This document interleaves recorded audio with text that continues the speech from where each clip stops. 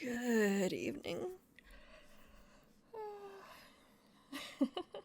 Oh, and hello, Boniface. Hello, Cliff. Good evening, Southwestern. Berserker Boy. Rock. It's been very cold. It's been very cold. Is this to wake me up? Is that to wake me up? I deserve that. I deserve that.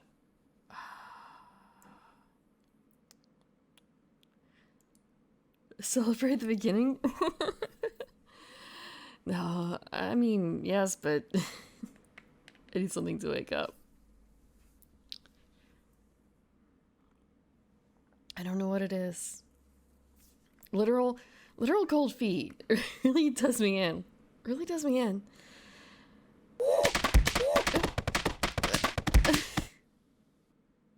Oh, okay. I turned that on for a reason. That one was louder. We're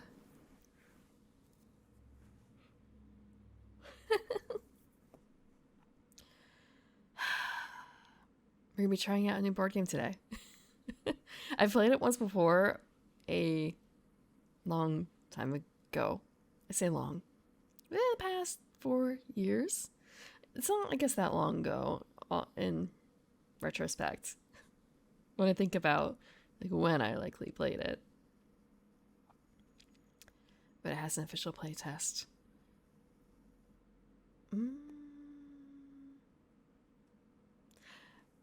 And kind of looking at it, it was kind of it shouldn't be. I remember it not being that difficult in hindsight, so to speak. And now looking at it again is kind of I'm gonna have to relearn the rules.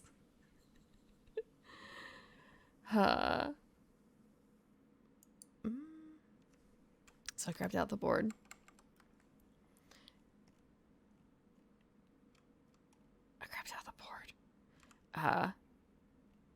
It's got some cheat sheets.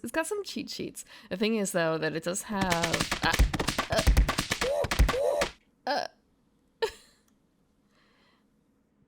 it does have... 3 books? 3 books for rules. Plus the cheat sheets. This is a cheat sheet. It's a trait aid. Oh, these are locked, aren't they? Yeah, they are locked. I don't know how much I like it being locked, honestly, but I mean, can always unlock them. It's not a big deal. More cheat sheets. Hint cards. But I was gonna say, I wish there were more copies of that, and then I realized, no, this is actually a solo game. You only need one.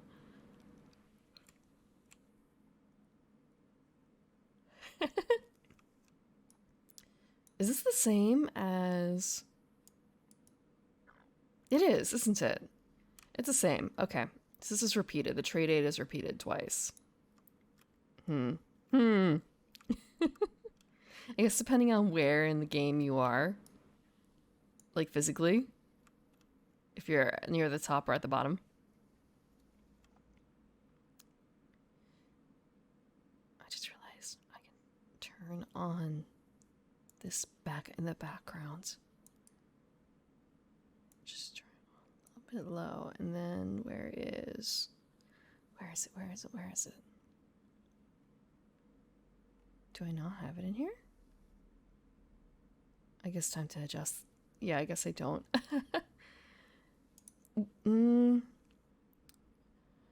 I stayed up a little late this morning so I could get a good look at the robins in the nest, and it was very cute. I saw at least 2 of them in the nest, and they were huge. They were taking up so much space.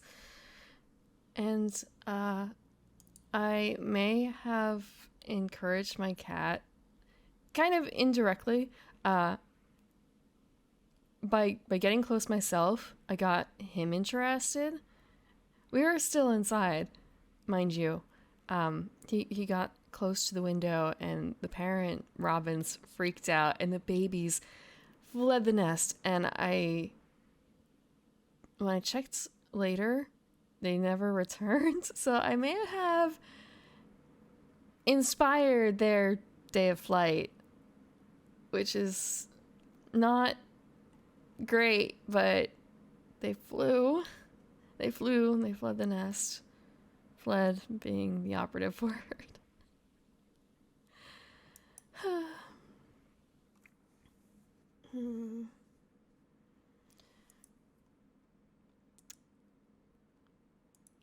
But I think they all made it. Although apparently I looked up and the numbers for how long they tend to last is not great. I think it was something like only 25% make it past the first year. They can live to 13 years, but they're more likely to only live 2 years. Granted, at the same, well, I guess it's kind of a case of, is it average? Or is it, I know there's like medium and is it medium? Median? Median and another one. So my cats are not here quite yet today. One of them is still, he was at my feet in bed. He was trying to keep my feet warm. So I would hope, but he's probably still just feeling a little down.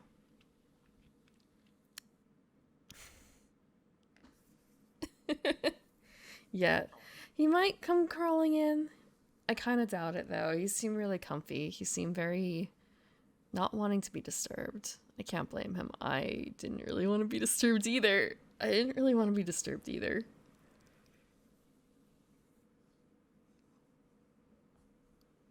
They I understand that. There are times when I have to kick them out as well of the garden because they're not behaving. They're chewing on, well, someone is chewing on things. Someone else is making a mess by stepping everywhere and slipping. It wasn't necessarily because with the slipping cat, it was more of a case of her medication causing her to have an imbalance, physical imbalance.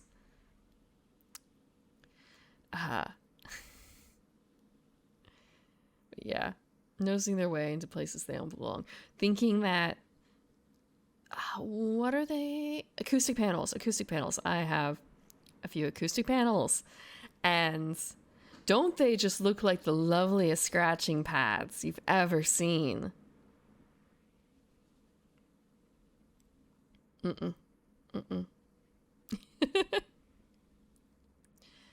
Chew on the cords. I could see that. It's kind of a shame that this is something that you can do for some things that cats like to chew on. There's like a bitter apple spray you can put on it, but I feel like on the cables, if they're braided, that would not work very well. And like tinfoil is another thing, maybe, but I don't actually know if that's something that they're against chewing on, or if it's just something they don't like to feel the surprise of under their paws. I feel like one of my cats would be very much tempted to chew on it if we're covered in tinfoil.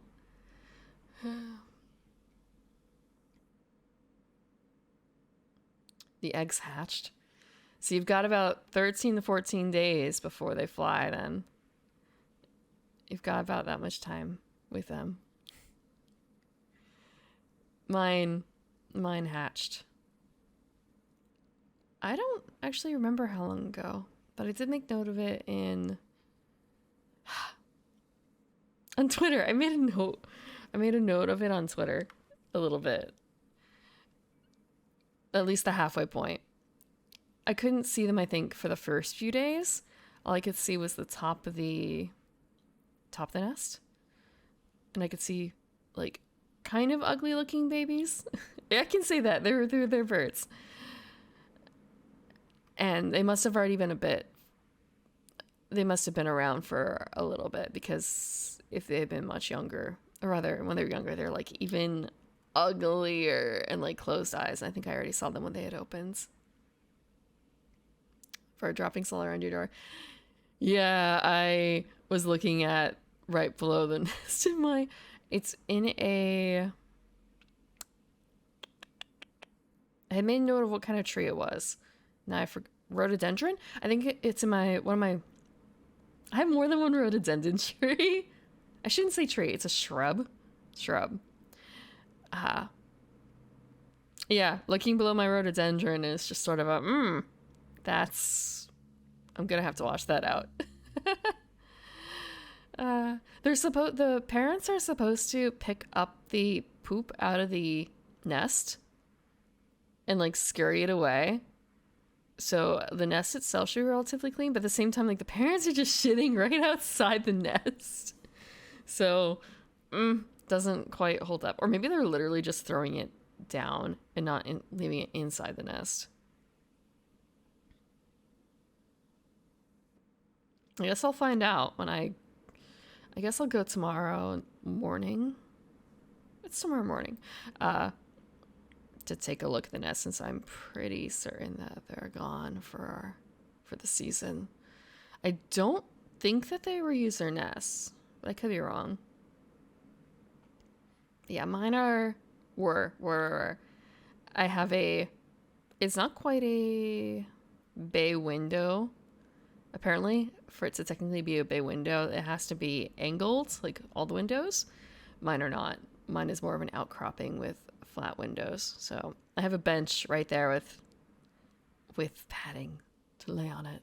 So it's a nice watching spot out into another section of the garden. And it's had a very clear view of the hidden robin nest. Hidden from other sides, just not from that one window. They had no way of knowing. When they built that nest, I was on vacation. There was probably just darkness at the window and nothing more.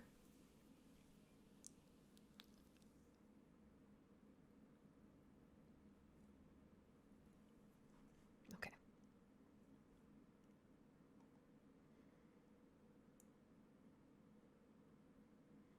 Okay. Can leave it at that. Nature. Actually, hold on. I still have a bit of a cough. Sometimes you need to remind cats it's man who is made in God's image.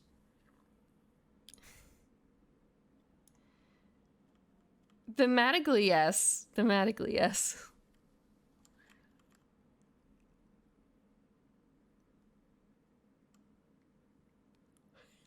Yeah, smaller skiing. It is oceans. Or rather, it will be oceans. I'm gonna take a look at these first, just because I was reading a little bit of the books and it was kind of mind glaze. Maybe I should have made myself a coffee. I feel like maybe I should have made myself a coffee. Like the cold froze it up a little bit.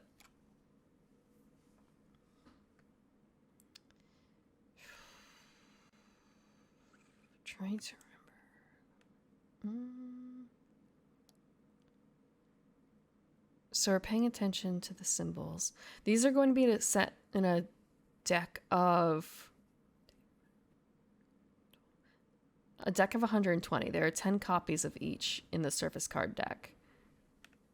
Supposedly, reading through the solo reference section and other material, there's 2 phases generally to the game, and the first one involves the surface cards, and they are repetitive cards in order to make the game a little easier to start with, to be a bit more friendly. And then in the second half, it delves into, I think it was Surface and the Deep. So Surface is first half, Deep is second half, and Deep has like 100 different cards, completely different abilities. And that's when things get a little weird.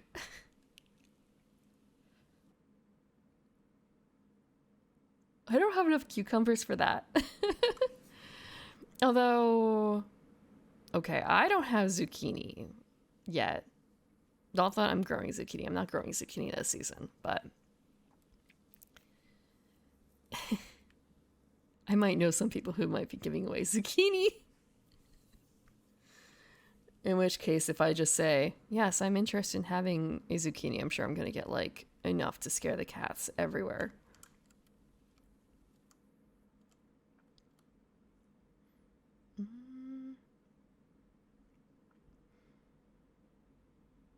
I was going to say, I thought that there were more than this, because they did mention a few, but then realizing, wait, this is a playtest of only solo, so it's going to have those removed by default. Local zucchini dealer. I want to say that the local zucchini dealer will be like the mythical drug dealer of days of yore who are giving you away free hits in the hopes that you'll take them up and become addicted. Except instead of drugs, it's zucchini, and they just want to get rid of it because it's so productive. Leave your car unlocked, there's a zucchini in there.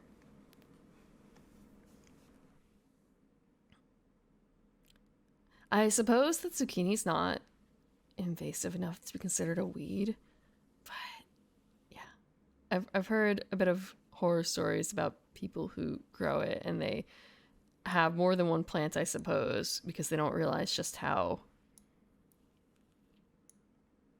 overwhelming zucchini plants are.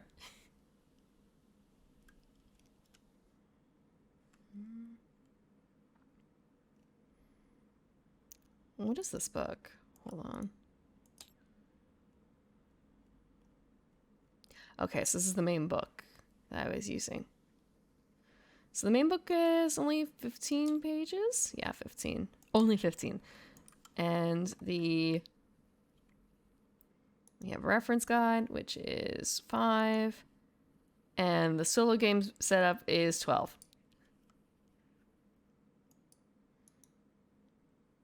Some of this we don't need to concern ourselves with. But unfortunately, the solo book alone does not teach you all the rules necessary.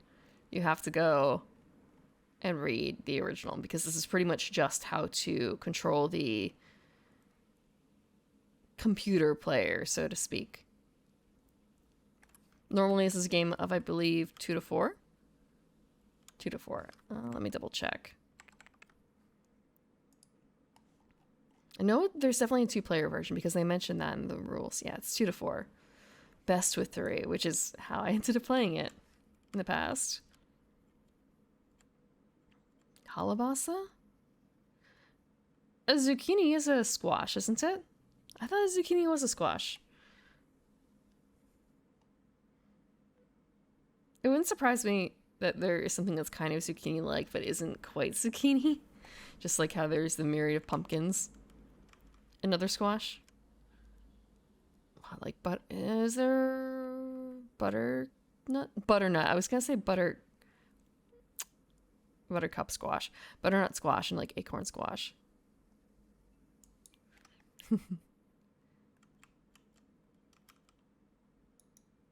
Yeah, I think zucchini's a squash. But yeah, the only reason I remember that I played this before is because the tokens are really cute. Tokens are really cute. Although, I think when I played it, I'm not certain. I think that I did have alternate tokens on board, but like, these guys are just way cuter than the alternates that they had. Because the alternates that they had were glass looking, I believe. Not actually glass, but like plastic see-through. It's kind of a, man, you went with that when the little patterns, the patterns.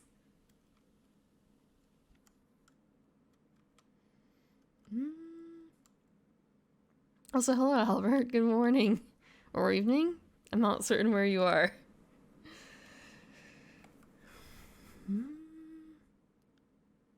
Let's see. It's deep in the night. I understand. I understand.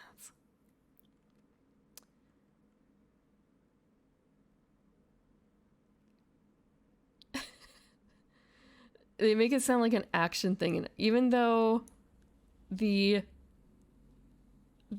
didn't feel like super action packed, honestly. So we have components, 200 population tokens. This felt a little annoying because for the rules, you need 60 by default and then 20 per player. It was just like, I don't remember anyone counting them out when I play, but it's actually important because, as they describe it, you have the reef, which has a set population, and the ocean is supposed to be, quote unquote, endless, limitless. But it does run out because once you run out, the game is over. When the final ocean zone runs out of population, that it triggers the last round.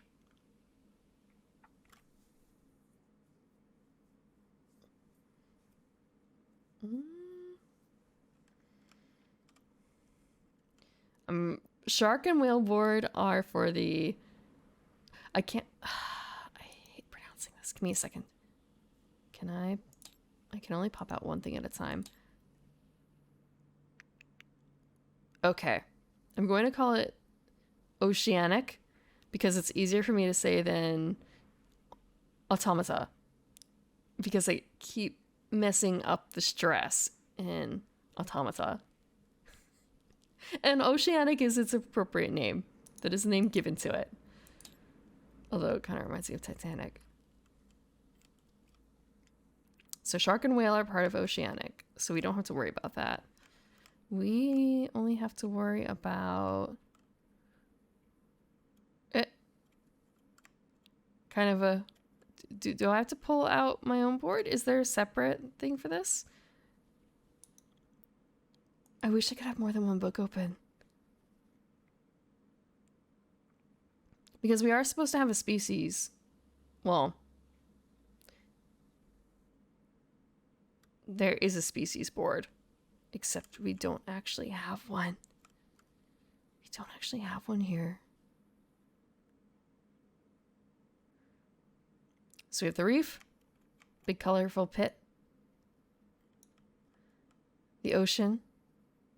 I believe these were actually wooden when I tried them out.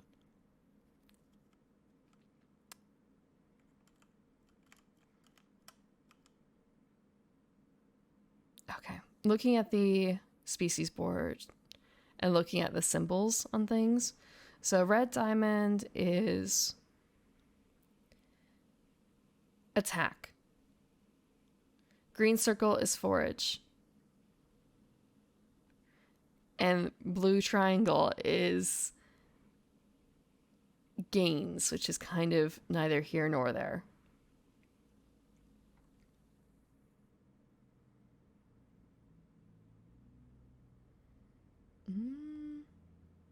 So for attack, that's actually on other species, which I believe is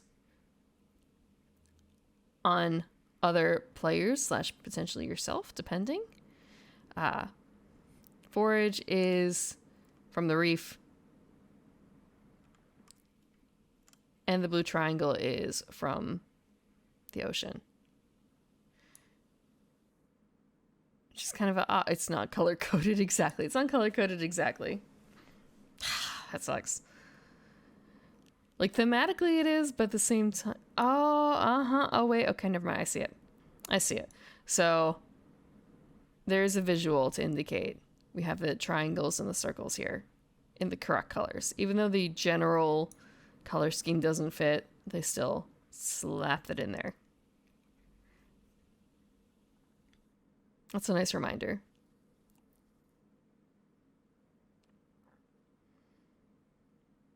Oh, actually, one more thing. I'm going to grab out the workshop link here.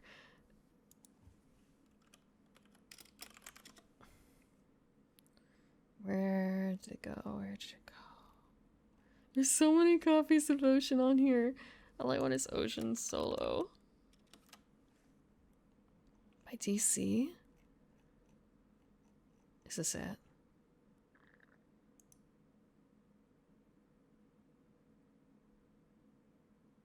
Okay, it is. Can I grab a link for this?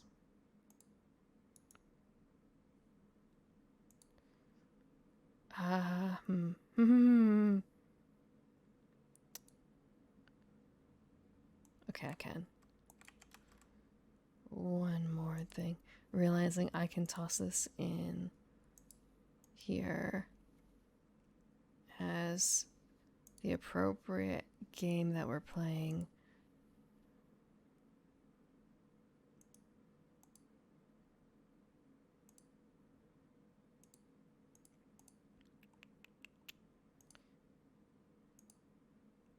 I was really surprised to see that this was an official playtest. And I must have missed it in my last pass of games.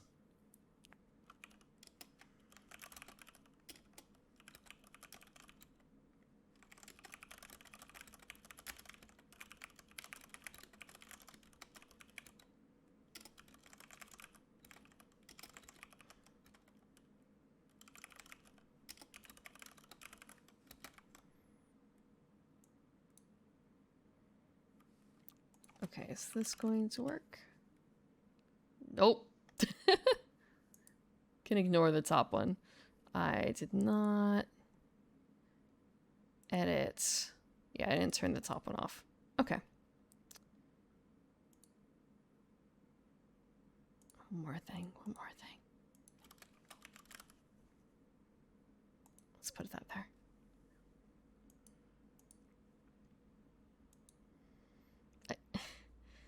I have to wonder how long this was in development.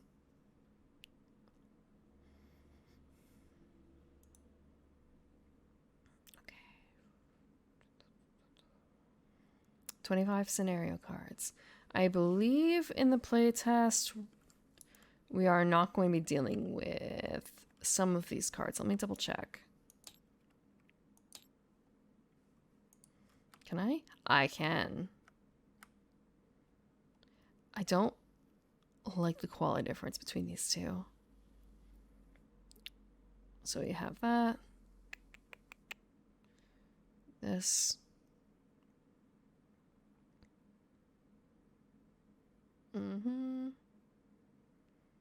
Don't play with promos. Don't play with certain deep cards. Oh, those are deep cards. Okay, that explains a bit. Yeah, it's honestly, it feels a lot easier now for me to, well, maybe it would be a lot easier for me to go turn on Tears of the Kingdom back on and learn a new board game. Generally, it takes a bit more thought to work through this.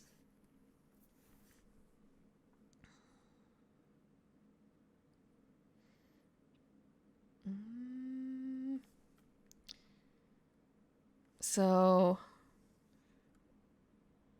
we do actually play with scenario cards. We do not deal with something else.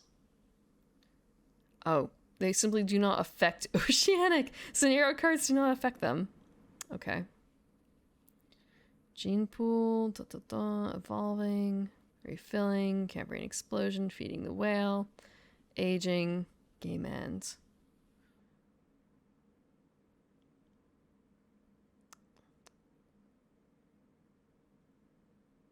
Okay. I suppose I was wrong in my assumption. I thought there was a section about like don't use certain setup bits when playing with Oceanic.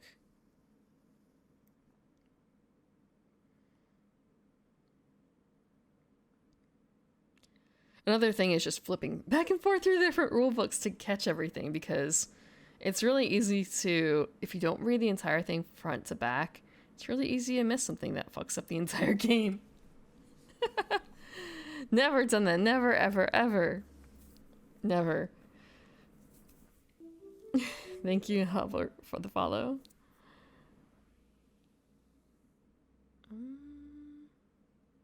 Okay. So the scenario cards, we're going to be starting with a specific 2. Do they already pull that out, or do they not?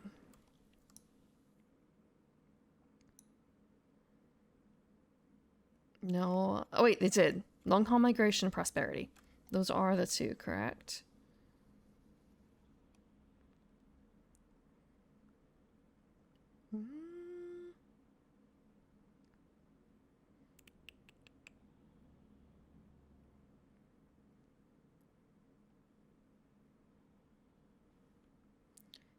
Okay, they do. Prosperity and long haul migration. If you're familiar with Oceans, like, yes, I played it once. Once.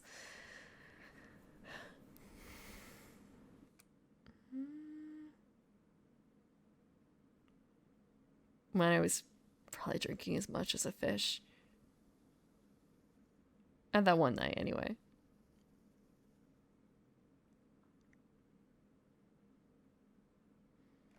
So we have the surface cards. Deep cards are... The example is these three. So they're the ones with the dark backing. And these are the surface. Okay. It is nice that these are actually really well labeled. It's also kind of surprising at how these have to be the artist's above the description, right? I'd imagine so. A little surprised that the other ones don't have that, but actually that might be a case of these are all done by the same person, I'm betting, considering their nature, all the art. And then these guys are the ones that are off the wall, hired by multiple people.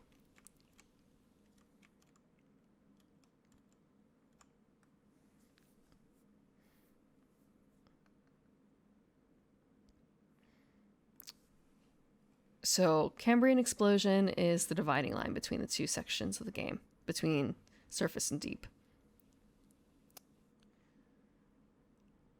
I'm calling it two halves, even though I'm pretty certain that they're not equal in terms of length at all. We have player screens. I don't remember using that. Maybe we did. Maybe they just didn't seem very big. We have bonus tokens. But we're not actually going to use bonus tokens, are we?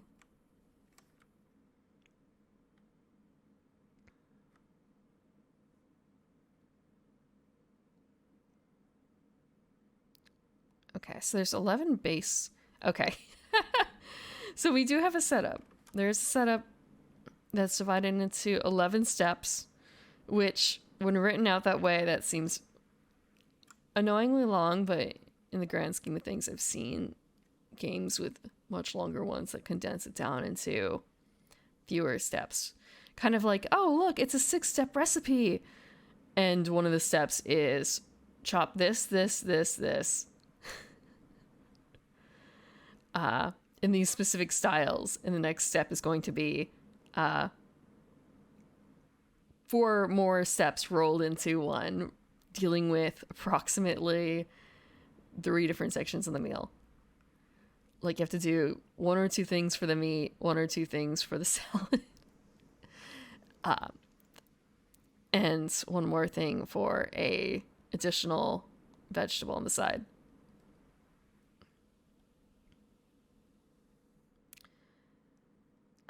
So Rathskeller. It's the Rathskeller board game table. Not Kickstarter. It's not a Kickstarter. It's a different company, but I keep forgetting. I believe it's Rathskeller. Give me a second.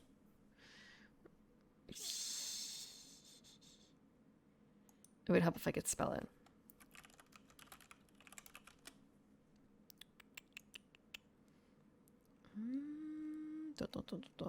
But they started...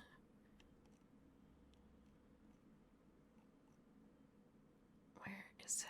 Give me... What? Is this...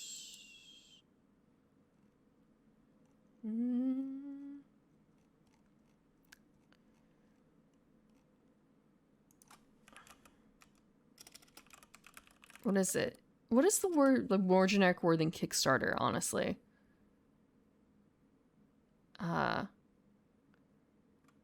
It's not community funding, is it exactly?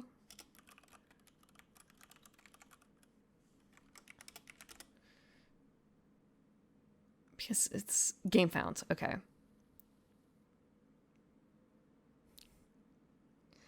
So I went in for the Sunny Geeks 1.5. I found the totally not Kickstarter, and they during I believe it's Greek Orthodox Church, they did a first round of shipping, which was only to other sections of Europe. And now they have some revisions to make, I suppose, in terms of shipping materials. And they're putting out the second round of shipping now. Or second round of test shipping, I should say. And after that, I'm probably going to be in the first wave. So hopefully in June. I guess I was a little excited when I heard that they were doing shipping, and I didn't expect it to take so long, to be honest, for them to get through it. Because it was, I think, let's see, when they talked about it. Yeah, that was end of March that they announced the initial shipping bit. So I thought by now that they would have finished the test shipping. Okay, really quick, actually. I'm going to pop this open. But no Frosthaven. No Frosthaven yet.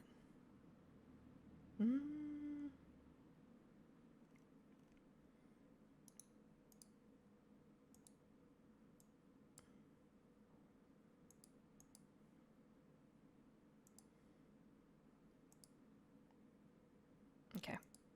But actually, is this? Yeah, that's fine. So, game table. Here's a GIF.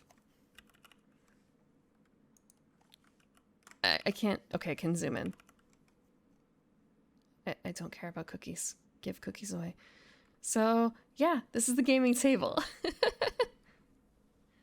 Not, I'm trying to remember what color I ordered. Look, it's been like a year. I don't remember.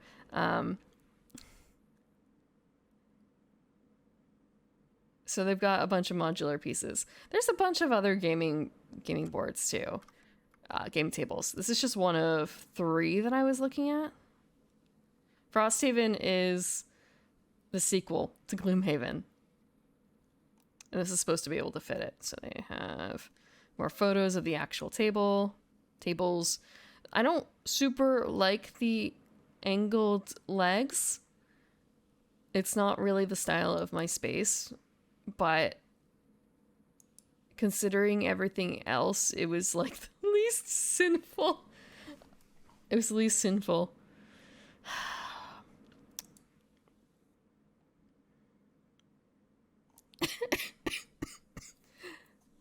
Did not sign up for the chairs.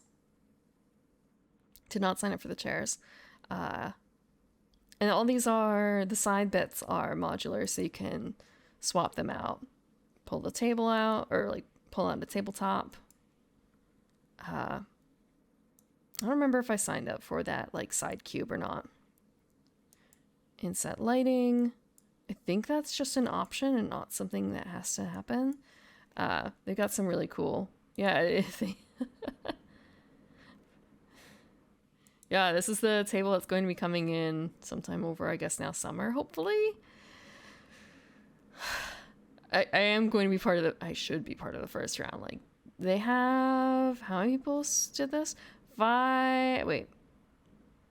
768 people backed. And assuming that all those people who backed for this are getting a fucking table. I think I heard something about like 100 people per wave. Yeah, first wave. Gotta be first wave. There's no way.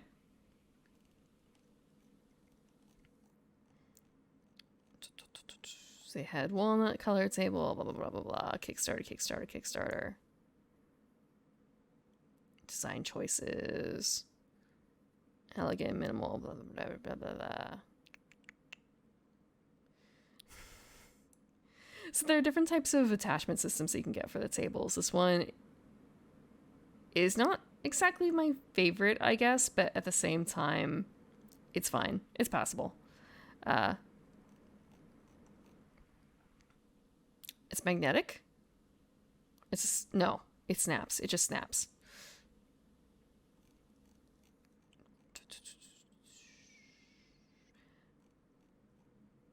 Storage units. Whatever the fuck this is.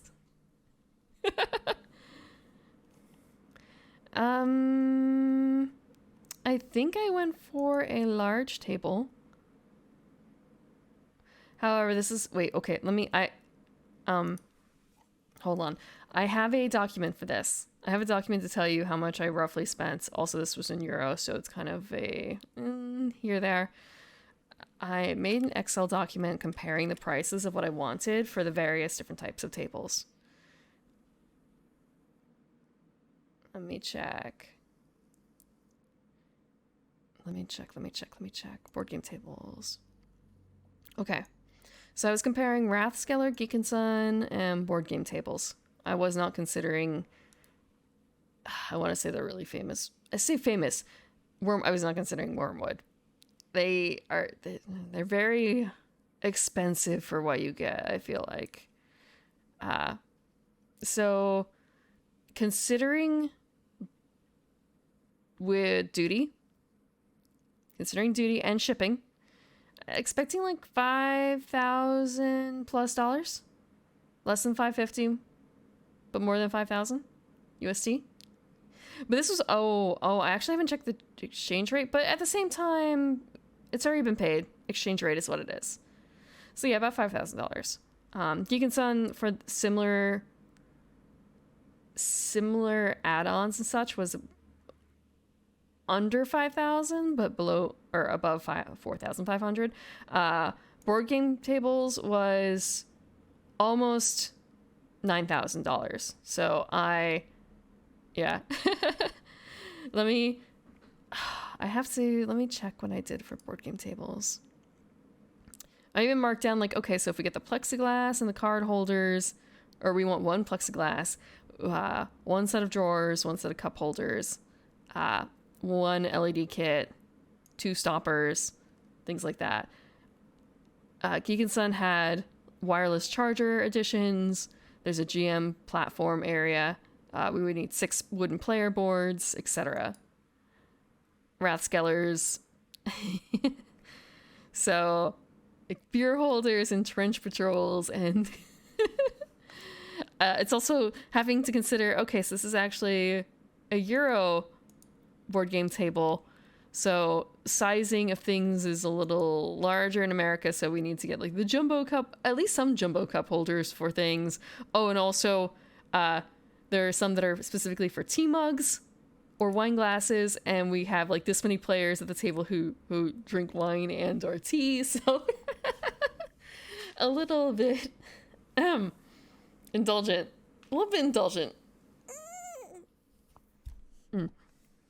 So yeah, Rathskellers went for 14 drawers and 2 beer holders and a bunch of other stuff. Let me just double check the size. 1,450. Yeah, okay, so I went for the large table. It was also a case of like sizing the tables because some of them had more options than others. Yeah. Plans. Well, I want to say, like in the grand scheme of things, for a table with so many add-ons, it really isn't all that much. It isn't all that much. Thinking about how much I spent, well, I guess like $500 for tops and some other furniture. Like, furniture gets expensive, especially if it's furniture that you're planning on keeping and not IKEA table Florensons or whatever it's called. Hopefully this will keep for a long time. And I'm not planning on painting anything on it because, damn it, that's how I ruined my IKEA table. I got, there's some spots where the glue is never going to come out. The glue is never going to come out. So yeah. The project hasn't been launched. No, the project's done.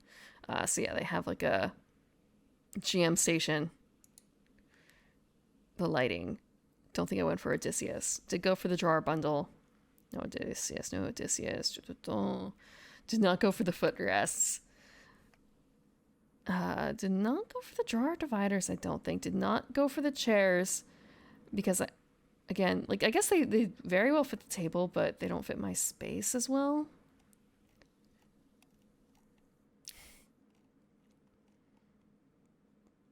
Player stations in bundles. Cushion topped, like, liners. Card holding ones or like minifig, etc. I really do like the look of the chairs for some of them, but I had to make a decision. I have a Craftsman style space, and these are not Craftsman. The table itself is not Craftsman either, but I can kind of pretend it is as long as you don't look at the legs. As long as you don't look at the legs, it's Craftsman.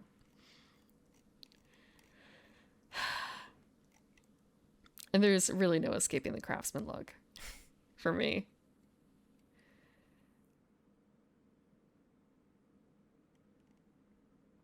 So yeah, part of it was that case.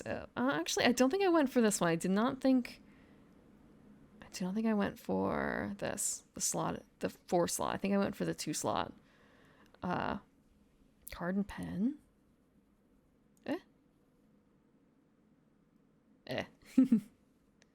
Sorry, I realized I had DMs. It's kind of oh, it's for that. It's for that collab coming up.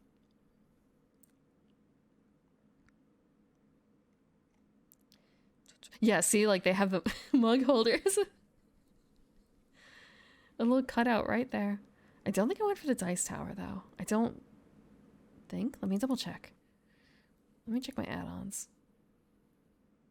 No. No.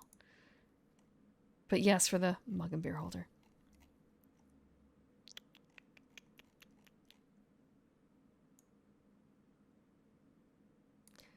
I think I had to make some choices for like this. Craftsman. Okay. What shows up?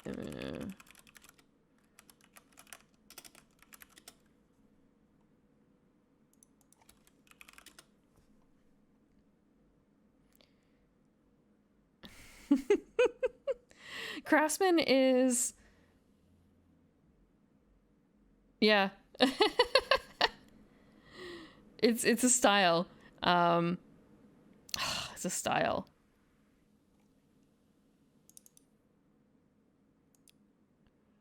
Historic Craftsman? That might be the better look. I can't say exactly, but yeah, Craftsman. I want to say it's kind of like if you live in a Victorian house, there are some things that you are hard to work around. There are some things that are hard to work around. God, these are like really, really expensive looking Victorian living rooms. I felt like a Victorian house instead. But I suppose you need even more money to have a Victorian.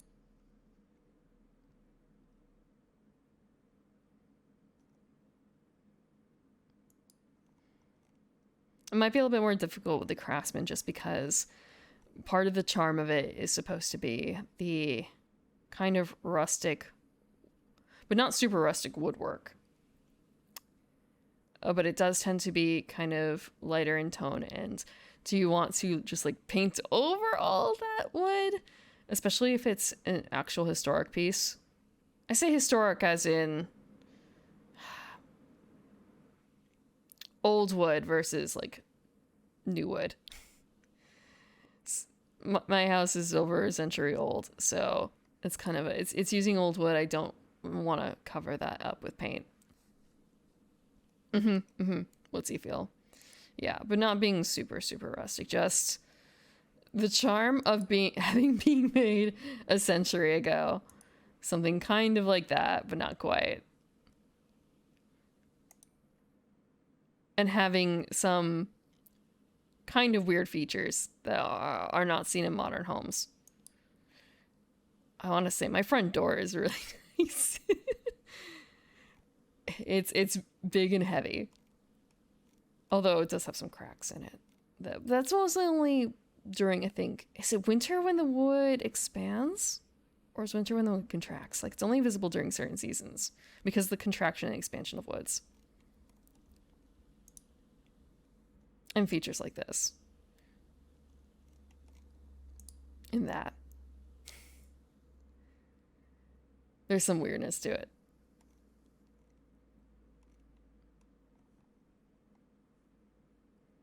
But yeah, it doesn't necessarily play nice with all sorts of furniture in terms of style. A piece of history. It really depends on where you live, though, because in America, it's not that. I guess in America, like, depending on where you live, like, it may be old, but it may not be, like, super old. In Europe, like, a century is nothing, right? A century is nothing.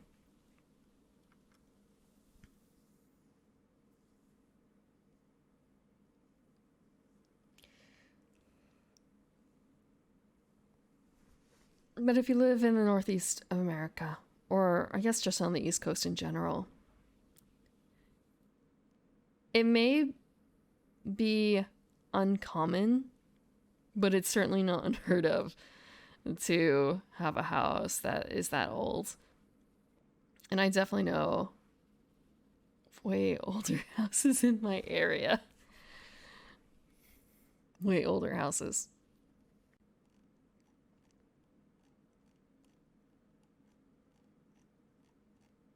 So yeah. So this is where you get the bigger section of it. Chair bundles. Don't care about that. Yeah, just table. Table. Color was such an issue.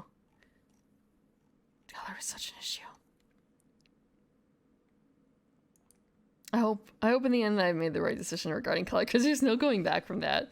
If I decide, actually, I guess that's not true. I could probably resell it to someone. If I decide that I don't like if the wood color clashes that awfully or something like that with my home. I could probably resell it. But I don't know if I want to. Maybe I'll just have to live with it.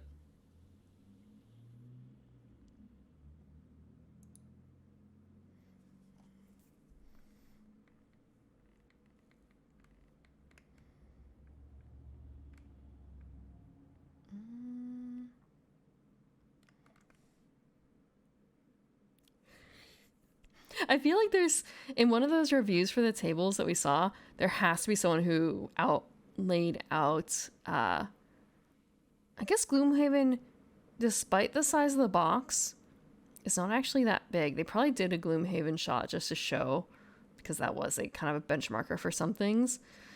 But I think it's more impressive to lay out. This is how much Arkham Horror it can fit. This is how much Arkham Horror you can fit on this table in one go and still have room for other things.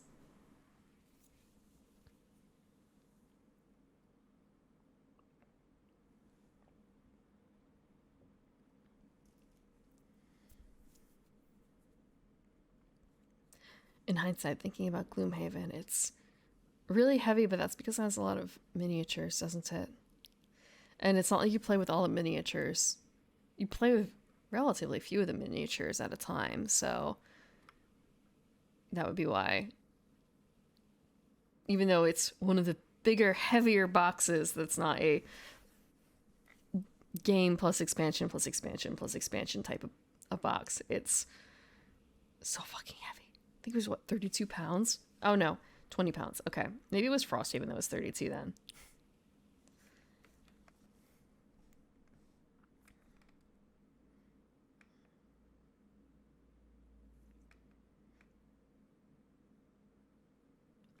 We may have just actually played the Reef variant now that I think about it. We may have played without Scenario and without the Deep. Could be wrong though.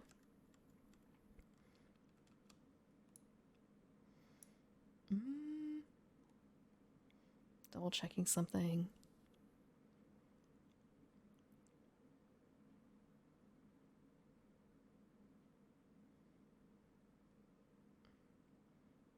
So we have the reef and the ocean board in the center of the play area. Stack the species boards nearby. Where's species boards?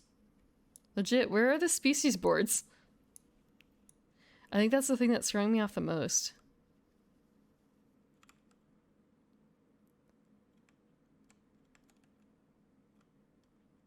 Unless... it's gonna be the weirdest thing. Do I have to like click somewhere in order to start it? I'm gonna pop this out again. And I'm going to also pop this out. So no changes to step 1 and step 2. But yeah, literally step 1. Where species? I didn't expect to run into a problem this soon. Am I blind? Oh, okay, that's really distracting, the fact that they're in here. Okay. We're gonna dump that back in. We can put it back in? Okay, we can. We can. Just have to read. Cambrian explosion car with variant side face down in the first ocean zone. I think there's probably 20 pieces in there. What was it? Step 3. Prosperity and long hauls is 2 scenario. We're not dealing with any of those. Step 4. Shuffle the surface deck and deal 6 cards to each player, then place the deck face down next to the reef. Do not deal surface cards to Oceanic. Don't give the bot. Don't give the bot cards. Okay.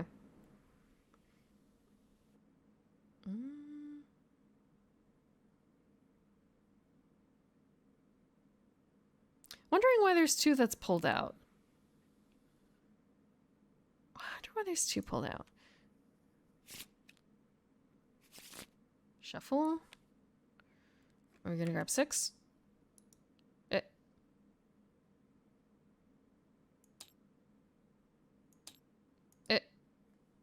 Give me 6. Fine.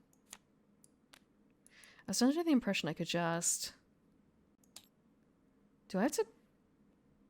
Oh, I have to pick a color to deal to, but there's no colors assigned here. That's a bit annoying. Okay. Oh no, no, the cards are... Okay. 6 cards. Because it's a 1-player game, I don't really think it matters too much in terms of where I place things. I just want to make sure it's clear that it's me versus the bot.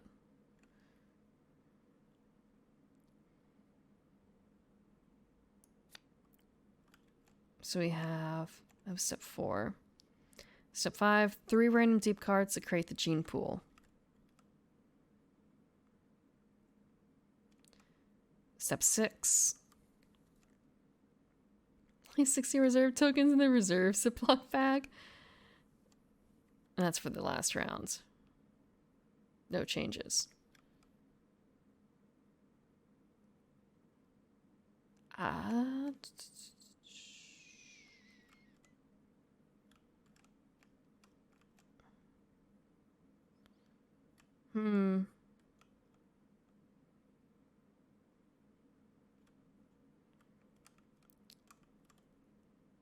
Is there a way to select multiple?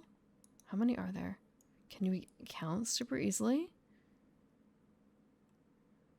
I guess not. I guess not. Just a case of 60 in the reserve Ziploc bag. But we don't have a reserve Ziploc bag.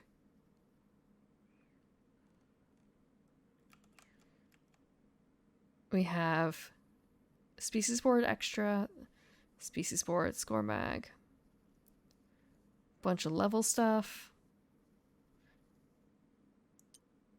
Oh, they're just constantly in the reserve.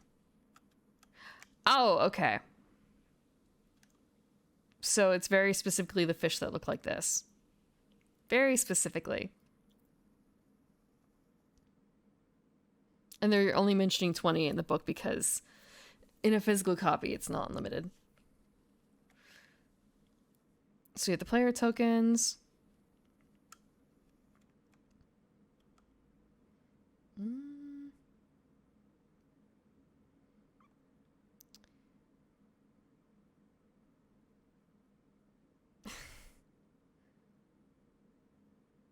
Oh, so that's how they do it.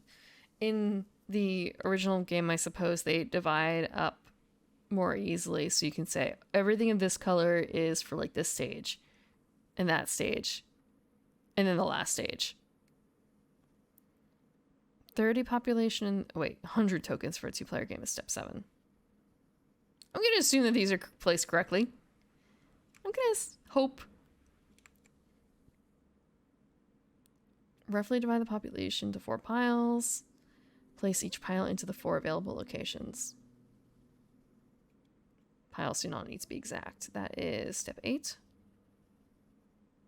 That should be accurately done.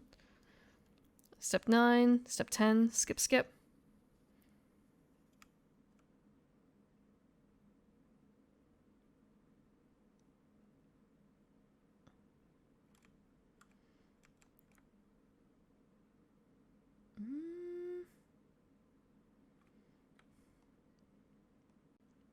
More of a case of... So there were some actions that were already performed here that don't work for us as a 2-player solo game. Or 1-player solo game.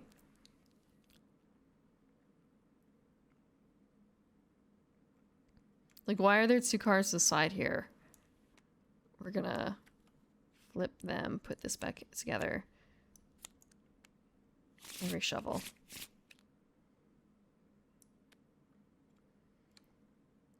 We don't need step 10. Step 11, I am first player. We do not use bonus tokens. Is that really it? So one thing in a bunch of different board games, there's a question of how do you determine who goes first?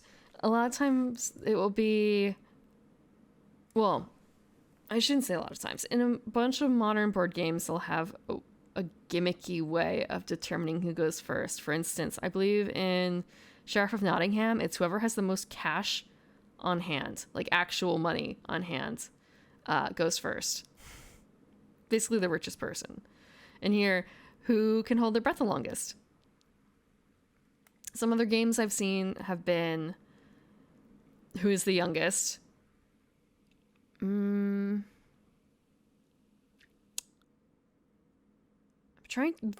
trying to remember if I saw one that was who had the, it might be, who has the largest, I don't know the word for this, when you stretch out your arms, that kind of thing. I guess wingspan, technically?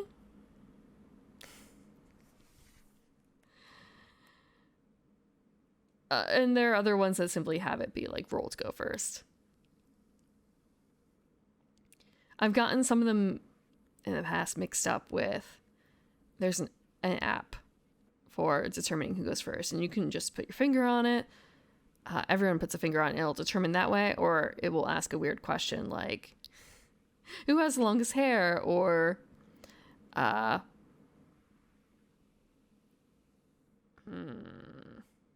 Actually, I was going to go grab it, and then I realized I can't grab it. I can't grab that app.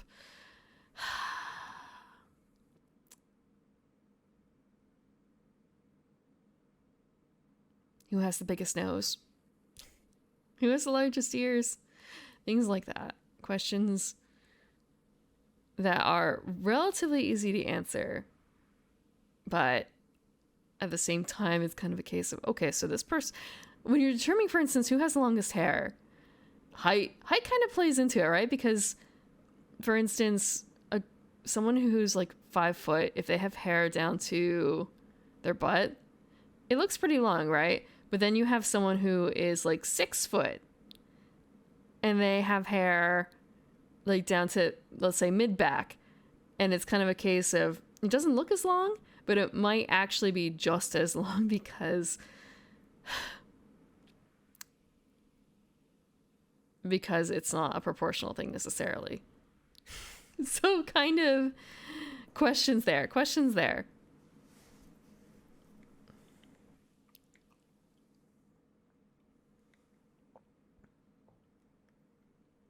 A person who brought the game. I could see that. Blood Rage? Is Blood Rage... I think I haven't played Blood Rage. I think I know people who do. It's kind of similar to Inish, right? I think.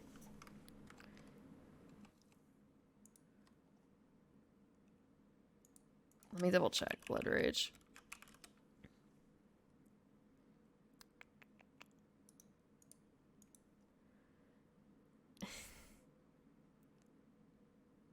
It sort of looks like that.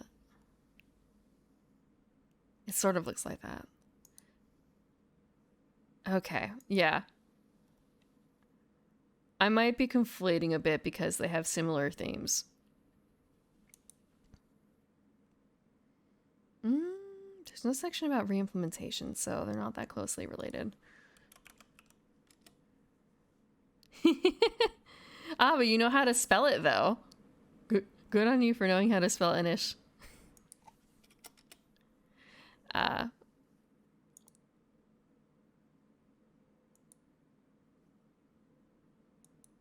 it's not like Inish. Never mind.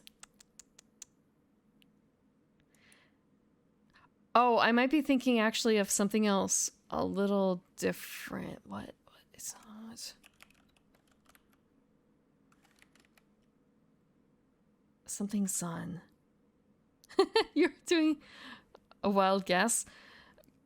I don't slip into turning S's into SHs that often, do I?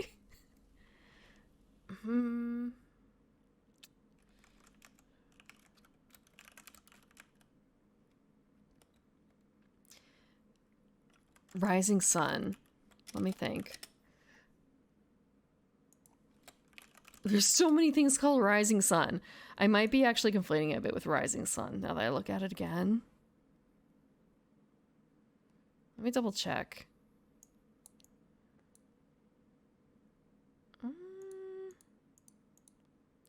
Okay. So Rising Sun has the same designer as Blood Rage. So that might be why I was thinking of it more so. But looking at the way that the board is laid out into areas and having multi-token, multi-meeple teams, and also having giant mythological monsters to face.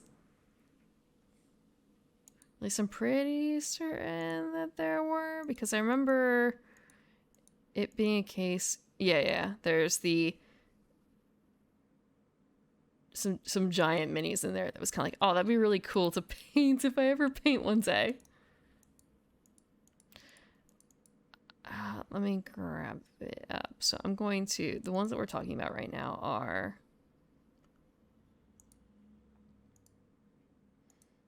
Blood Rage, which More so just the size of the screen. Like I need to, God, that's tiny. It's so tiny. This versus this. Thematically, they look, I mean, not thematically.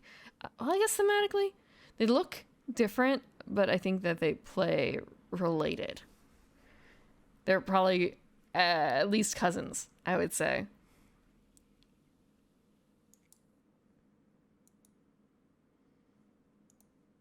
Is board games. So if I look at the piece section, do they have a piece section for this? Let me check. Not all in one, do they? It doesn't seem like it. No. You can kind of see similarities. Cousins is a good way of putting it. Have you played Rising Sun? I mean, they're made by the same they're designed by the same person.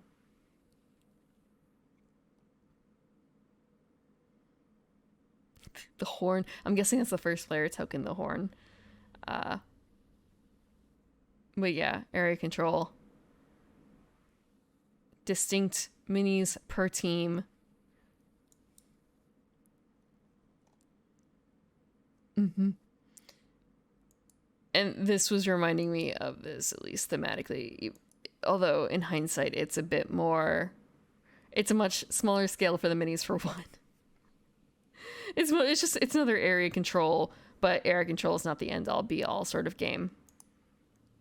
With unique minis. Actually, are they unique minis per group? I guess not. They're not. They're just colored.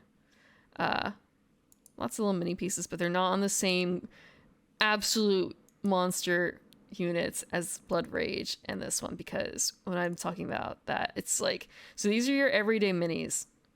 Actually, are they? Shit, they're not. They're not.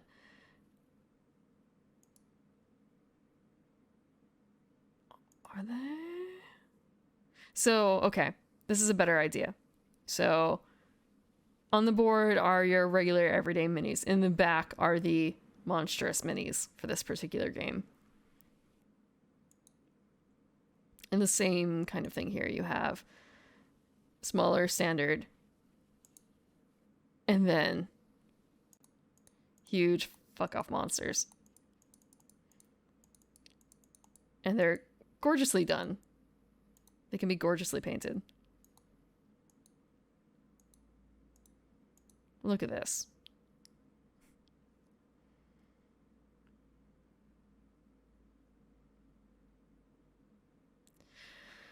Yeah, alliances negotiation are in fact a big part of Rising Sun. You can get screwed over really easily by someone just choosing to snub you. Then a rolling chain of that. Or just like really poor timing. Really poor timing. And I played Rising Sun. I actually played in, I think, a 6-player game once. That was hell. More so because I was playing an expansion group, I think, that relied on allianceship, and I suffered from not being able to make use of it. Blood Rage might be a bit more fun in that case. And I can understand Blood Rage thematically not having as much of a focus on that. It doesn't really suit the image at all.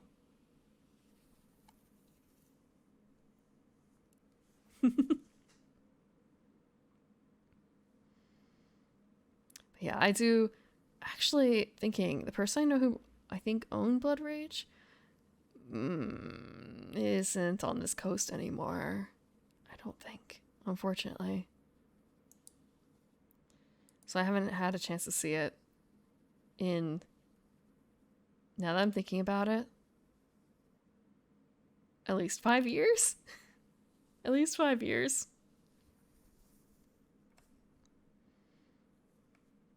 For Rising Sun, the person I know who has that is more local. It's just getting requisite number of players. And the ever-growing tangle of Kickstarter board games coming out or having come out. Waiting for them to come out?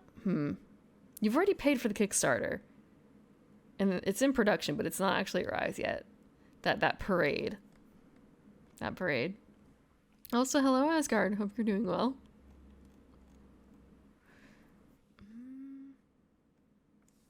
We haven't even started. It's been like 2 hours. Hour and a half? Hour and a half.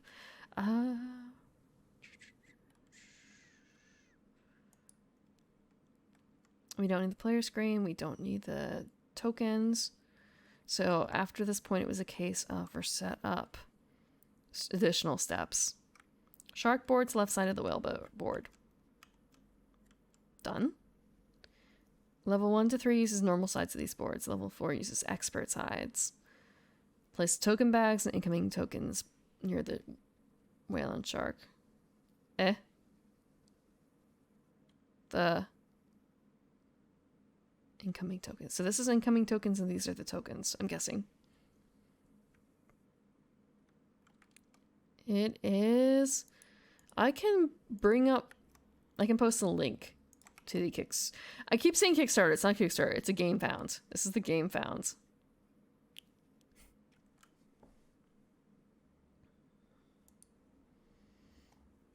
They do other ones, and I think they actually, if I look up Rathscellars, they do have another not Kickstarter happening soon. And like the hexagon looks really cool. The hexagon table. But at the same time, I don't have a use for a hexagon table. I don't have a use for a hexagon table. There's also the garrison, which could be cool. It's a coffee table. Monastery looks good too.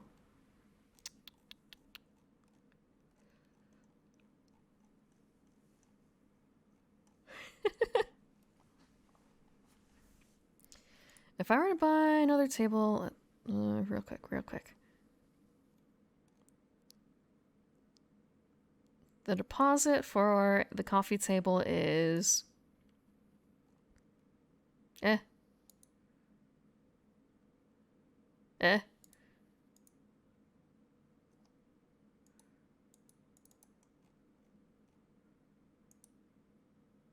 Let me...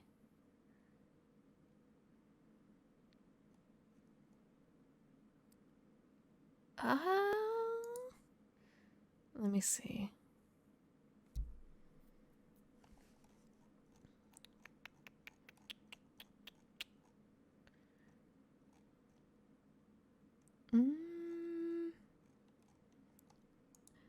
Maybe I'm just having a little bit of trouble with the system.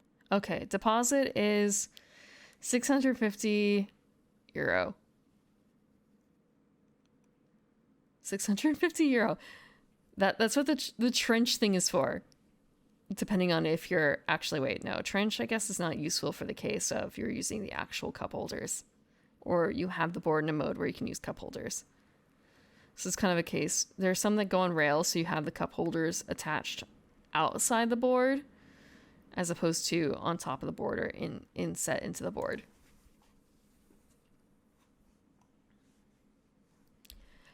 Now that I think about it, I actually kind of remember the problem with that, and that is, I'm left-handed.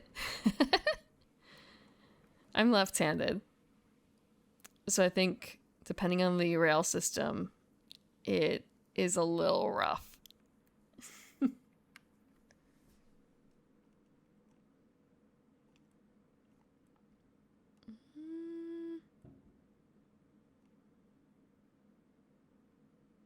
How much is the counselor deposit?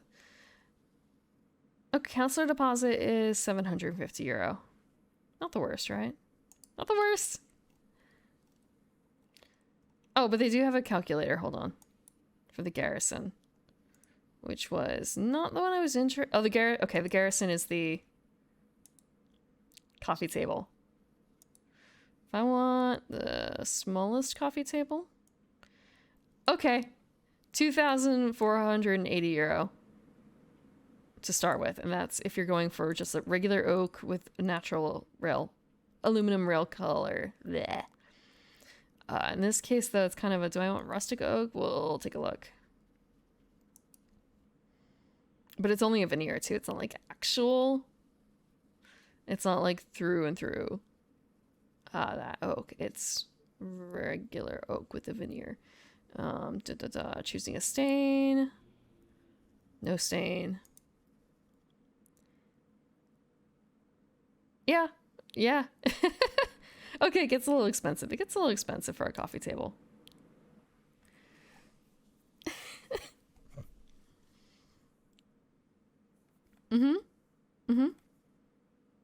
People are getting fancy with their board game tables now. They have been for the past number of years. If you've been to a board game convention and seeing the tables that they have as examples there.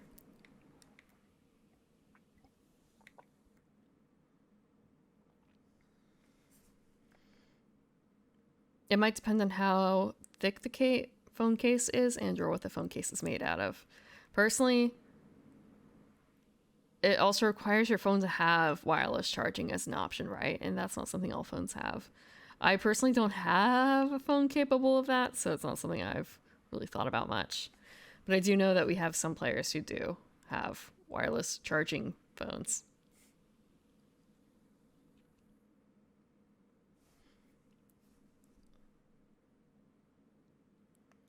There's some really nice tables.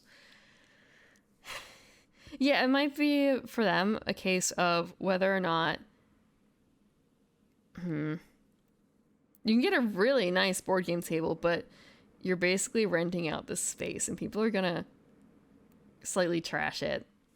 I still remember when another friend of mine was the hostess for D&D night.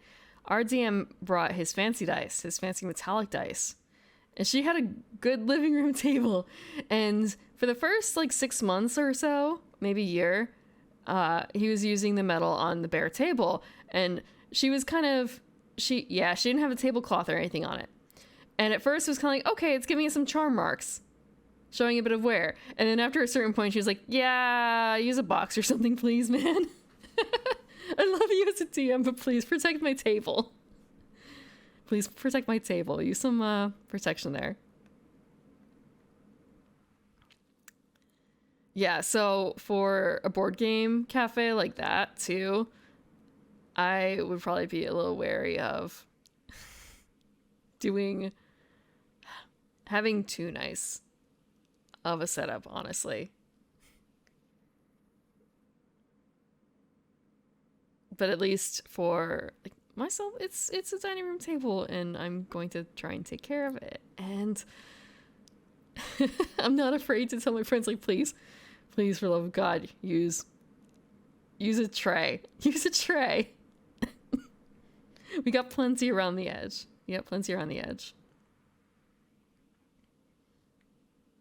Hello, As Your Shot. Yeah, I have been using a leather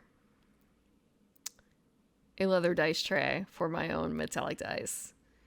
I had also, because I'm the kind of person who I don't exactly throw the dice, but I sort of do. So trying to keep them in the tray is a better idea than letting them fall into the floor.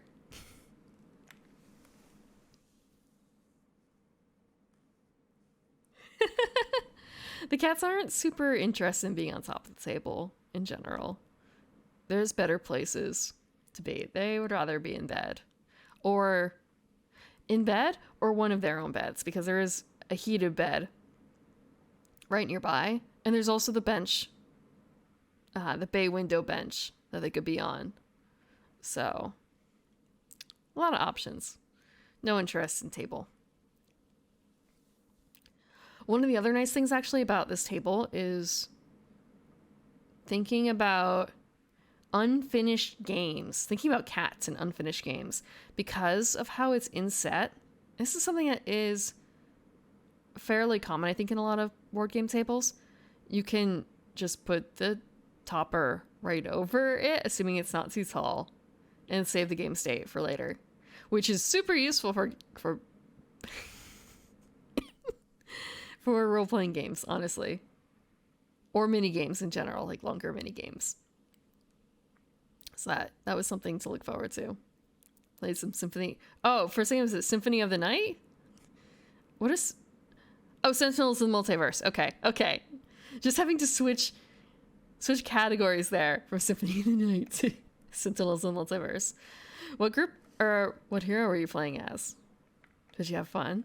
Was it something new to you in terms of that character? You ran the game?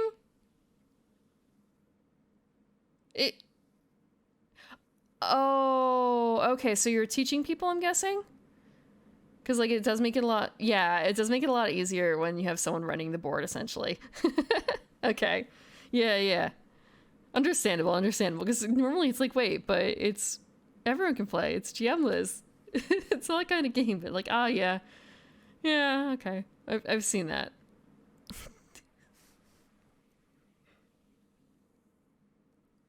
So you played the villain. As well as everything else. Effectively, DM.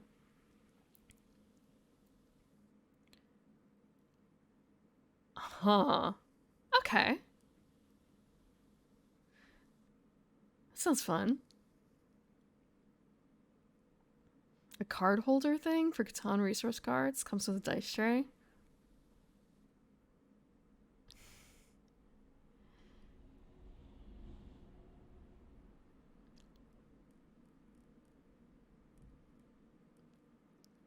I don't... Like, card holders... Depending on what kind of card holder. I know that there's some, like, deck things. I haven't really had much use for card holders, I don't think.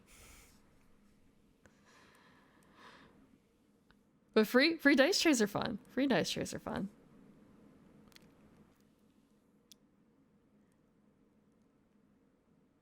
Actually, just thinking, like, wait, dice tray or dice tower? It's kind of... No, dice tower is separate. Playing Tabletop Sim, I'm like still going through the setup process. It's the first time going through Oceans solo, and my first sober time playing Oceans. So this is very slow. Also, I started late.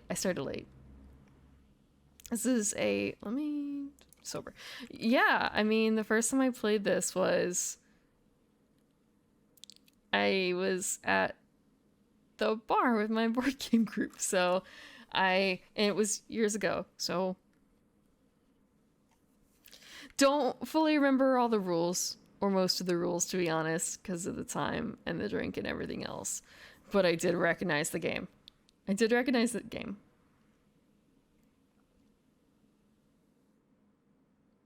I haven't played Catan, so I'm not super familiar with how the pieces are.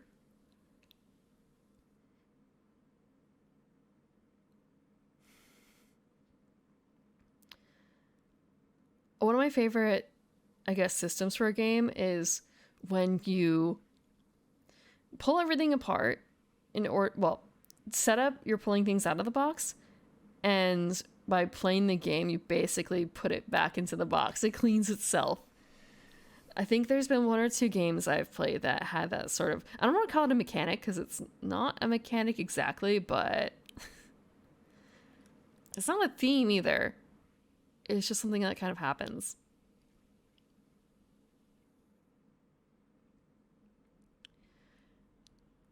I skipped Catan. There's another one. I played Dominion. I have a friend, I should say, who has like a huge fucking wooden box of like all the Dominion stuff.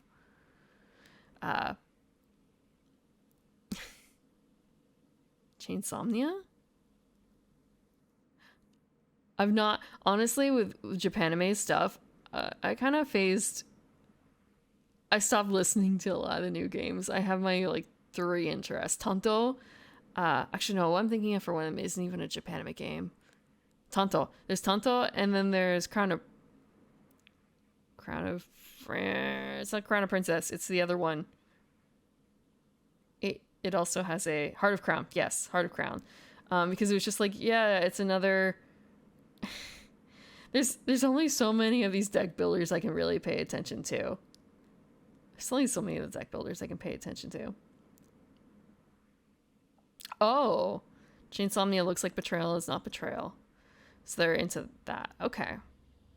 That sounds more interesting than I initially thought it would be. I thought it was going to be another fucking deck builder. Yeah. Sorry, there's a section where they were putting out games that all fit into the same size box as like Tonto. Because I'm thinking of like there was a Love Doki Doki one, which was kind of a Western build your own manga sort of feeling to it. I do get their emails. There's one or two other big board games that I haven't played or I have very little memory playing because, again, if I played them, it was like once in a bar.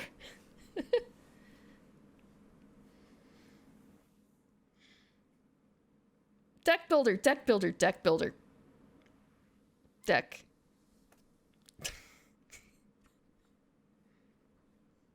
Deck.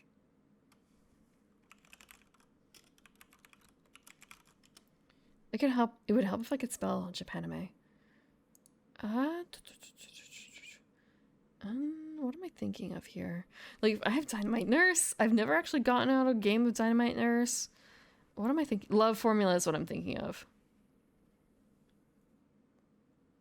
And there's also Terrifying Girl Disorder, which I don't have. I think maybe also Core Connection. I just remember there were a bunch that seemed to have the same general concept. Like, I already bought into one of them. I'm not gonna... I can't rebuy.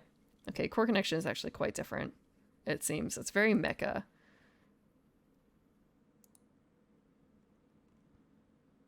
Yeah, Love Formula is also a deck builder. So by like the third or fourth deck builder, I was clocked out of Japanime games.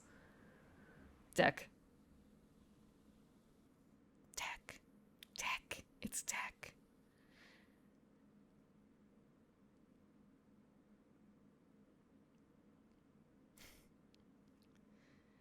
It is fun. It is, even if you're not playing Betrayal games, it's fun to watch. That's how you get them. That's how you get them. You just play it in front of them. You don't have to play, you just can watch.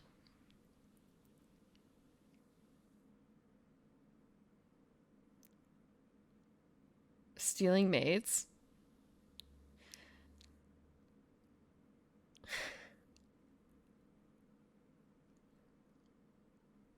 Oh, you mean Winter Romance? Is that the latest? I have Winter Romance. It's just more so like making sure it's the latest one and not something. Yeah. I haven't actually played with Winter Romance. But it seemed very cute. And the fact that I'm pretty certain that they don't like limit any of the pairings at all. Just more so it has to be a pairing. You can't do, yeah. Maids with maids, butlers with butlers, or maids with butlers. Any which way goes. They also don't have to worry about, I guess, like any sort of balance issues necessarily with that because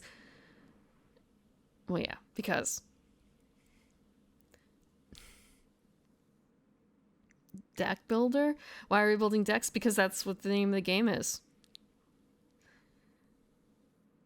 I remember what? There was the deck builder. I haven't played this. Someone had suggested this in the past. What is it? Deck Builder, the deck building card game? Maybe it wasn't a card game, but like there's a deck builder. Deck building, the deck building game.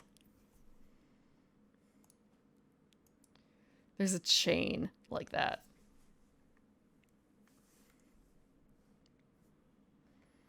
And what is a deck but a raised patio?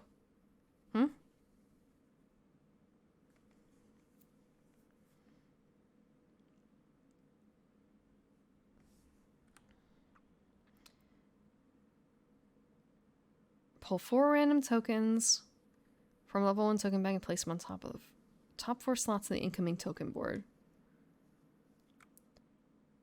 Level 1 token bag. just grab 4. We're gonna shuffle. Draw. I have to draw 2 something. So we have to do this. Top 4 slots. 3, 4. Okay. We've finished. We finished setup. We finished setup.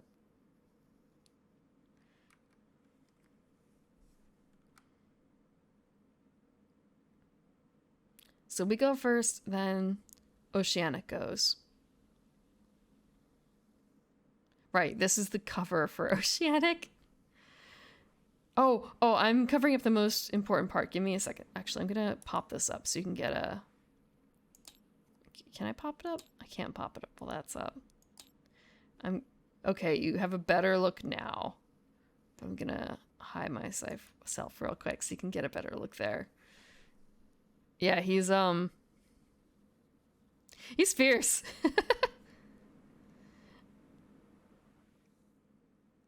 A little scary. I think I remember hearing something about how moray eels are not proper eels. Maybe that was just cope though.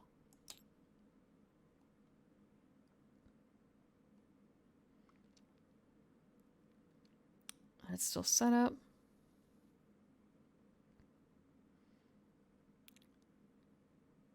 So we want to score points. Points are the end game. The win condition. Having the most points.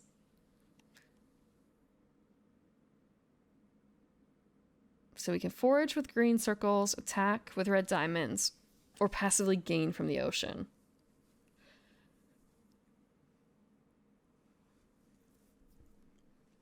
And rules will get modified over the course of the game. Scenario cards override core rules and apply to every species in play. Trait cards override the core rules, but we're... Okay. They only apply to the species on which they are played. Most traits haven't understood this species at the start of the text box. Playing the game. Clockwise. Well, us then Oceanic. We play cards. Feed. Age. Draw.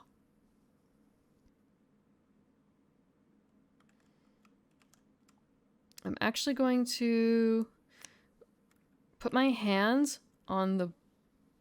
I feel like I should actually put them on the board over here. So it's a little closer to everything else. And I'll lay them out so we can see them all. Because I don't think that I have a proper hand mechanic here. Do I? I don't, because I don't have a color. Again, it's kind of a case of, is this my issue? Not having a... Oh, shit. Okay, I guess I should have just done that. Can I? Where did it draw to? Oh, all the way down there. Oh, that's awful. Okay, yeah, we're just gonna leave it up here. It doesn't matter as much.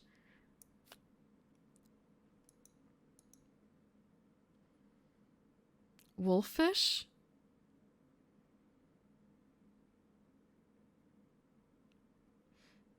I suppose it's kind of a... I don't understand what an eel is. I don't understand what an eel is. Are they not fish?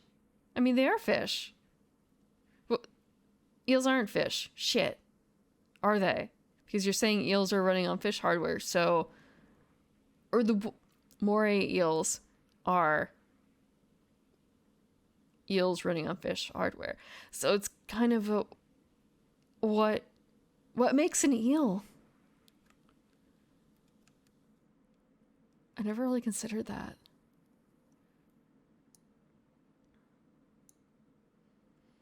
I mean, sharks are not exactly fish, right? Because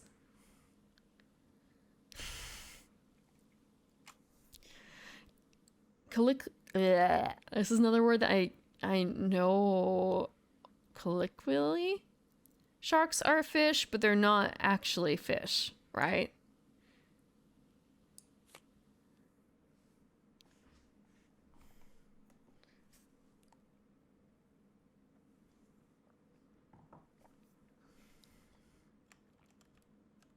I think about fish, but not that kind of fish.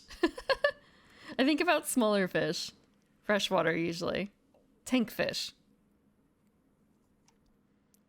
And you are able to keep eels in some aquariums, but I've not actually heard of any personally in like personal aquariums, just in regular aquariums.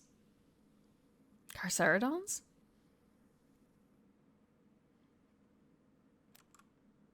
Or or is it Carcharodons? Is it Carcharodons?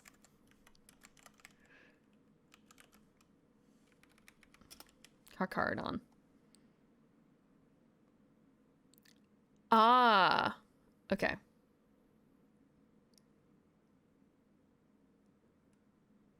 Oh, but that's just a great white shark. Because there's further up lamniforms.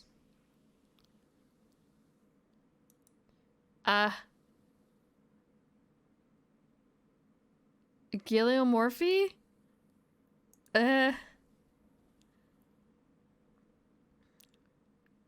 Cartilaginous fishes. Okay. Bony fishes. If you go up really high into class, in scientific classification, it's not just fish. It's just not just sharks, though. What is a dogfish? Uh-huh. I thought, for a second, I thought, oh, so dogfish. I thought that, because you said wolffish, and it's kind of a similar thing, but no, of course it's not a similar thing. It's not a similar thing at all. I don't like sharks. I don't like sharks. And yet here I am playing the oceans game. Maybe that's why I'm delaying so much. Okay. We have to play a surface card during the phase.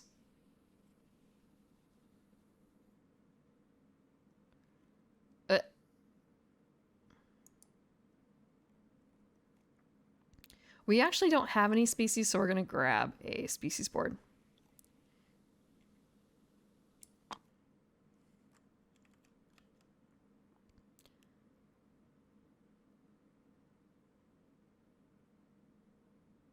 So... oh, the fish are facing away from us. They're running away. A new species may be placed on either side of your existing species or in between any two. Oh, this is important because order is important. Ah, right. Okay. I'm actually going to move this further down here then, because there, I believe... Look at the crash of cards. There is importance in terms of what is closest because of how things feed.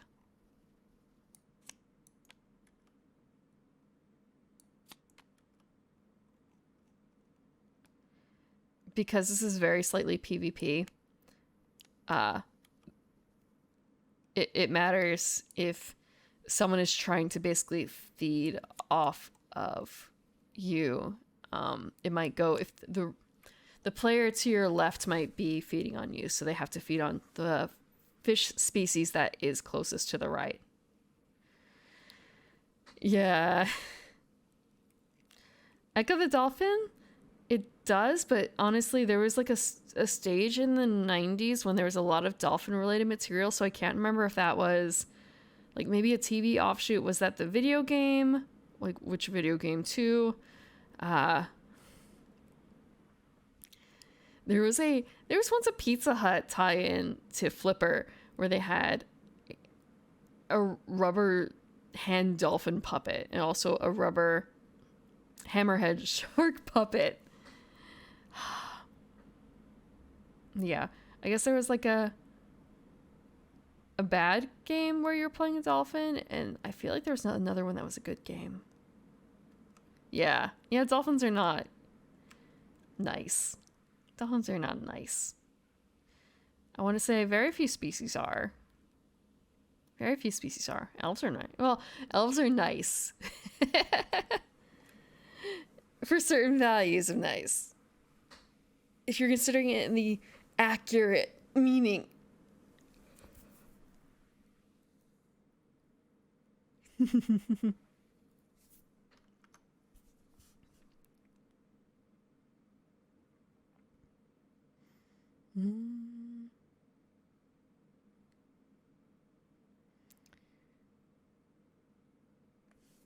Okay. So we're going to be playing one of these cards onto the species.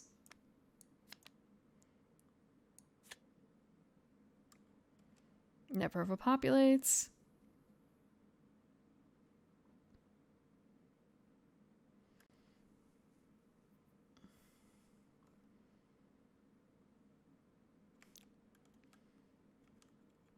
Saving the world? A dolphin saving the world? Yeah.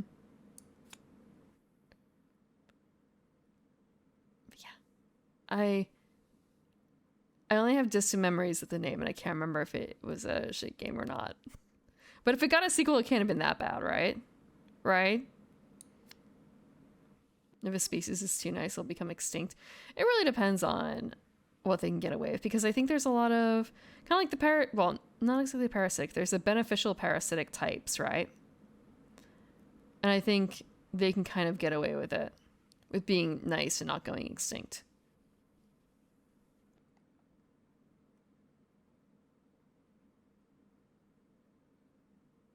Yeah, there's a section here about symbiotic.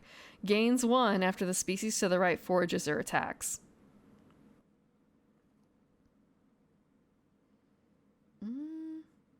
They also have different numbers on the side. There has to be an explanation of what the fuck this means on the card. Please say. Please say somewhere in here what the fuck it means. Okay, so there's a migrate number. That's going to be important, probably.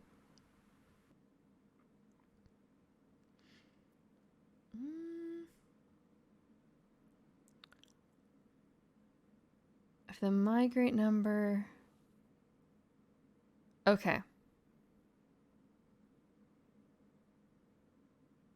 So, in this case, this filter feeder is migrate 8. This one's migrate 6.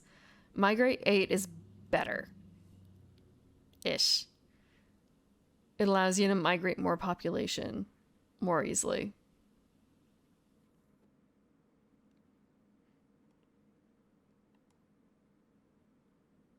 I'm kind of tempted between symbiotic and filter feeder. I'm going to try filter feeder, though.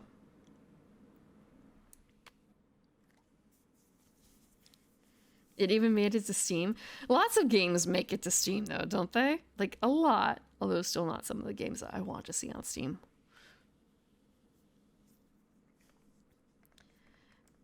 I'm thinking more of symbiotic, I believe.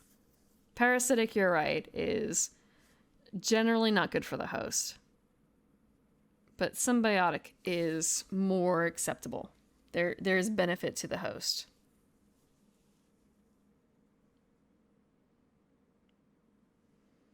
Marine lands? I've not heard of marine lands. Yeah, I blink a lot. My eyes are dry. How to put this? I don't know if there's anything that can stop me from blinking so much. Thank you.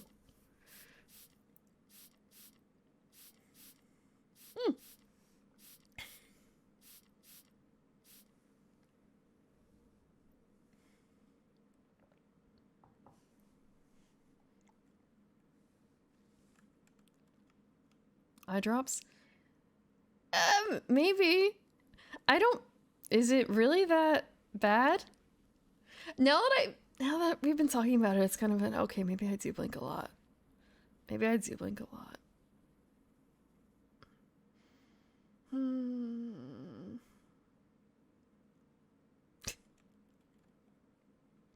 A niche 1992 game? Is it really, though? Is it really? It's fine.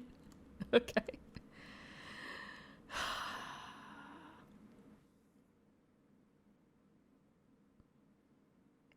Thinking.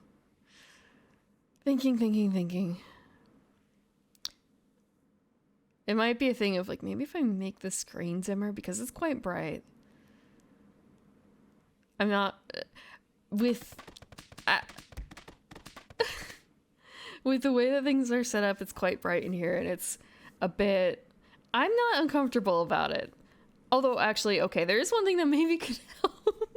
This is embarrassing. I do have a prescription for glasses, but I almost never wear them because it's not that bad. And it's kind of a, maybe that would help. Maybe. But again, it's a very small prescription, so. But yeah, it might just be the overall brightness of everything. 2-3 times a year. Yeah. I wore them for Disney a little bit. It's more so for things that are far away. And like extremely fine detail. If I need to scour over a print or something for discrepancies, I would bring them out, but otherwise not so much. And there's also the case of, it's been a very long time since I've updated the prescription, so maybe it needs to be adjusted, but I don't think by a huge amount. So we played a card.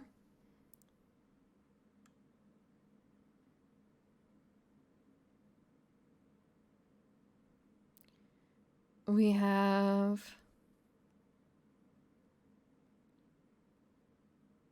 Sorry, just... Phase 1. Phase 2 is feeding.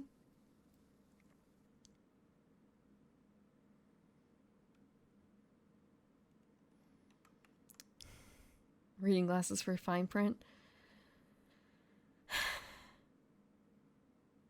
Yeah. Not quite... Not that that's bad, but not quite... Don't need to quite get in there. Although, I do sometimes bust them out for reading streams. On Sunday. But that's more so... Okay, so, like, fashion glass more so. Fashion glasses. It's not that I need them. Feed, forage, attack. So we can take from the reef, but there's no other population to grab from.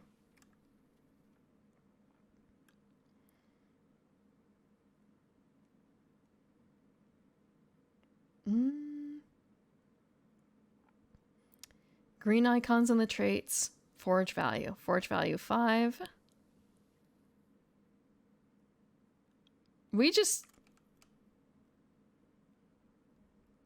okay. We just turned our species here into something that can never attack by putting the filter feeder out. It'll be fine. We'll just make this one a big feeder. It's going to be the biggest feeder shark thing. So we get to grab 5 from the reef.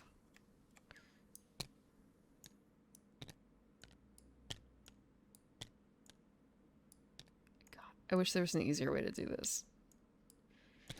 I wish they were kind of in a pile. I understand why they're not, but... Oh, it kind of, sort of... Oh. Fits.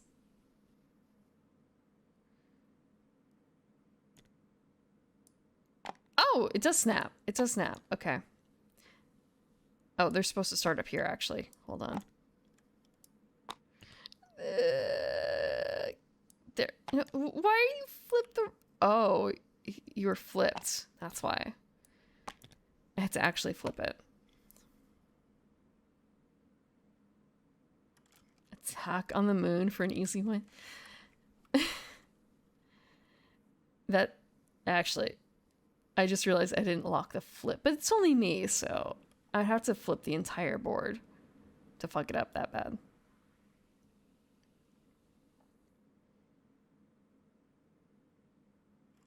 I should double check the prosperity. Okay.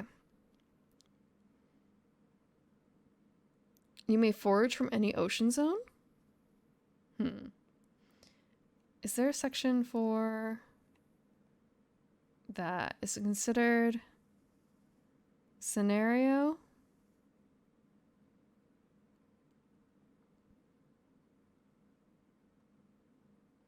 There's nothing else to worry about for that, is there? Was there a cheat sheet for scenarios? No, there was not. Wait. No.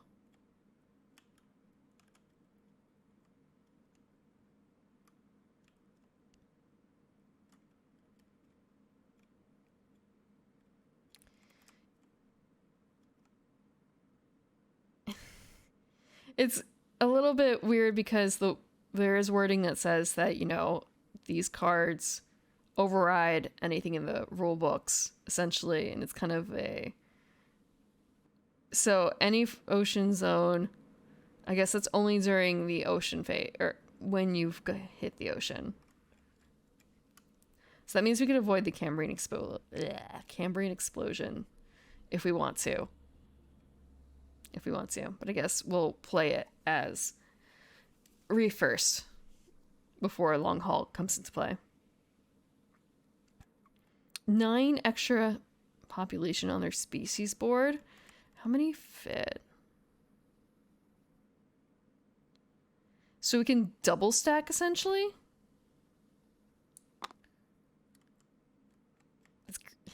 That's huge.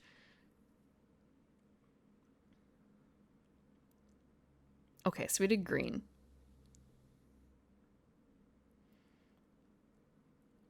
Resolve everything that was triggered from the feeding. There is no overpopulation. Actually, wait. Things that were triggered by the feeding?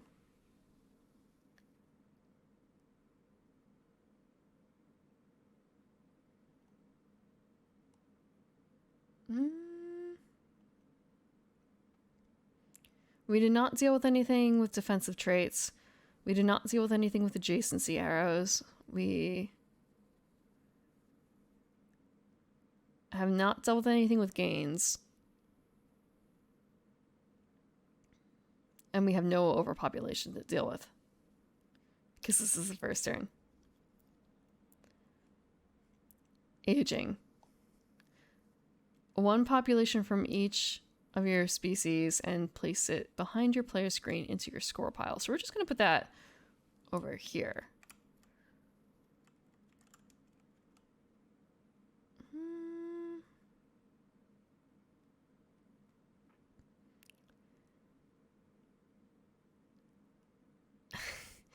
Although only one of your species will feed each turn, all of your species age. And it's only going to go extinct at during phase 3 of your turn. You cannot go extinct on someone else's turn. That's not the exact wording, but that is the gist of the wording.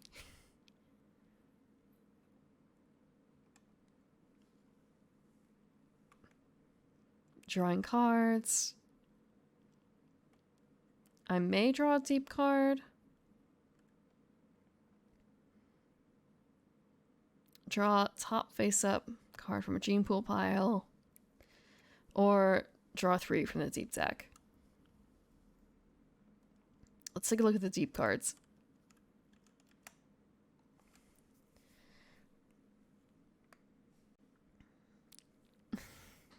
We have the Moray Eel. May feed in addition to your normal feeding turn if you have played another trait on this turn. After aging, scores all population. Before your feeding phase, leeches one from each species with cannot forage. Is that it?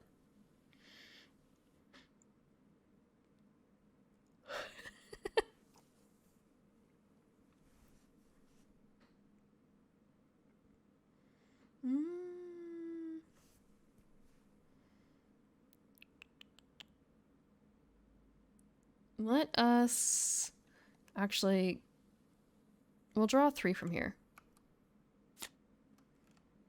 All the way down. All the way down. Where did it go? Down here. Actually, if this is the way it's going to be, it'll be fine. So we only keep one of these.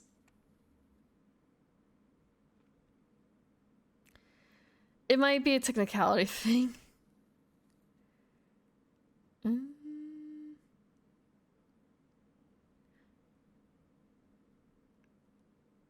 I don't think so, because depending on the exact wording here, or it might be a way to just like quickly go through the game. I'm not certain. I'm not certain. We'll figure it out at the here closer to the end.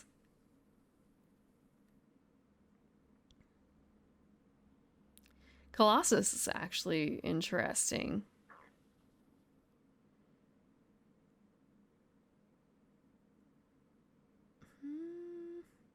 Because that might be useful considering what we've got going on with our current population, where it's we can double filter feeder. It would be very hard to attack in that case.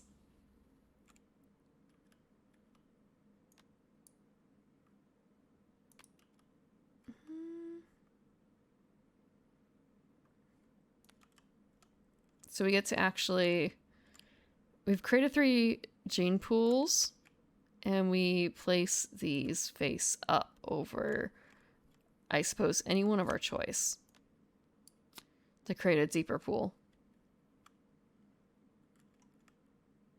So we can't discard deep cards, but we can discard other cards.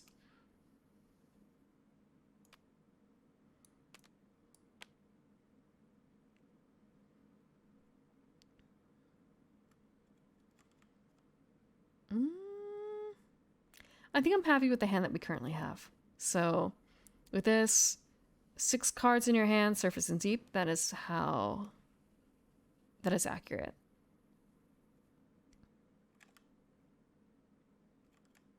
And now our turn is done. That means Oceanic's turn.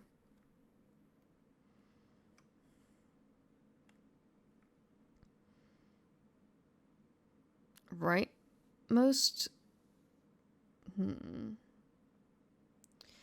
Before the Cambrian explosion, place the rightmost token from the top row of the incoming tokens board into the appropriate place.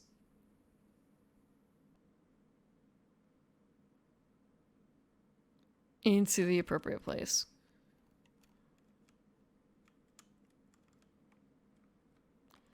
Actually, what I should do is I should close this and pop this out. I wish I had a physical copy. Jesus, this book is so big in comparison. I have nothing to show for the rest of it. Can I make it smaller? No, I can't. Ugh. I really wish. Actually, wait. Maybe I can grab a PDF of this.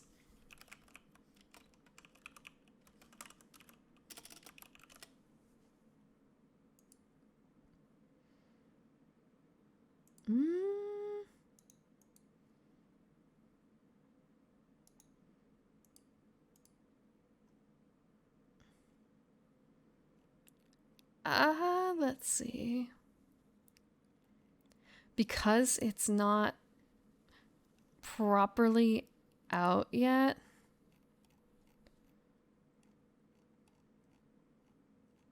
it's a little hard to get a copy.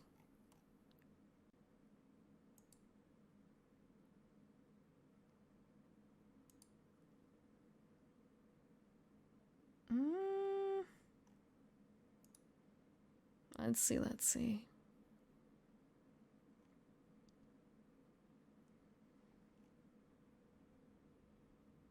Okay. I found a copy. It is... Oh, this is old. This is old. Okay. This is from March 21, this file.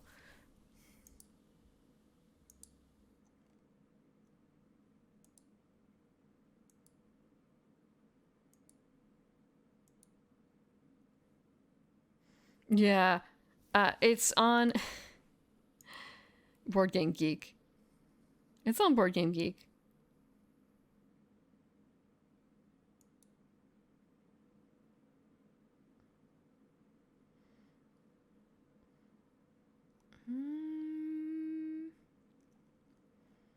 So I'm not certain if I feel like I can trust this version versus the version that's in this file. You know?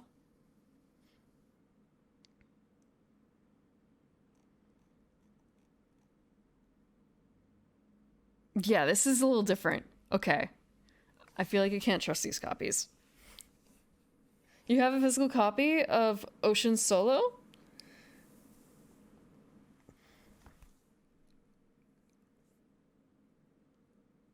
The Kickstarter finished?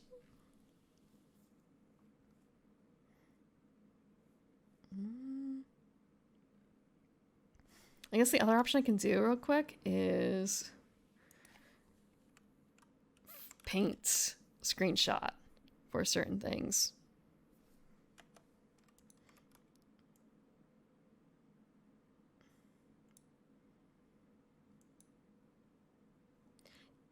It is sort of. It's an expansion. It's an expansion.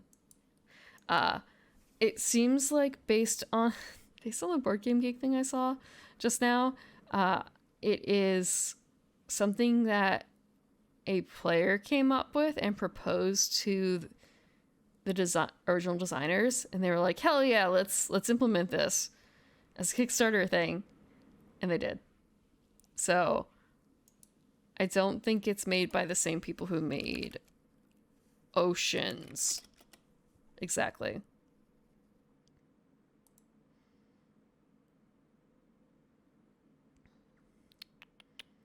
Because Oceans... Yeah. Yeah, it's by someone... The original is Oceans by Nick Bentley, Dominic Crapuchetes. I'm probably pronouncing that really badly.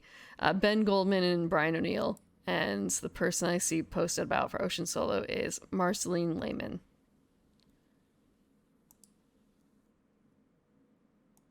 Okay.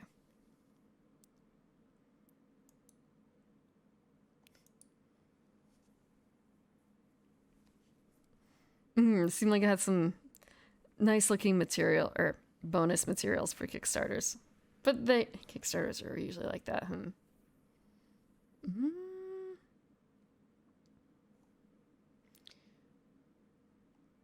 Feed the well.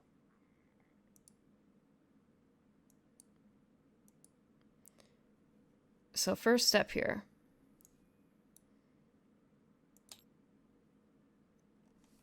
That was a little shocking.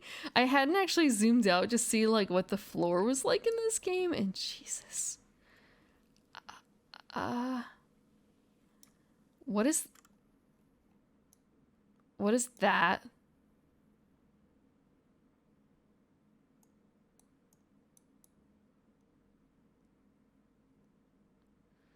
I'm a bit more happy about this area being a little closed. I'm not happy about the open.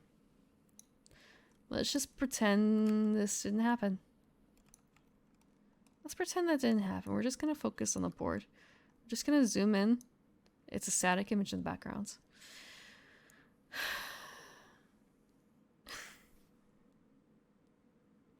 It's not fish. It's open water and sharks. Yeah. I don't like open water.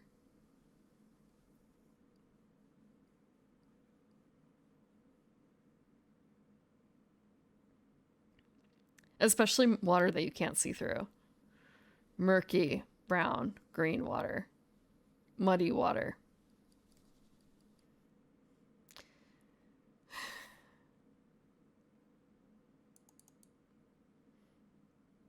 I could swim. But it's more of a it's a desperate fear sort of thing. Pretty common fear. I think I've seen it come up on a few streamers' channels because they're goaded into playing games that, or they refuse to generally play games that have open ocean levels. Yeah. I am probably one of those people. I am negative interest in games that have extensive open ocean sections.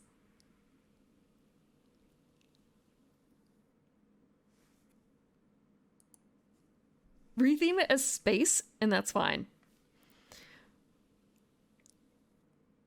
I say retheme because I'm thinking about 3D space and stuff and how you can get a similar, I guess, mechanics out of it, but with a different theme, and how that is fine. But not water. No shipwreck. No shipwreck. Please no.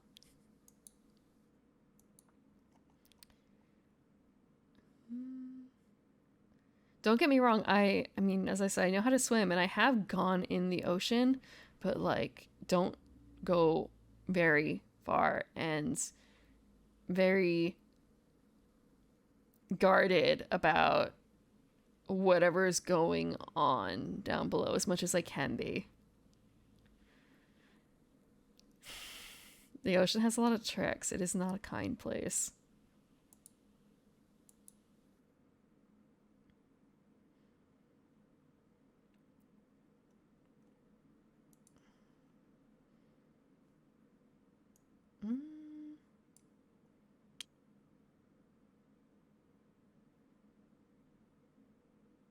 It doesn't have a species board yet, actually.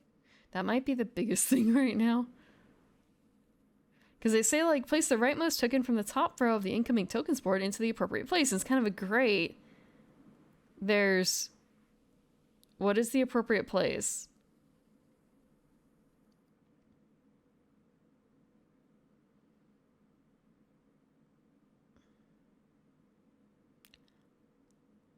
I'm gonna pop out the rules again real quick. I do have them open now in another spot, but...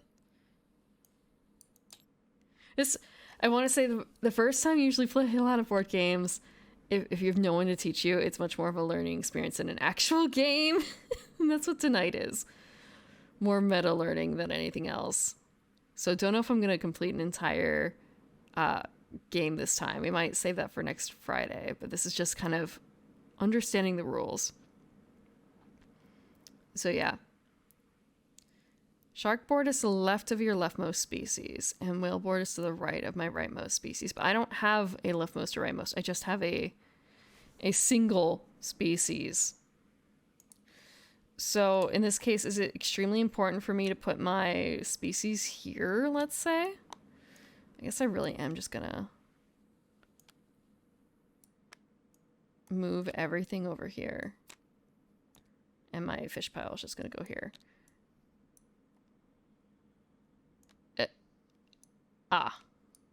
Okay. Yeah, we'll just do this. Pop this out again.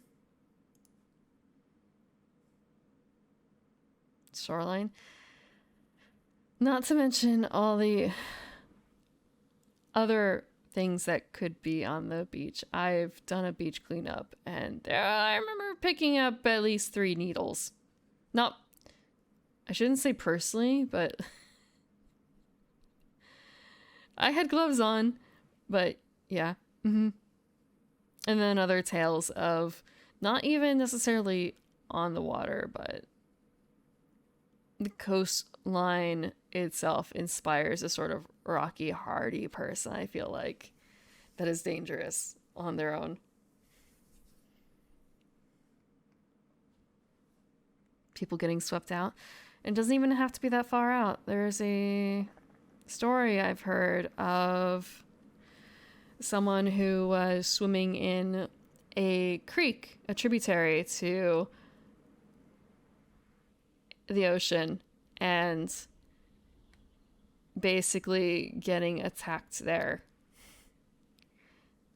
They were attacked by a creature in the water, and I don't know if they recovered the body. Granted, this was a very long time ago that this happened, but still, just, it's not even the ocean, and you're not able to swim in there.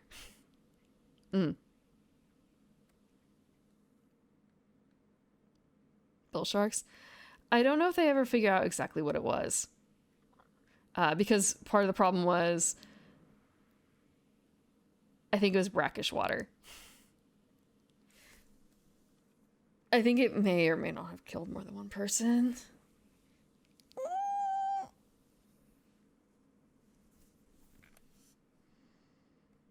Sometimes the water looks fine.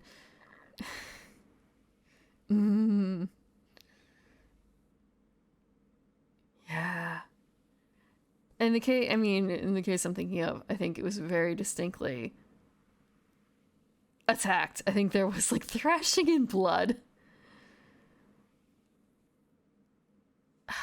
And other people who were nearby who were fine. But yeah, there's just so many... jellyfish too, jellyfish.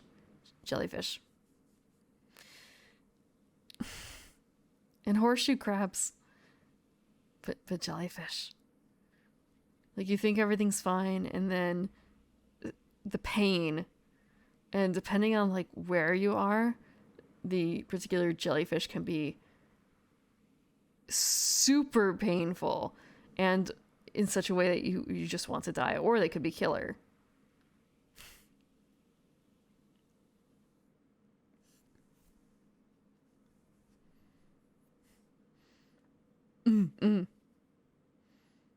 Oceans are scary. And that's sort of one of this game. One of the morals is ocean's scary, but it's also like pretty. But it could also, like, the beginning part is gentle, but then you get into the deep and then it gets scary. But it doesn't have to be deep to be scary.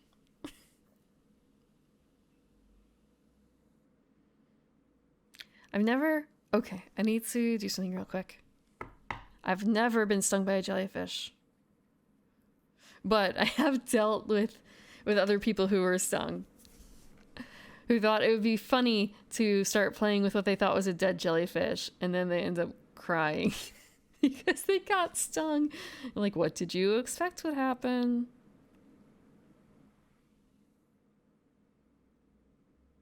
And then, like, I'm trying to remember what we did to try and wash it off. If there was something that we could do. Or if it was pretty much well, we'll just call your parents and let them know.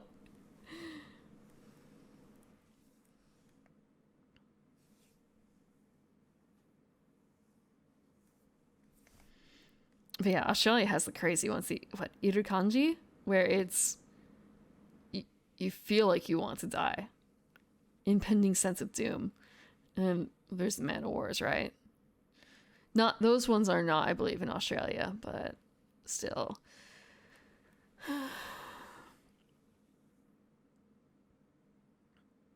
All sorts of bad things.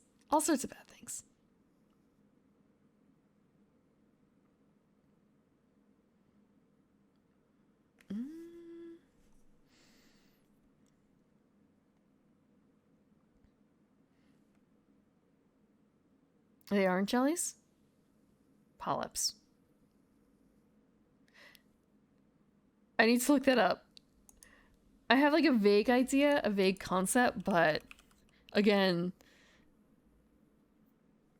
wait. Okay. I need to look up the other kind of polyp. There's another polyp, and that's what I was thinking of. Is kind of like, how does that apply here? Huh. Yeah. Pro tip, do not look up polyps without specifying that you want ocean polyps and not the other kind of polyp.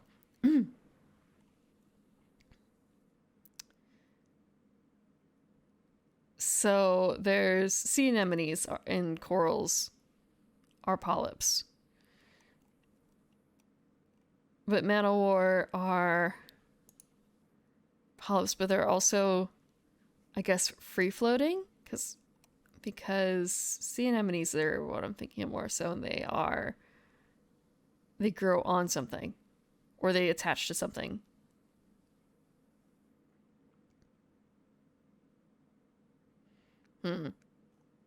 Hadn't really considered them as free floating individual objects.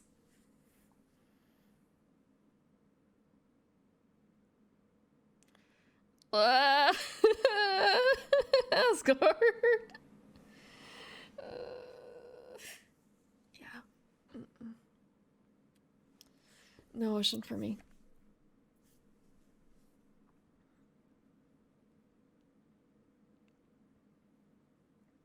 No ocean for me.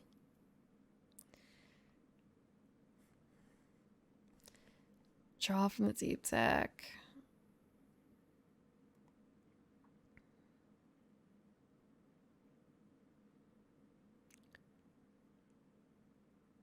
Okay, we played the gene pool a little differently, a little wrong, but it's fine for now.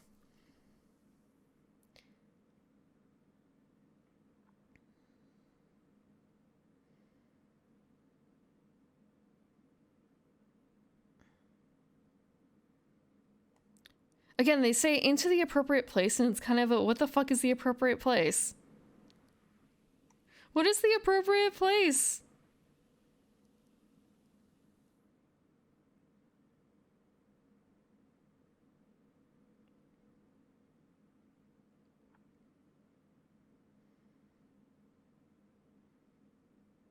So the tokens go up in this space. The bottom areas for, or sorry, top sections for population, bottom is for tokens.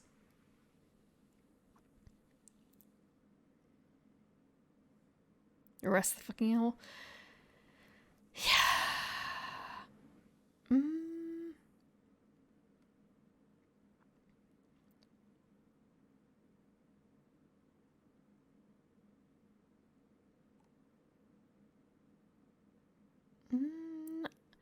Incoming tokens board. Sections it will get during its turn.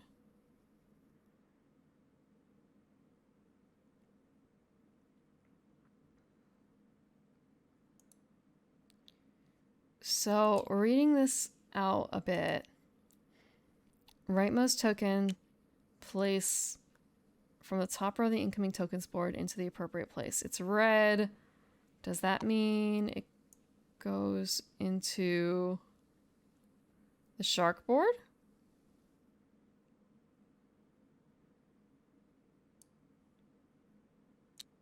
I think it means it goes into the shark board.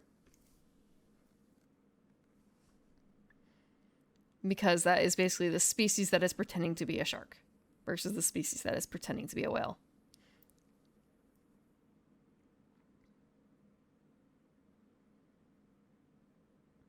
Attack and defense are tokens with a red outline are placed on the shark. Okay, yeah, I just needed to read I needed to read one more paragraph further.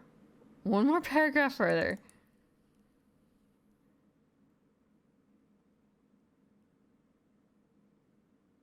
So, attack and defense go on shark, forage and defense on whale, parasitic and gains can go on either. Glad we solved that. Just had to read. Refilling. Do the following if there are no tokens. That is not the case. We are good. We do not have to worry about Cambrian explosion. That has not happened yet.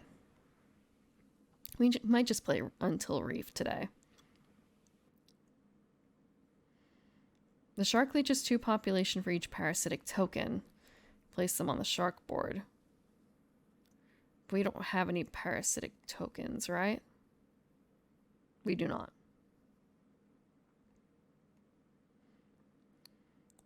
shark attacks one of your species, if possible, it will attack the species that gives it the most population. If there's a tie, shark will attack your leftmost.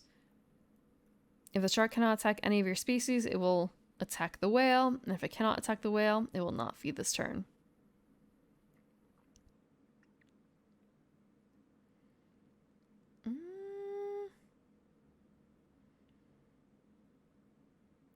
So it's kind of a case of it will attack it for 1.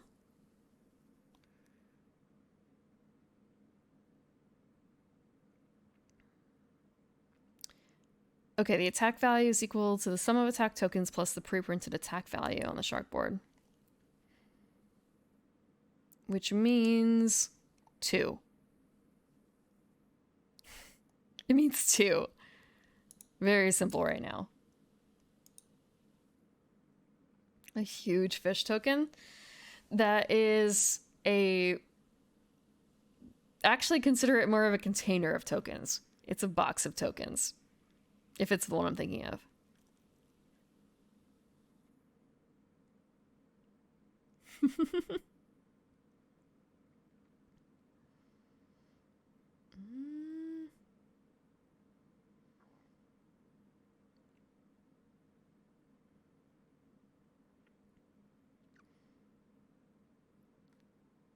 Yeah, just double checking. Like, so we fed the shark, or we will be feeding the shark shortly.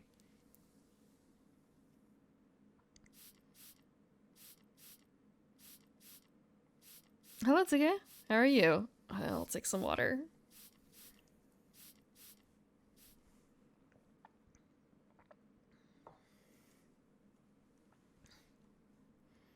So you have to flip back to the other book. We have to flip back to the other book now.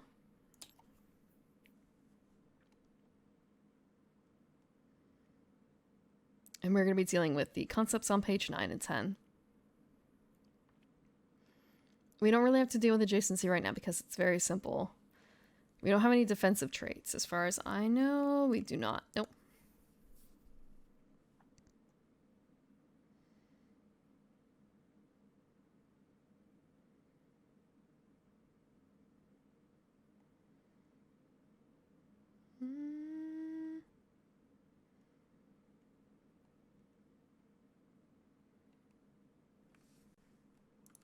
So now we're actually checking out the attack. Add up the red icons for the traits, blah, blah, blah. So take that number of population from the target species board and move them to the attacker species board. So that means 2.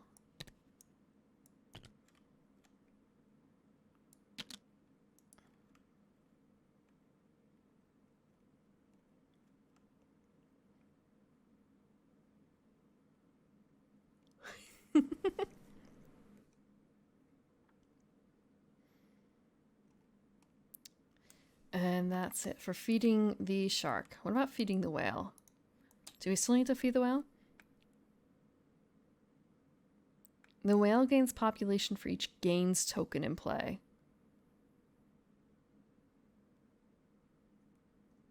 The gains are equal to the population of that species it's on.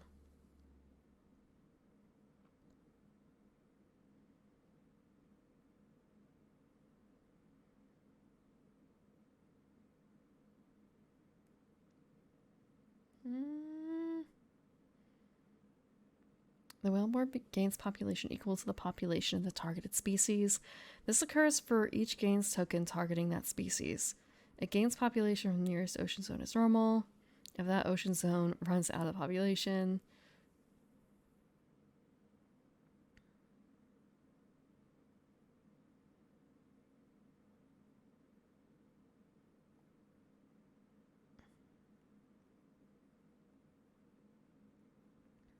we don't have any gains tokens in play, actually. We only have... We don't have that. We have forage, I believe. I'm gonna double check, but I'm pretty certain... Yeah, we don't have gain.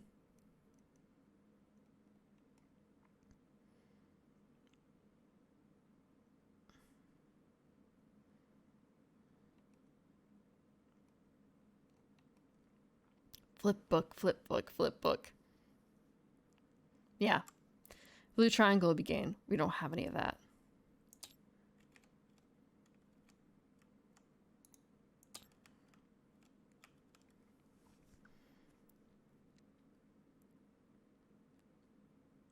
If there's no population in the reef, migrate population. Okay, there's population in the reef, though.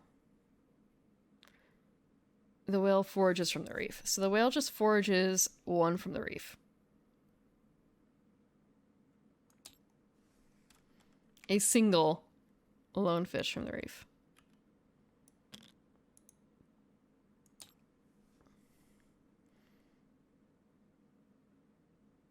So we score one population from each board.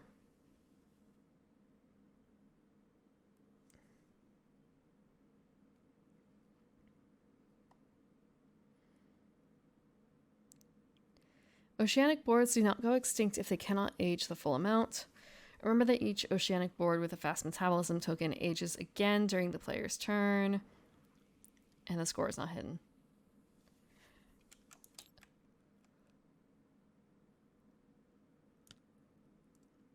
I'm wondering if I should keep the scores separate for it.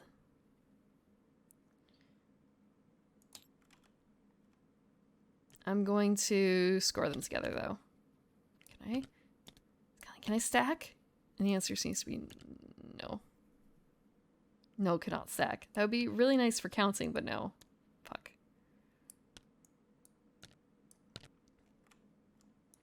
Next up. Is that really it? That's it. That was one full round. A little wobbly because it's new. It's new. Do we have a cheat sheet down here for order? Nope. Nope, nope, nope.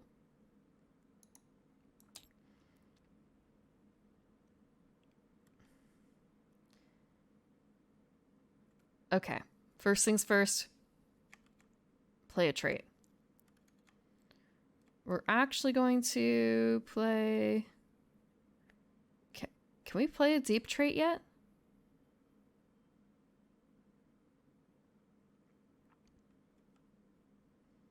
Can we play a deep trait now? Because that would be really cool if we just played Colossus and cut off the shark.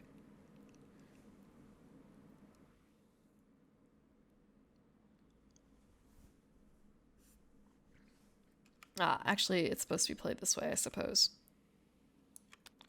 Against the dark blue border.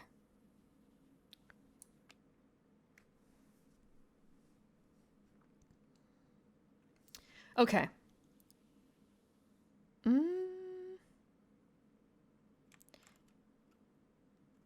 So we can still only play surface cards, unfortunately.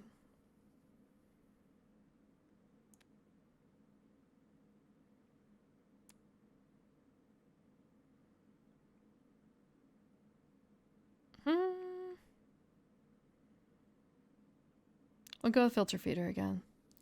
Again, I'm building this so that it's going to be Colossus creature for now. Even though it's going to be actually quite far off.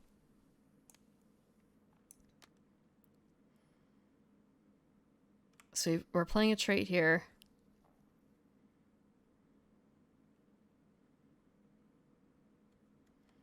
We're going to feed the only one that we have. We're going to feed 10.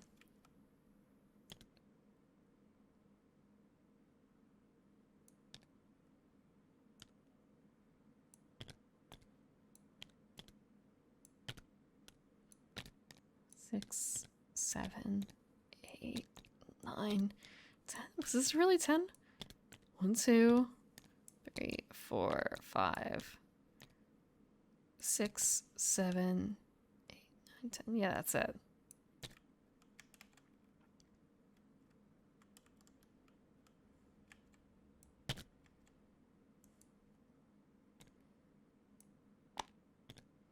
Oh, that's nice. It actually kind of fills them out. Mostly right. Mostly right.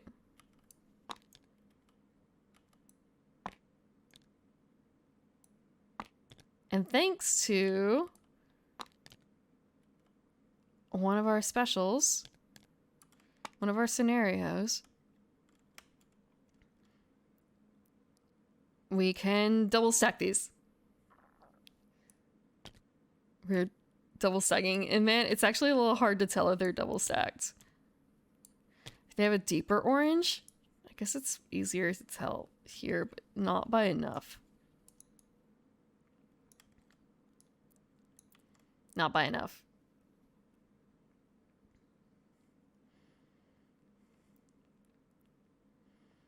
So we fed and kind of demolished the reef in doing so. We're going to score.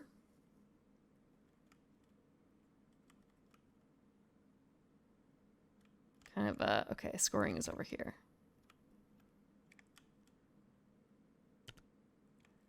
Why was there an extra fish?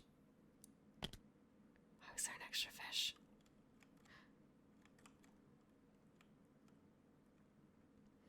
I can see now why I should be diversifying my fish, and I think I'm going to do that next turn because of the scoring system right now.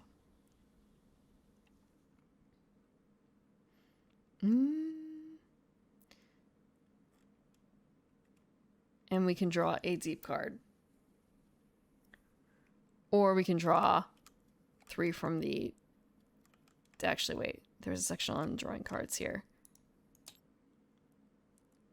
I hate having to close it first.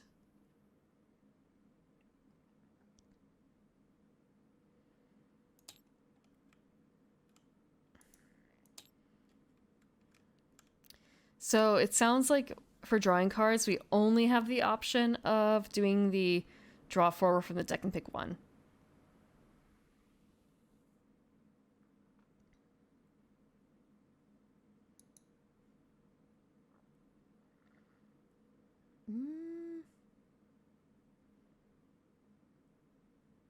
Kind of like there's no gray here. So what are the cards that we just got? Deep Sea Kraken and Ambush looks neat too. Like the art. This is absolutely not helping the fear of the ocean. Absolutely not. Look at these.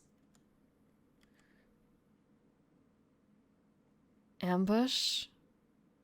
The Filter Kraken looks interesting, but again, I feel like this is a better option right now. It would help if I wasn't zooming out during the section where... Here we go.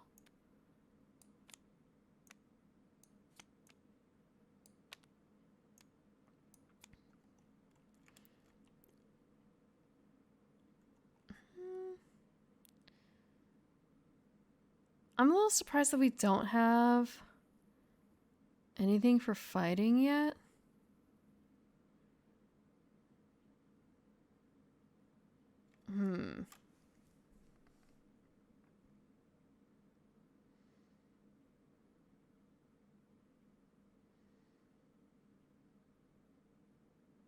Okay, I think I have an idea.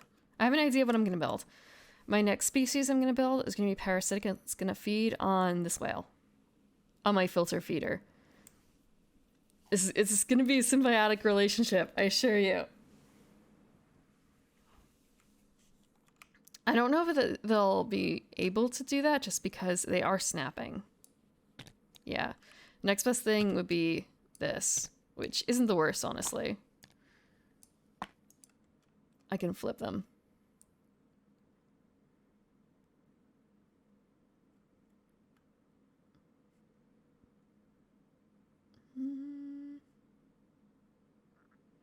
So we're not discarding anything.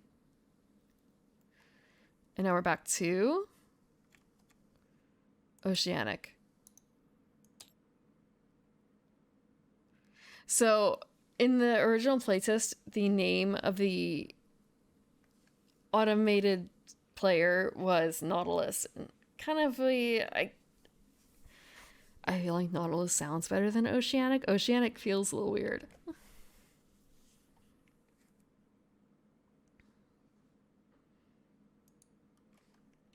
Okay, right. Rightmost token, green forage. Down here. Wait, no, here. Shit. Oh! I was wrong. Okay. This isn't a diamond. This is a defense shell. This is a defense shell. Fuck. My bad. My bad. So... Okay. We'll live with that. We'll live with that for now. I hadn't realized. Because it's not a normal token that we would see. We would just see a shell, not a red shell. I know the meaning of a red shell.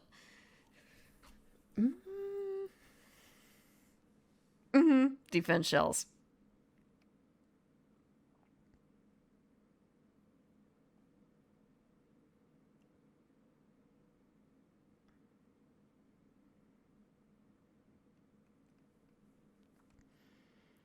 It's a bit strange to have those at the beginning, but it is what it is. It's random. It's random. We don't have to worry about the incoming tokens thing. Don't worry about Cambrian explosion. We feed the shark. There's no parasite. Bleh, no parasites.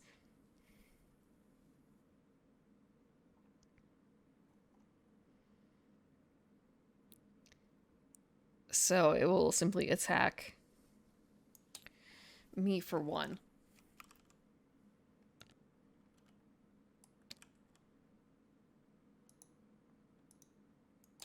And for the whale, it will... There's no gains. It forages from the reef, and it has a forage of 2.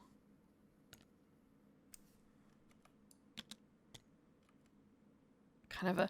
It's right, isn't it? This is what it's supposed to be.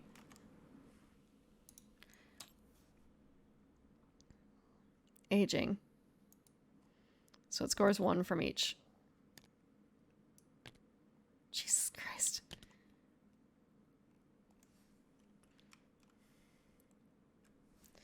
Okay, what we're going to do for our turn...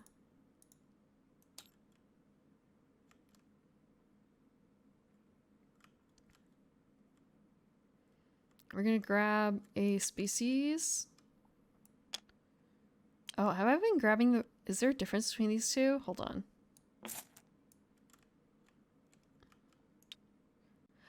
Oh, there is! There is. Okay.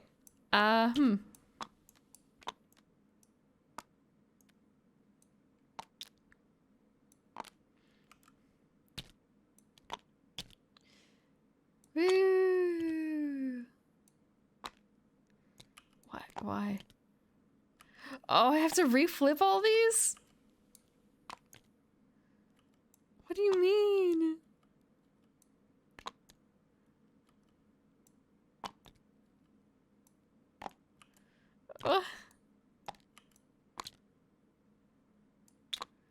Just doing this so I can get it done. Yeah, okay. Oops. 2 different things. Yeah, I was grabbing them from the extra population board and not from the species board.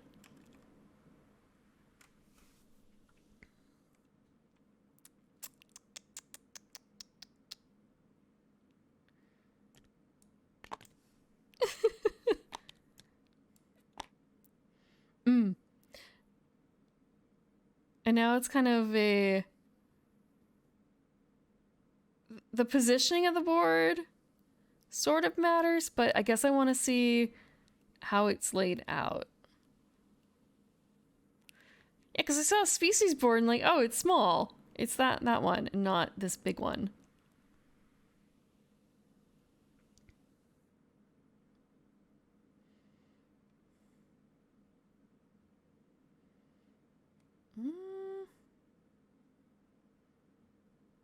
And I hadn't even gotten... Okay, I was actually going to... This was important because I was going to do a new species.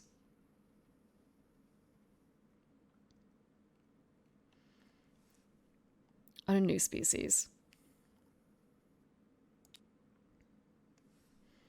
I can choose to the left or to the right. I'm gonna play it like this for now.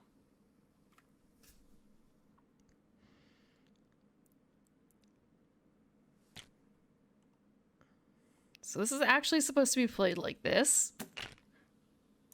Okay, it's a really good thing that they're stuck on. Is there like a ledge? There is a tiniest ledge. So it's actually supposed to be played like this. Blech. I hate it. I hate it. I hate this board being locked like this too. Because it makes things so strange. You need a new board for each species. Normally there's not as much in the center necessarily. These are the centerpieces. But this is a weird 2-player version. Well, 1-player version. And honestly, it's not as bad as some other games I've played. There's a game called Aquarius, and there's some other ones that are similar where you're basically color matching along edges. I think there's also a cat box one.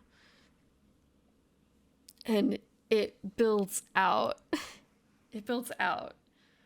Betrayal is another similar one where you can quickly run out of space, depending on how you build. I have not played Final Girl. I haven't even heard of that.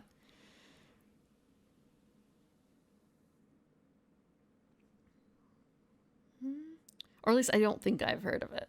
It's possible that someone's talked to me about it before, and I just don't remember.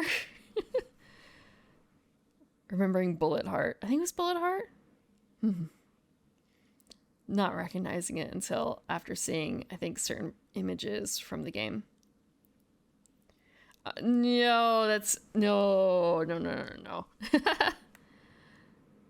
If it's a video game, absolutely not. If it's a board game, no. Because I very rarely play horror. Okay, I say that. I play Betrayal, but it's like movie horror. Same with one of the other ones I have that's a slasher game, sort of. Monster slasher game. And that's like you're playing as the monsters going after kids in the house. It's not meant to be like goofy, but it kind of ends up feeling goofy.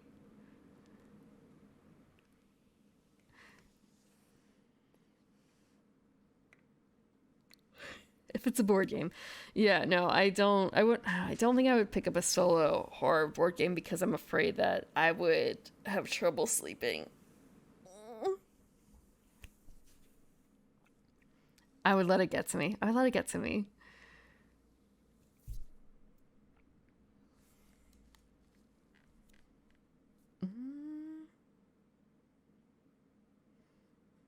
Yeah. Betrayal is fun like that, at least for me for now. I haven't played it out. I'm sure it would be different if I played it every week or even like every other week for like a year or so. I'm sure then I'd be absolutely tired of it. And the same thing with some of the other games. Like I really don't like zombies and beheading and dismemberment and stuff, but I can still play Dead of Winter. It's divided enough. And also it's a co-op. So like working together against that sort of thing. I can handle that. It's not... I suppose it's an issue of being able to imagine the visuals, and Dead of Winter doesn't do that for me.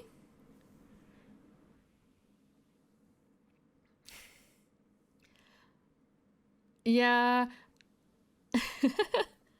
I've not played Zombicide. And I have no interest. Dead of Winter someone brought because it was thematically appropriate for the time of year. And again, it was a co-op. So like the only times I really feel like playing it, and the other slasher ones, tend to be around the times of year where it's applicable. So for, I don't remember the name of the slasher one I'm thinking of. Yeah, I swear. Slasher board game.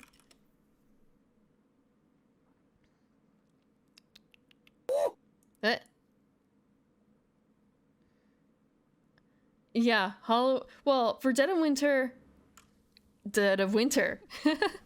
And basically anytime November onward, I feel like is appropriate. Personally. And the slasher one is usually October. But I don't remember. It was a horror game. God, there's 4,000 fucking horror games in here. It had a really neat gimmick, and I feel like I've talked about it here before. Can I sort by...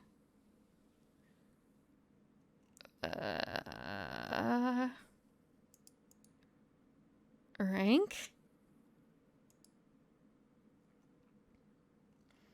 Not horrified, not any of this.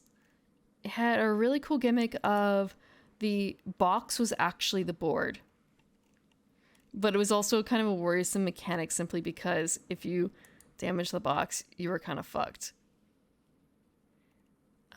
Because the box became the house. You could put inserts into it to divide it up into rooms.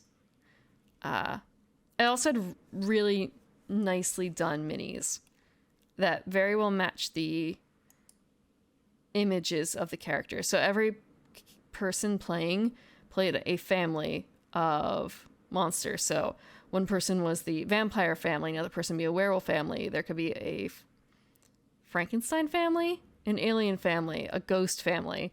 And the family consisted of a mother, father, and a child.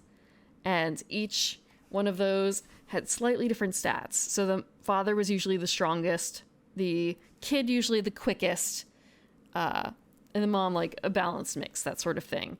And each family also had a different gimmick available to them. For instance, I think the ghost could have had a much easier time going through doors and walls, like they could just phase through.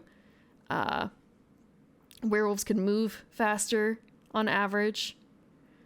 I think the aliens could just like zap down doors because sometimes the humans the victims were able to barricade them.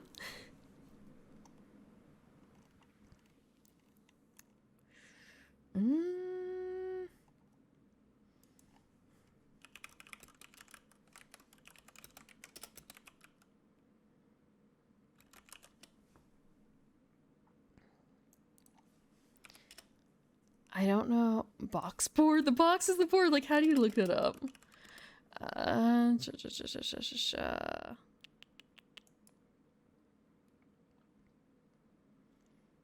Horrified keeps coming up.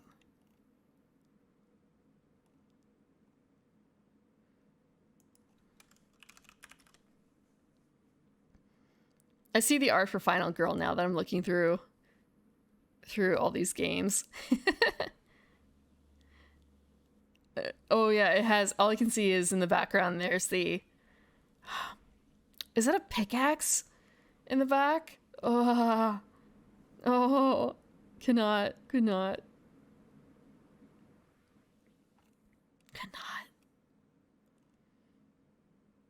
Monster Slaughter is the one I'm looking at.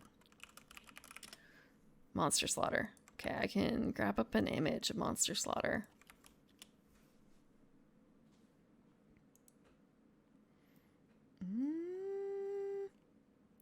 It's also kind of strange because it's a round board, which is really not something you see.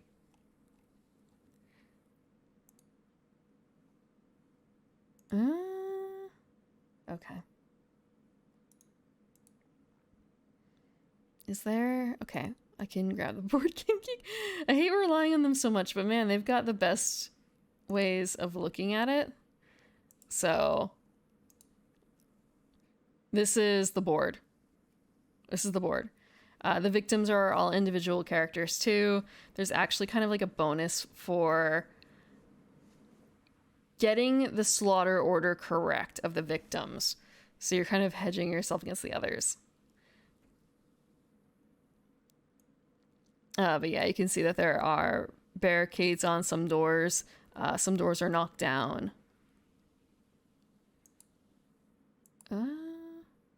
Some of the minis.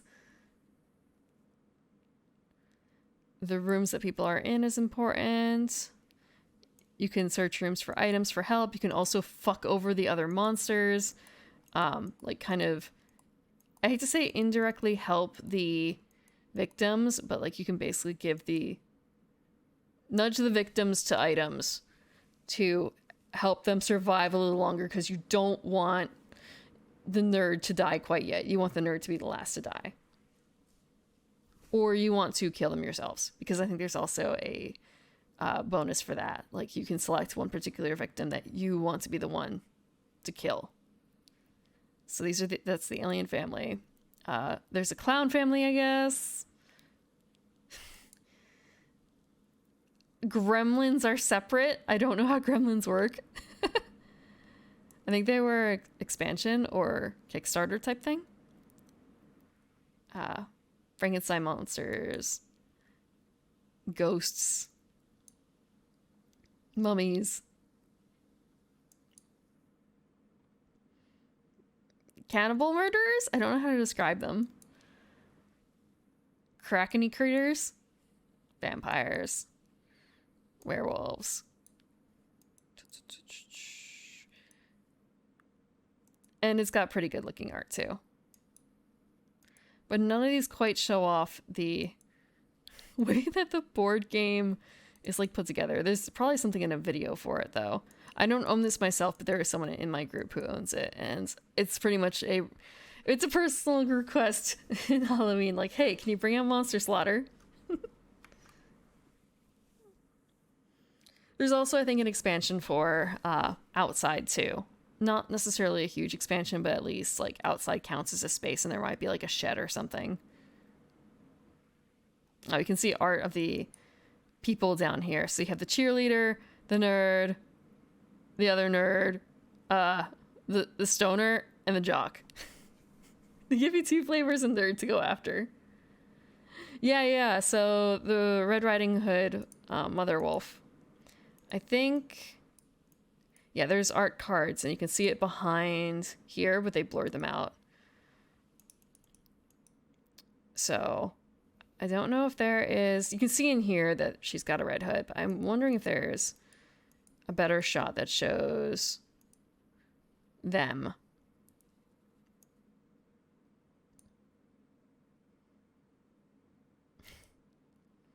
Is this an additional survivor? Maybe. Huh. Yeah, I don't think I've seen those in play. Or these. Please, I just want to see the...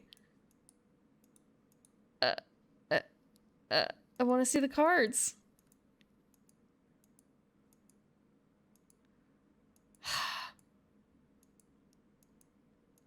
Okay, fine.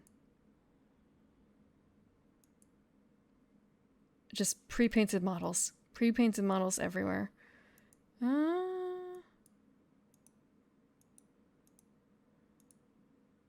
But no, none of the wolves. At least not in the... Wait, is this a... Okay. Okay. They're clowns. They're clowns in that section. I'm pretty certain.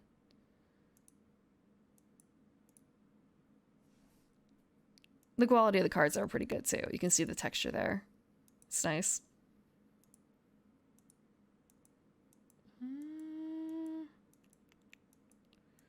Yeah, I guess I'm not seeing any of the other cards. If I hop over here though, maybe... Meet the zombies? Werewolves? Okay, yeah. Here's a better look. And here's another look.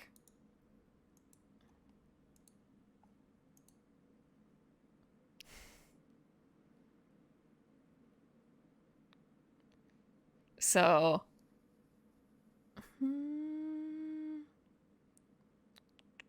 Papa has 4 attack dice. Mama has 3. Kid has 2. The kid has 3 actions. The parents only have 2. And the EX for the wolves, I believe, is speed. But yeah, it's very. It's not it's cartoonish, but in a very specific way. The art. Dramatic cartoon. Painterly? Like a were-rabbit? Don't you diss the kid like that? Oh, okay, you didn't see, there's one more picture. One more picture. Give me a second. You didn't get the full view of Kid Werewolf. Kid Werewolf's riding on a fucking skateboard. He's riding on a skateboard. But yeah, Mama has the hood and the basket. Yeah, the kids are rad.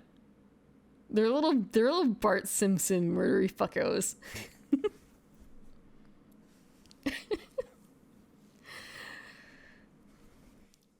I don't know if all the kids are quite that radical, but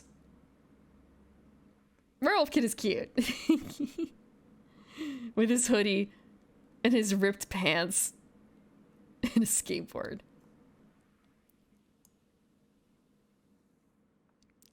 I don't know what an ollie is. I've heard of people talking about ollies. I don't know what an ollie is. It's a little embarrassing. Probably, yeah, self-ripped. I mean, look at Pops. He learned from the best. Pops with that boob window, under boob window.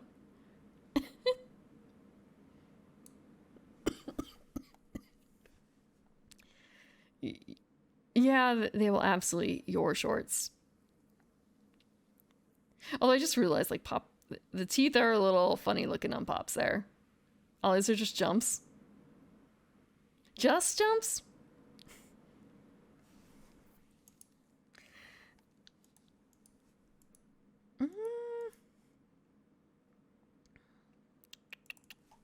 What does the vampire kid look like?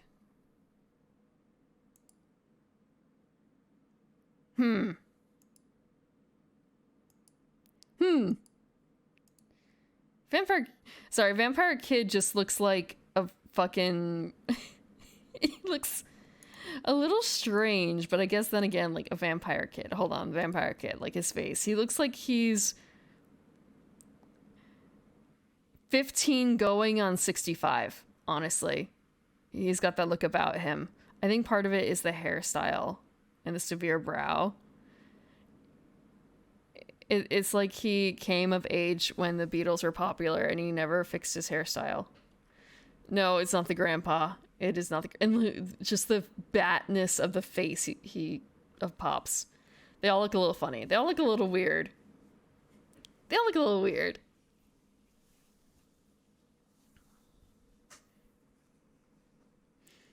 Yeah, just... I've not actually... I don't think I've played the vampires. So I haven't looked at their cards as extensively.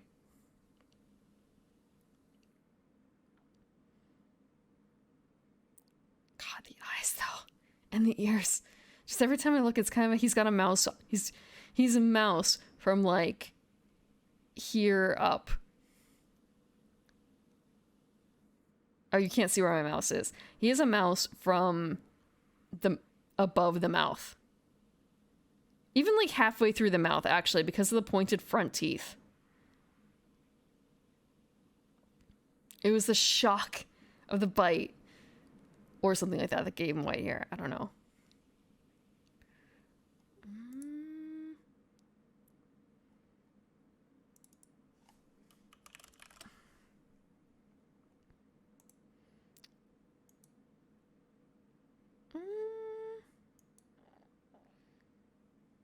Just looking at some of the other ones, and I think, yeah, I guess it's just the... Actually, wait, no, there's... I don't know how to describe them. The Frankensteins? It could help if I could spell.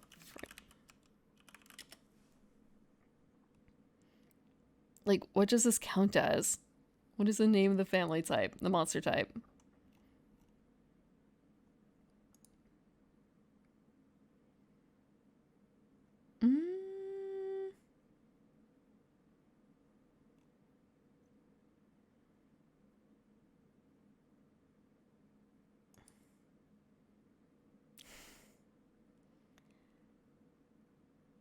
Yeah, some of them look a little weird. A little weird.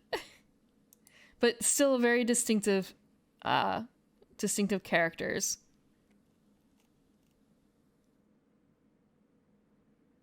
Like, it's going to be easy to determine which pieces are yours on the board, not just based on color, but also on their sheer body shape.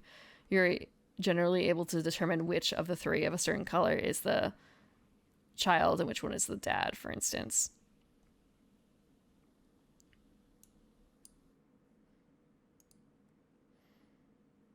Different enough pieces as well for play.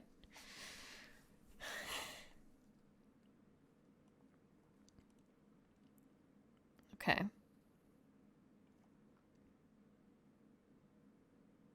I had not finished creating my new species.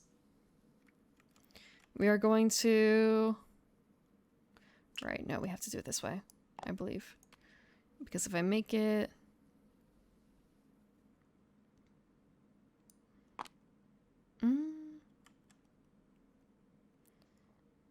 We leech 2 from the left. We're going to be leeching from our whale. Actually, no. We'll leech from the shark, I guess? Yeah, it's the shark.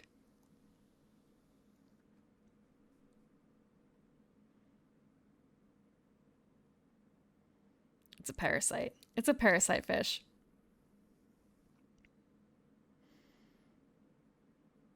And now we choose one of our species. I'm going to choose the new one because I want them to live longer. Oh wait, before your feeding phase, it leeches 2 from the species. So for parasitic, 2 from the species on the left. There's only 1 on the board. There's only 1 on the board. So it's just going to take that. It also, it can't really feed. So we're actually going to feed this. We're going to feed our filter feeder. Now this is... Oh. Nagashi. I can put up the music box.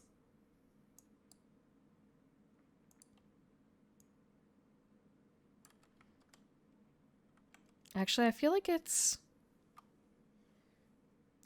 a little late.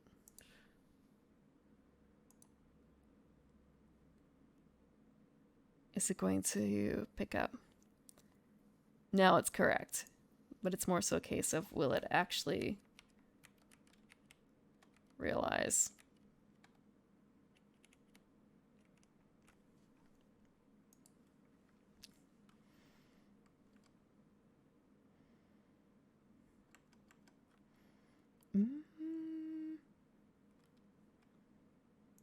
Okay. It's kind of a case of we can't overpopulate yet, can we? Shit. It will overpopulate. It will definitely overpopulate. I'm actually going to undo this real quick. We're going to do this instead. It's going to feed off of this.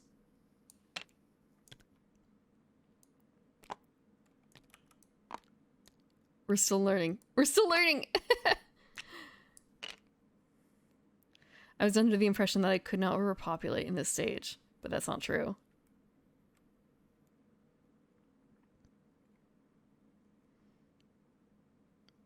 If I were playing with other people, I wouldn't do that. I would live with my mistake. I would eat it, but solo game for now. So parasitic, feeding off of ourselves. And that was my initial concept, but then it was kind of a wait, why would I want to? Why wouldn't I want to steal from others? And it's kind of an, okay, overpopulation is a problem.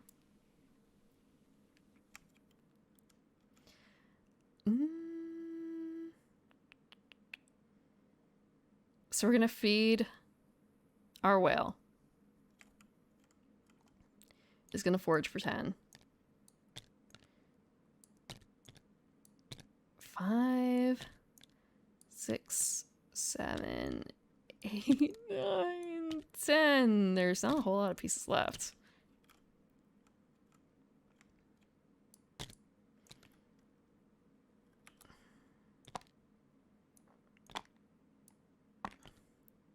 Or oh, that was scary. It's actually a little scary. Like, where the fuck did all those fish go? We're gonna move. We can move the board. We can move the board with all the fish.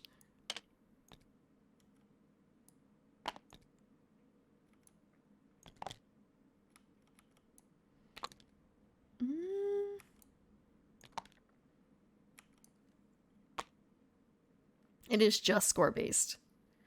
It is just score based.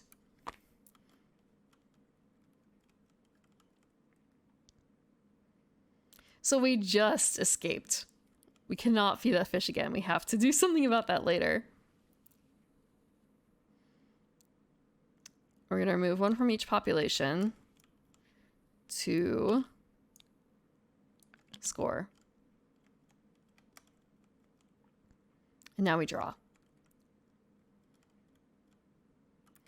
We're going to draw 4 from the deep. And then we're going to pick 1 and the rest cover up.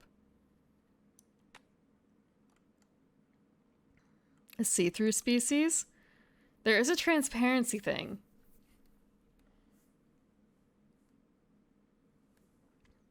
There is a transparency deep card, I believe. Holy overpopulation is scored rather than lost.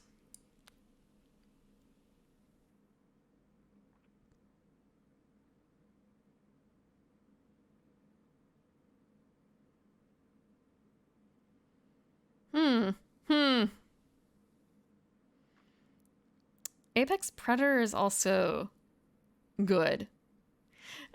I don't...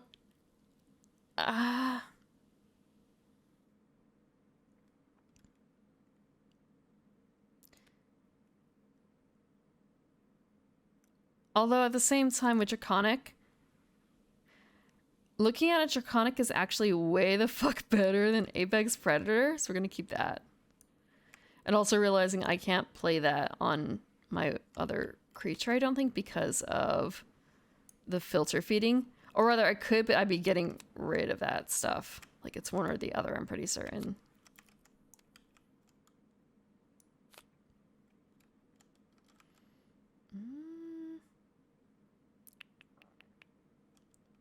Now...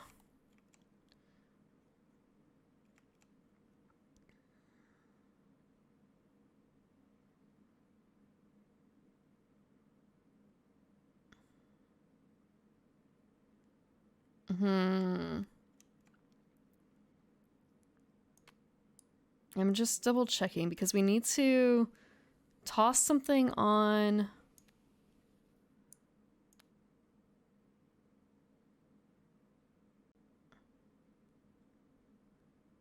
We need to toss something onto our parasite so that they can feed.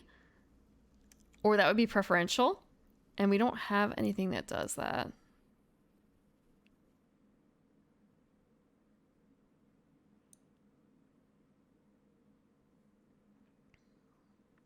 Like, schooling is good.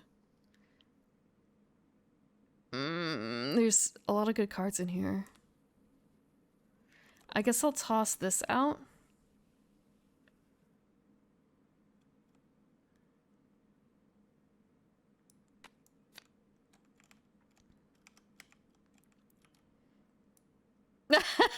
got another schooling card. Fuck. Okay. Now we're back to this. I'm pretty certain. Oh, okay. Real quick. We take this, put it in the appropriate spot.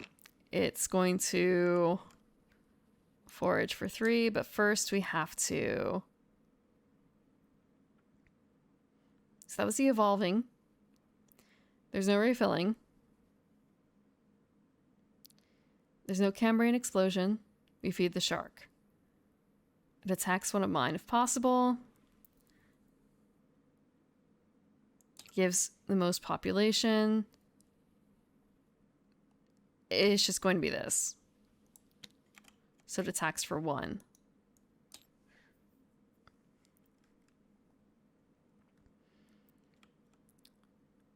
For each gains token in play, there's no gain token in play. The gains are equal to the population of that species. The whale forages from the reef. So the whale is going to forage. It should forage 3, but it's only able to forage 2.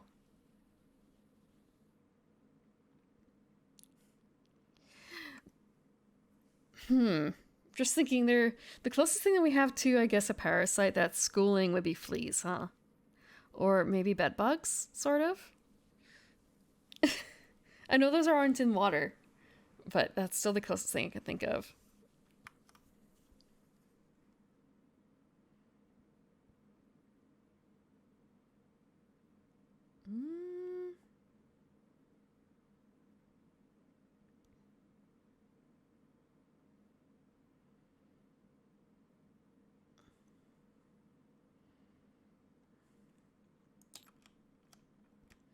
Okay.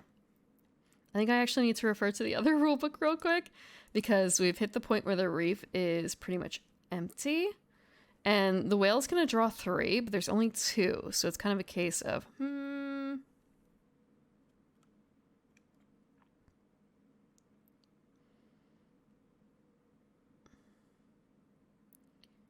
what happens?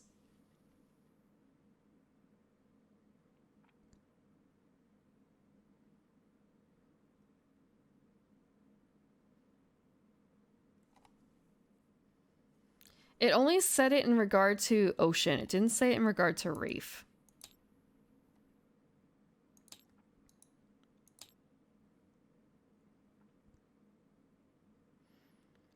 If there is no population in the reef, migrate.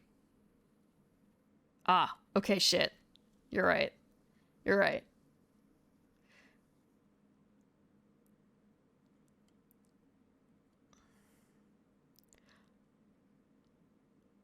I want to say, actually, this is a little different. No. Very slightly different. If there is population in the reef, however, it is not enough to cover the entire cost. So the case of, does it... Exact wording. When is it considered no population in the reef? Is it only at the beginning of the turn? Is it a case of it will take the 2 that it has now and stop? Because at the beginning of the turn, there was no population. Or is it an immediate effect? I think that was more so what my question was.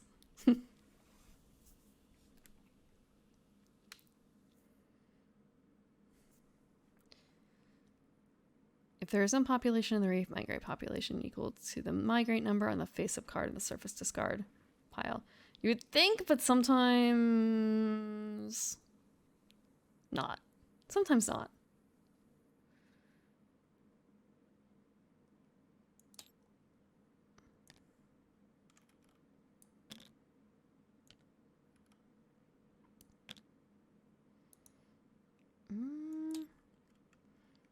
Surface discard, which we just put down. What is the population?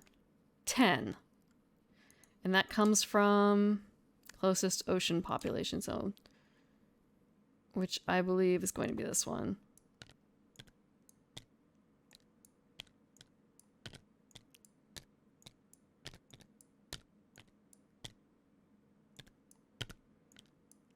Now time to double check what happens with that because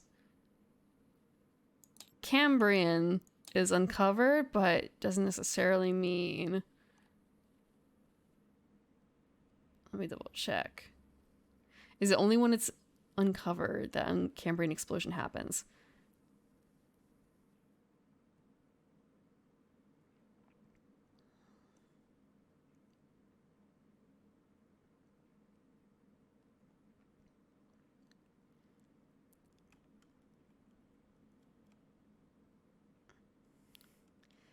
It starts. Okay. It's immediate then. It's immediate.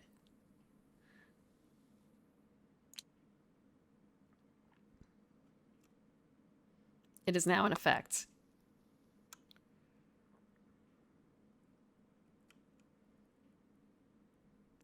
If the Cambrian explosion begins during the player's... Okay.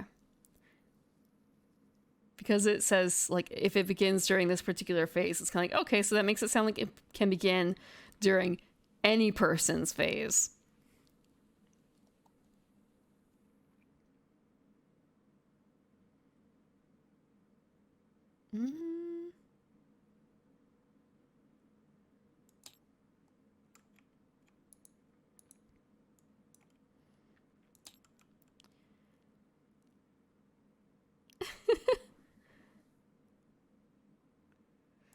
We're gonna take that...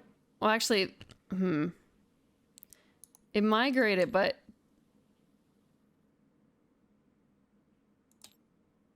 I'm gonna guess it takes the fish from the migration. 2 population from each of its boards.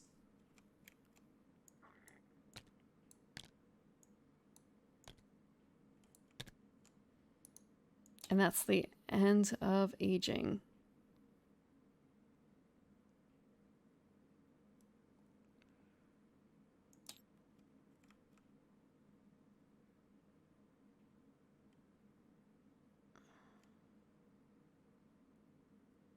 You mean with long haul? There was a bit of a question as to whether or not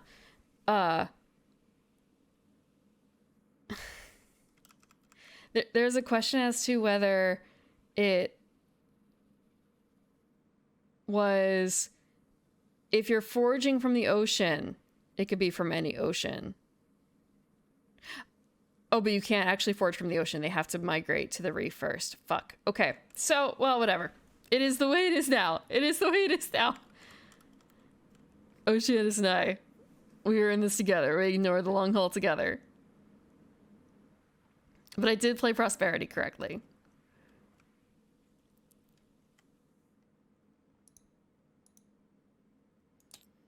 Okay. Making sure. So we aged correctly, I believe.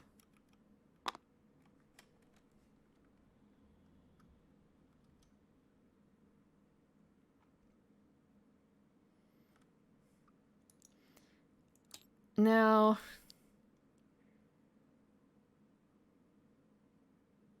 our turn.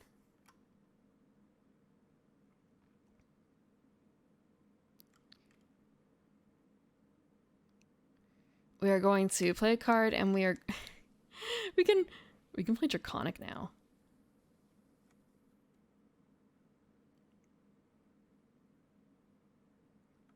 We can play a Draconic Parasite. Aha, okay.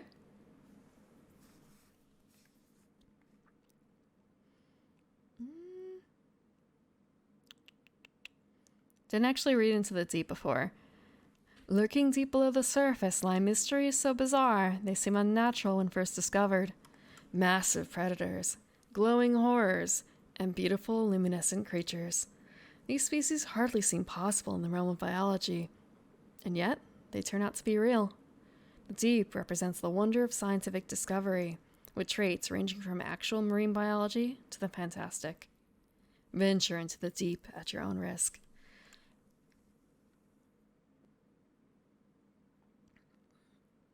Okay. So, just double checking here.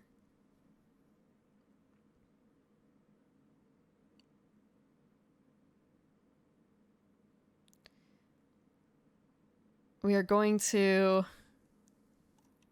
evolve.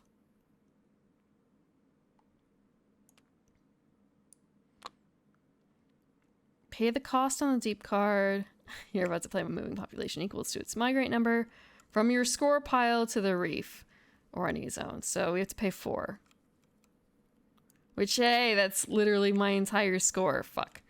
Into the reef or any one ocean zone.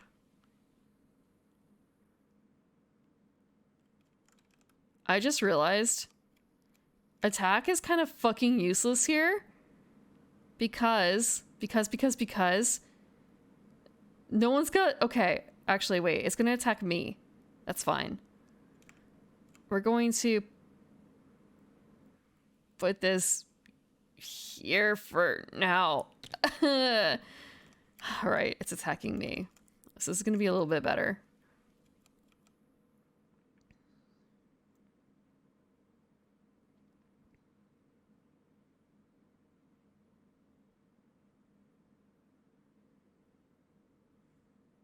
To migrate car or migrate population, do not need to pay a cost when using deep card to migrate population. Have a good night, Azure Shot.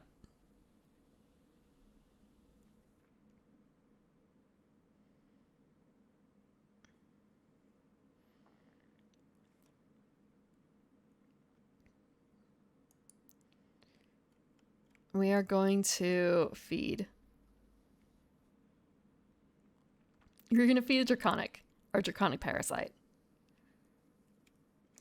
No.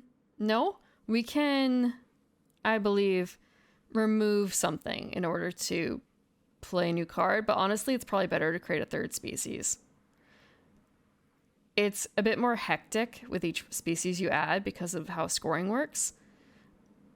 But you score better. You just have to be very good at balancing.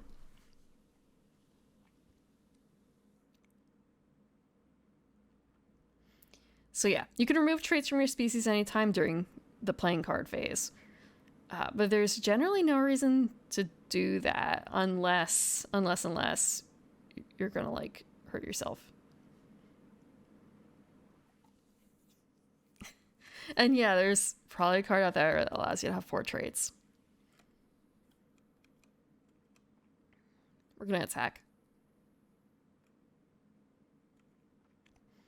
It's going to... Oh, before feeding phase, actually, we leech 2 from the species on the left.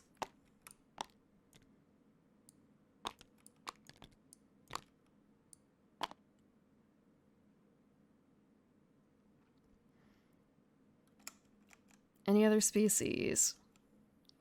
We are going to attack ourselves. Well, our whale.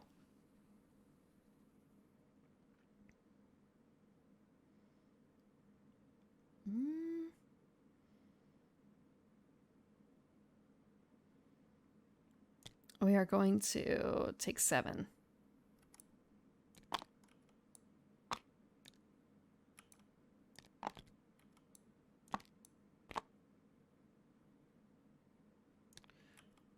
Five, 6, 7, but this is going to be a little special.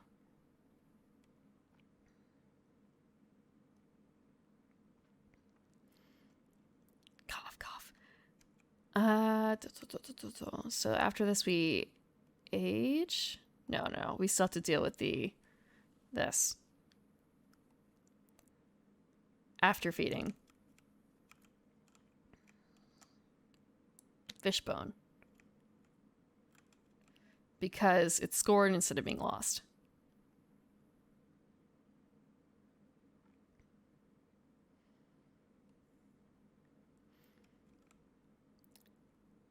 So because we are... Wait, actually, hold on. 2 cards per turn. Shit.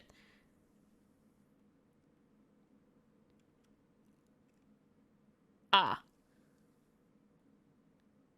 Okay, right. 2 cards. So that means that we could play something else onto...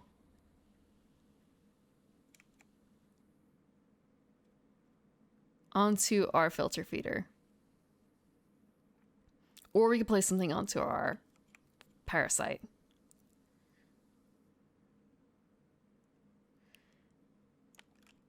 I'm going to Deep Sea Kraken. It's may attack. It's not going to double attack. It's not going to double attack. Although...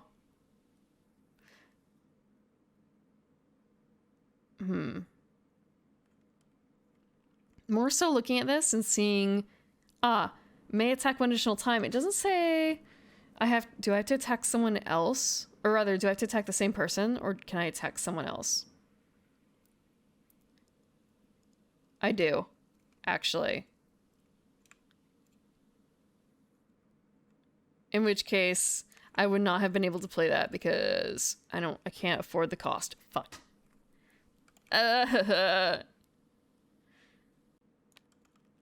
Schooling onto this then. Schooling onto this. You're right about the payment.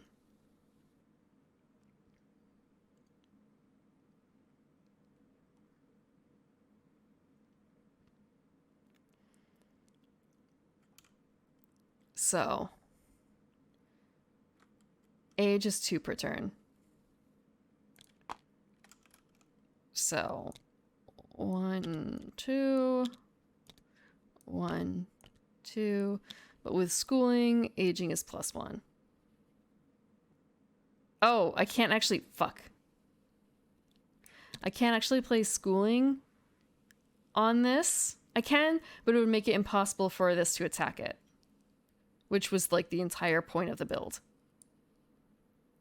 Inking also hurts. And I cannot afford any of these guys. So I don't know if it's a case of do I have to play 2 cards?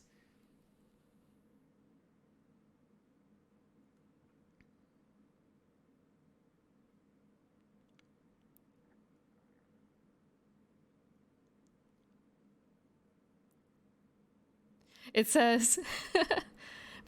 for playing cards. Play 1 surface card during this phase of the Cambrian explosion has not yet started. Once the Cambrian explosion has started, you will play 2 cards. Yeah, and it's just sort of a fuck. Okay, so I guess I am playing inking. It's also going to affect my stuff.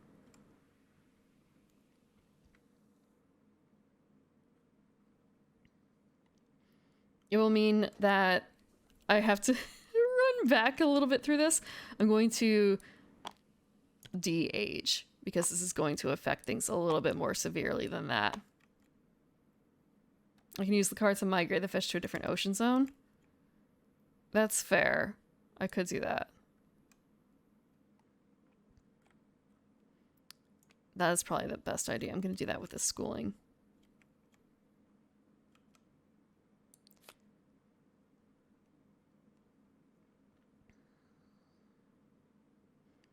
So that's 5.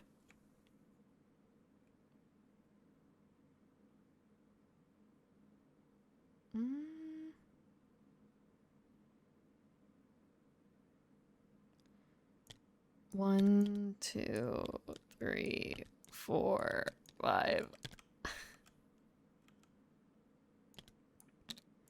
Going back to aging.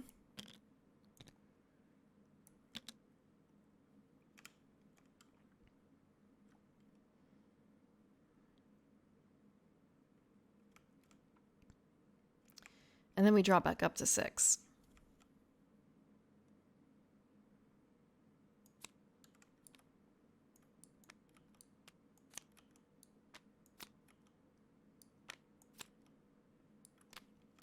Thank you, Lars. I feel like it's a lot easier when you're not using a PDF. Like, PDFs are good for if you know the rules already and you know what section you're looking for based on, say, certain keywords that you remember, but not for when you're learning rules, honestly.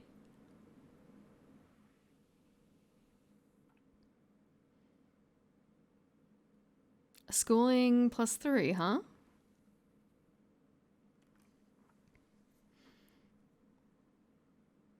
That's neat. The osteodermal kaiju.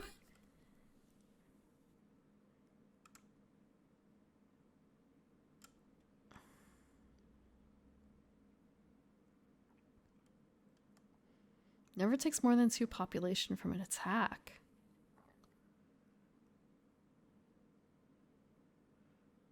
Ignores. Okay, this is actually neat. I'm gonna take this one. Actually, how much was the one? Is really easy. The this is really good too. But that requires me. I think that I'm already cutting it pretty close unless I create another. The balance of predators to prey in here is kind of ridiculous. I have to be very careful about it.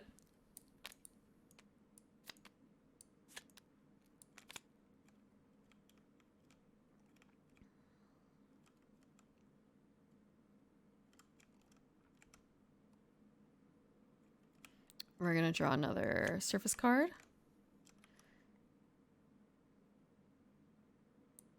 I shuffled. I swear I shuffled. I have gotten 3 schoolings in a row. We've gotten 3 schoolings in a row. Okay.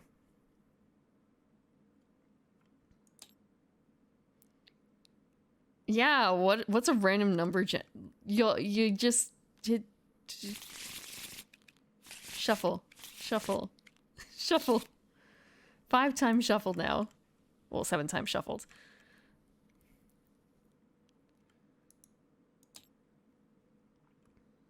I feel like I should have been playing whale sounds during this game. Next time. Next time. Rightmost token. Okay, right. That. We're actually at the stage where... God, this is so much green. This is so much green. The whale is hungry and only very slightly buff.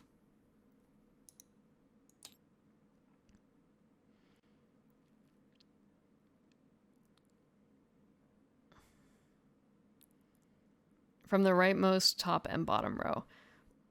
Okay, well, right, there was only 1 token left on it, so that's what it is. There are no tokens on the incoming tokens board. There are no tokens next level. Refill the incoming tokens board with tokens from the new bag. So we're doing 8. Actually. I was gonna shake it, but I can't. What the fuck is that?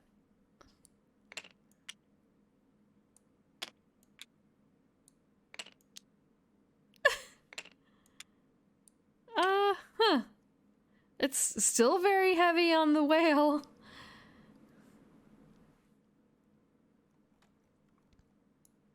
It just wants to kiss. It just wants a kiss. Okay.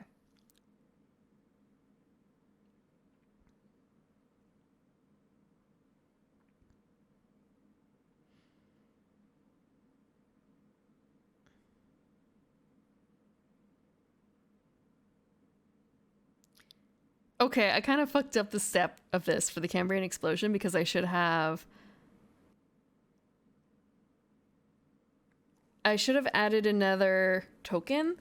So in this case, it would have just been 1 additional token. We can still actually do that because it's not too late since it's just come into play.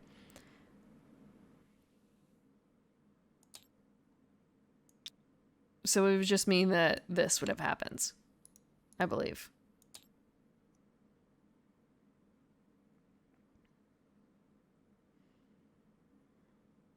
Yeah. Yeah. That was the same effective outcome. Now we feed the shark.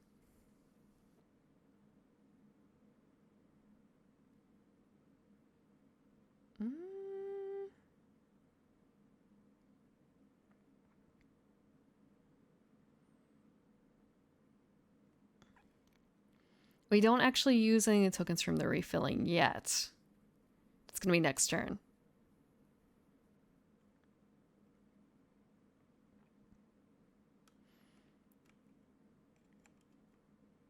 So there is no parasitic token. Shark will attack one of my species if possible. What will give it the most population? It only has one attack. They're actually tied. Wait, no, they're not tied. So it will actually attack this one. Actually, can it? Hold on. Let me math. Like, it can attack. It's simply a case of, will it get anything out of it because of the shell?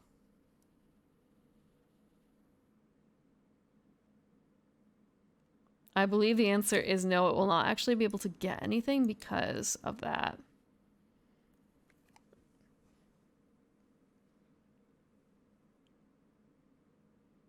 So the attack value is the same, but the population it takes is lowered, effectively.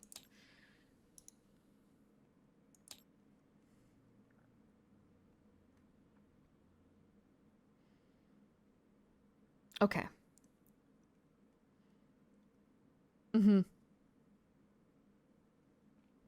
So in this case, it has an attack of 1. Actually, it said it would get the most population. It gives it the most population. So because it will actually gain no population from attacking our Draconic Parasite, it will instead opt for the Big Feeder, because at least it gets a population there.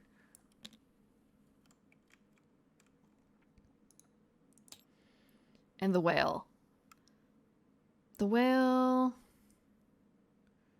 For each gains token in play, there are no gains tokens in play at all.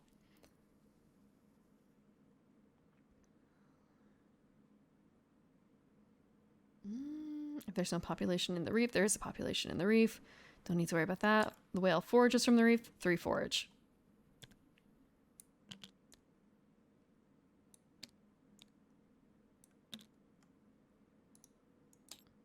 Aging.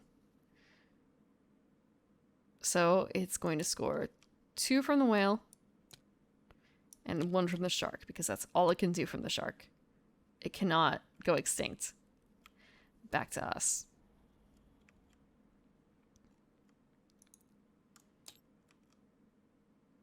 Double checking. Play 2 cards. Play 2 cards. What would we like to play? We could theoretically play this.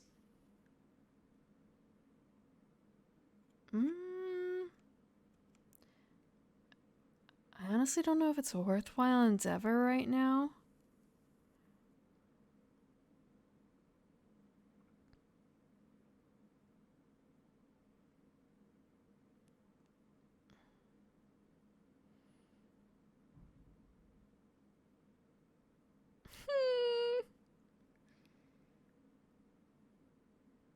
Because if I place Cavitation Bullet, I can't place it on the whale without fucking myself over there.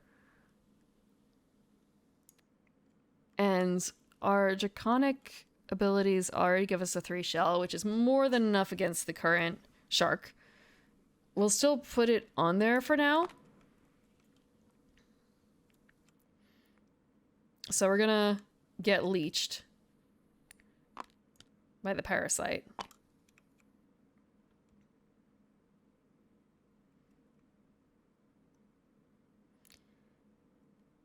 And we are going to feed our whale. The whale's gonna forage 10. Gotta pay the toll.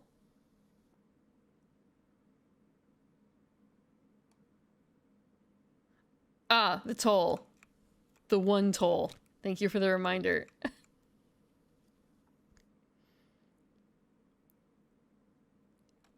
A measly 1 toll. We also have another card which we need to play, so that the case of that is, I feel like inking... Yeah, no, you're right. I just played Cavitation Bullet, and that only had a 1. I'm pretty certain that's a 1, like from here. Yeah, it's just a 1. And we're actually going to migrate for the rest, because I don't really think there's anything else in here I want to play. So 2, 3, 4, 5, 6, 7.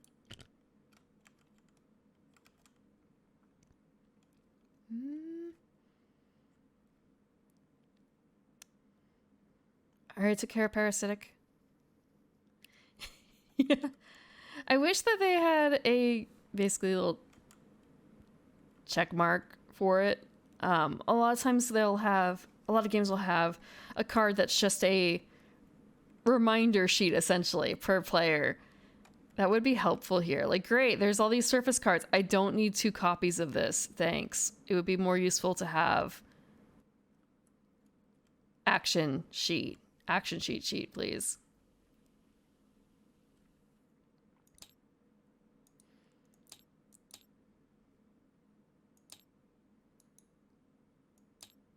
I guess this is fine.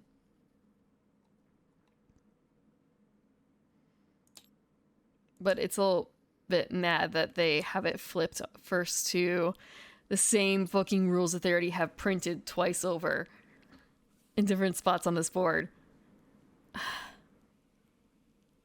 Instead of the cheat sheet or the rules list.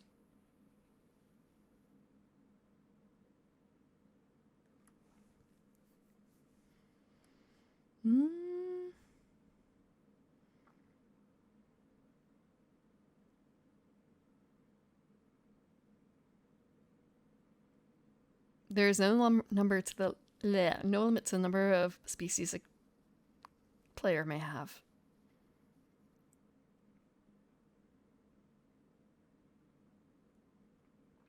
Like, there's only 24 copies of the board, but you're not limited to that. You can make your own boards, essentially.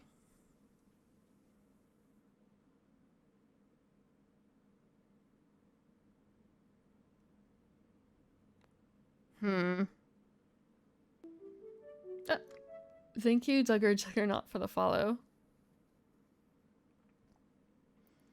Let's see. I was about to feed the filter feeder for 10. So I was gonna count out 10. God. Again. I wish that these were in a pile.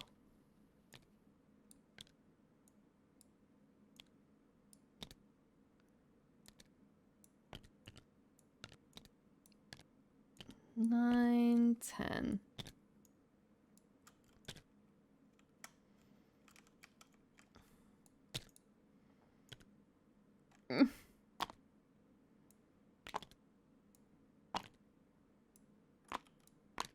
I probably shouldn't be so worried about like whether or not they're flipped, but man, it looks so much prettier when they're all in the right direction. Take 3 score? Let me check. I thought it was the migrate number score.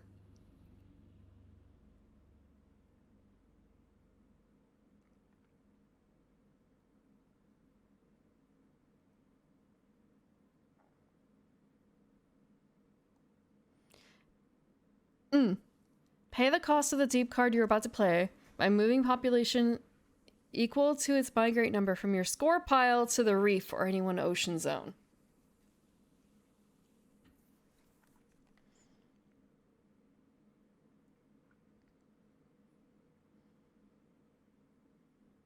So it's a variable number.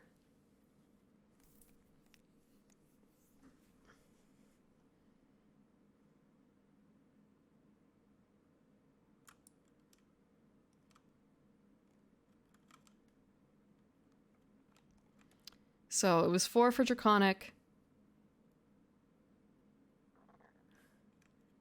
And 1 for Cavitation.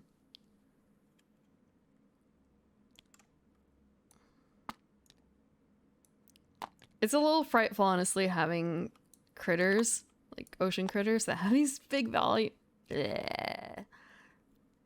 big amounts of food that they go through. Because if I play this, if I feed the whale again, that's going to lead to overpopulation. That might be what I have to do. Or rather, I might have to go back to Draconic.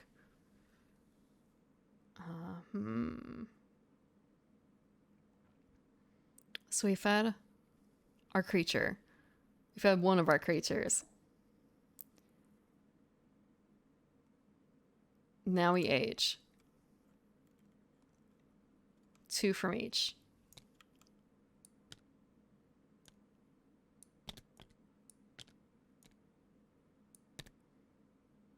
Next we draw.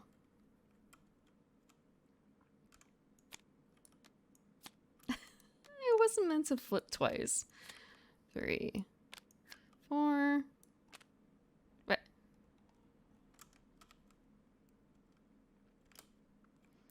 Yeah, I used parasitic this turn. And I haven't done draconic this turn because you can only feed one thing a turn. One thing a turn.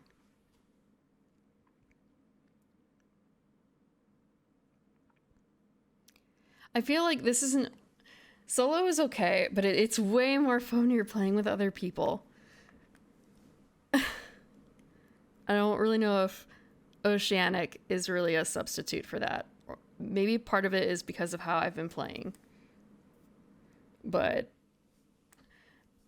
it's not building a very good engine right now for me to feed off of, so I'm feeding off of myself instead. Which you can do in a group game. No, it's fine, it's fine. This is a learning operation for me too.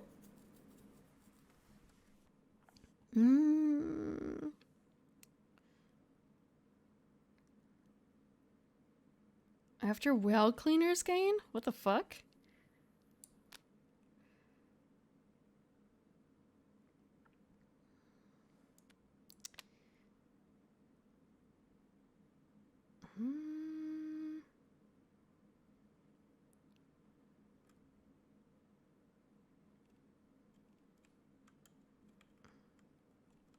I want to say I don't super like any of these. I don't really like any of these.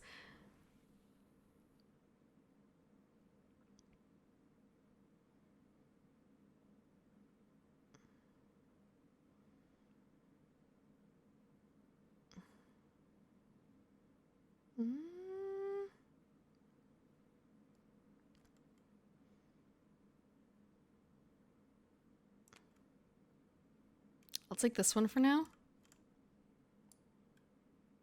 Wow, I didn't need to like flip it that way. Okay.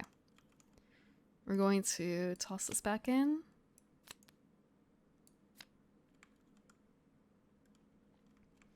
And we're going to draw a new surface card. Oh, look, it's not a school. It's a bottom feeder.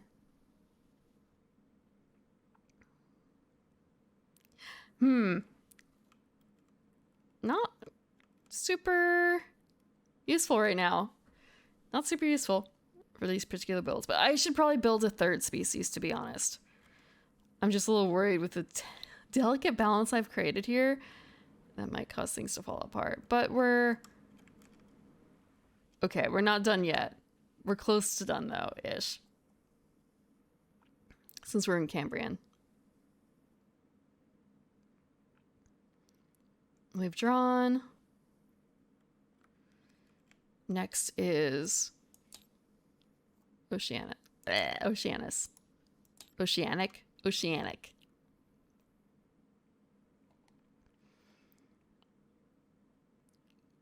Top and bottom row tokens. It was the rightmost. Was rightmost. Attack. Forage.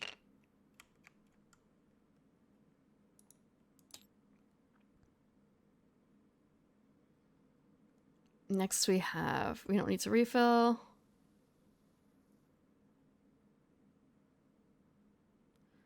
We don't do Cambrian Explosion again. Now we feed. There's no parasitic tokens.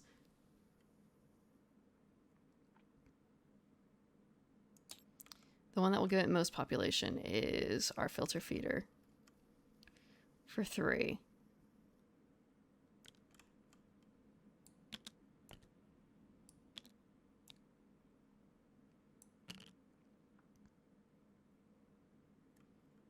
Okay. Next is the whale.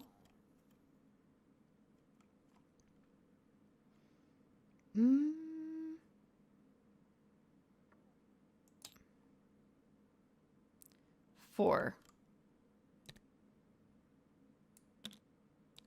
4 for the whale. Flip, flip, flip, flip.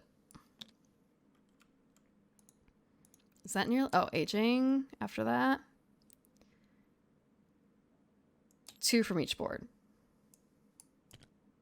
God, the fucking... It has so many fucking points.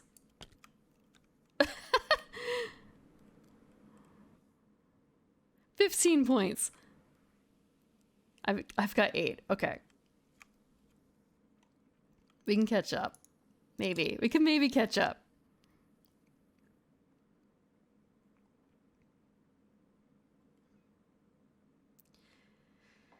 It's a steady gain. A constant but steady gain. It would have helped if I had diversified my species early. Like 1 turn earlier, but... I think the players have a bigger chance of... big risk, big reward with the deep traits, which the solo Oceanic doesn't have access to.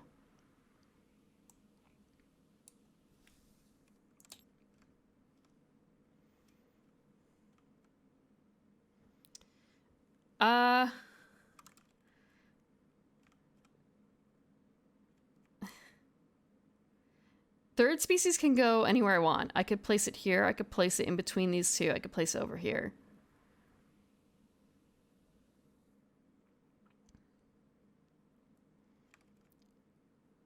It's a case of... What I want is to feed off of the whale now. Or attack the whale. So I just have to think about what I have that would allow me to do that.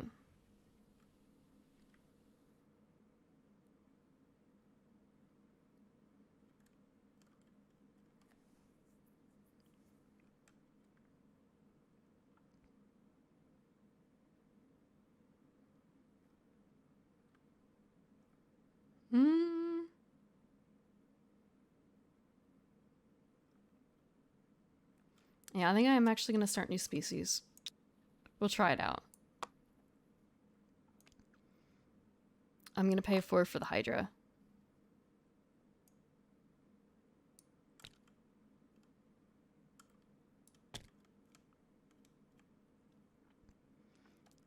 And I can do...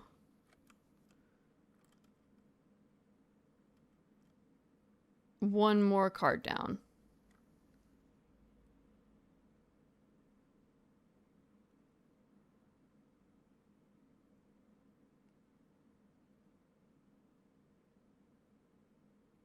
Oh, I kind of missed that cavitation bullet brings me up to 9. Brings me up to 9.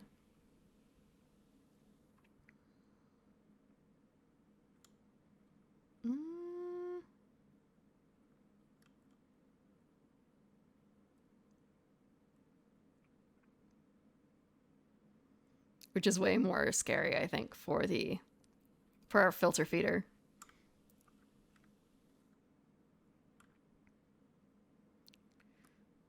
I'm actually going to... Do I do that? After the one to the left is attacked.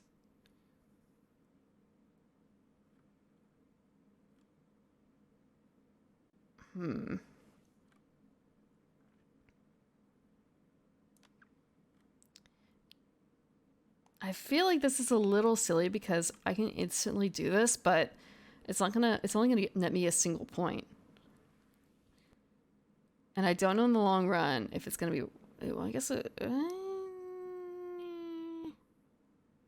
won't be quite worthwhile.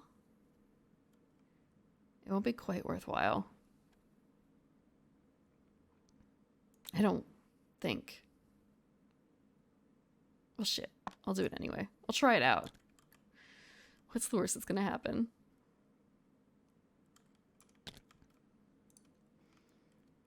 There's also a game for like placement of things and forcing other people to make the move for you. I'm not playing that mini game. I'm not playing that tactical mini game. Not right now. So in order to prevent this from like dying immediately, we're going to use the Hydra to attack.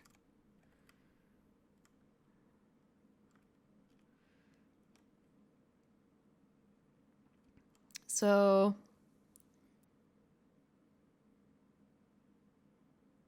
it's going to attack the whale for 3 because of the whale's armor.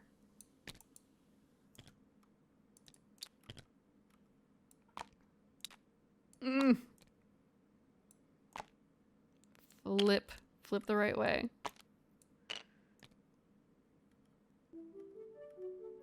Thank you for the follow, Darkfire.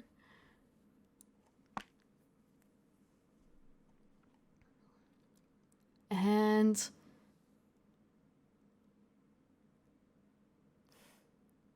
thanks.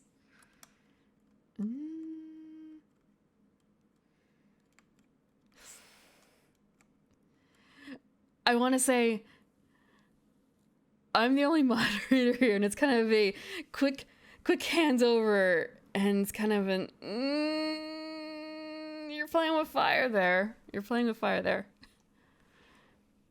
Thank you for this chat. Be very careful about who you do that to.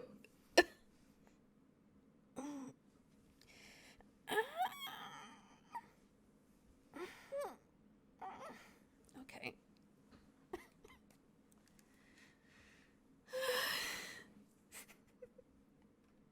Oh, did I? Okay. I maybe zoomed in a little bit too much. I hit something with my arm, I guess.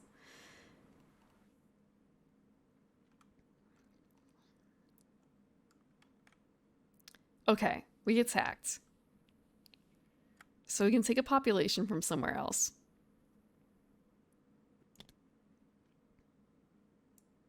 Boop. From something without a defensive trait. It's the only one without a defensive trait. We're also going to Deep Sea Kraken. One more time. It goes directly to our score pile. We're going to get 2 back. And technically, I guess this also counts. We're attacking again. Yeah, the wide. That's what my rigger specializes in. Wide head angles. It makes some things a little frustrating, but at the same time, it's neat. But it's also, you can tell when I'm looking at chat because I'm actually facing this way. This is in Tabletop Simulator. It's actually an official workshop item. It's an official workshop playtest item.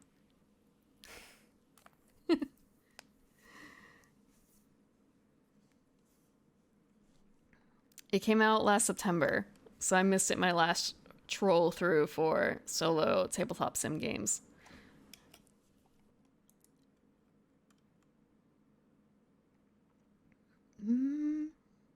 Let's see.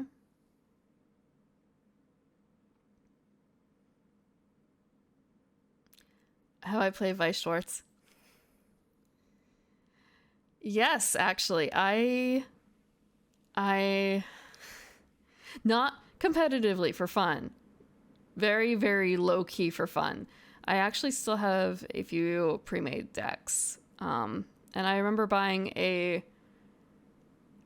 I don't remember if the phrase is booster box, but when Modica came out, I believe the English set came out. I bought a booster box, and I actually got enough of those fucking gold stamps to mail in for a special thing.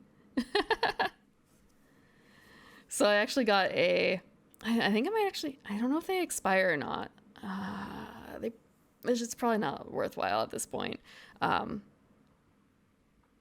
But I got a card from an unrelated system because it was a Tamaki Kosaka card, like promo card, that was only available through the gold. I don't know how to describe them. I don't know if they still even do it, actually. Give me a second. What was it called? Does Card of the Card still work, actually? Holy shit. Oh, he still hasn't updated it? It's been a fucking decade, my man. It looks like the same. Okay. But yeah, so I'm gonna bring up the page really quick. Just show what I'm talking about.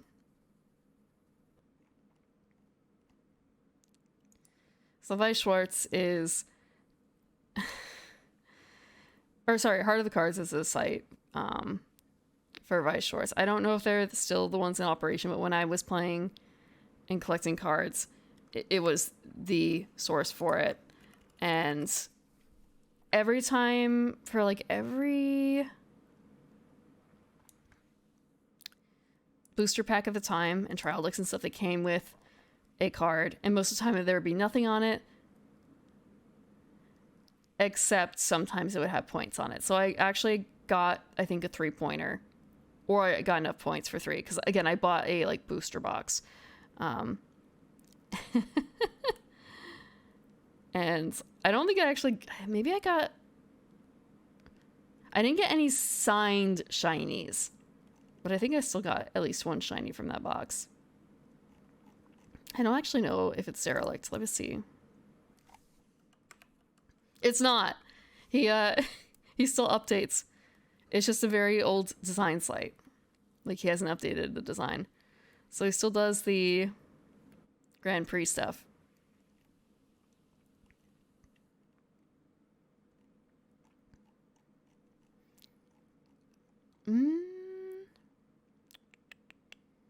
Set info. But yeah, I think I have an Ava deck. I believe all my cards are in English too. I could be wrong. No, it wasn't, because it was made in literally 2000. I don't believe that it was made in 2011. I think it was made earlier.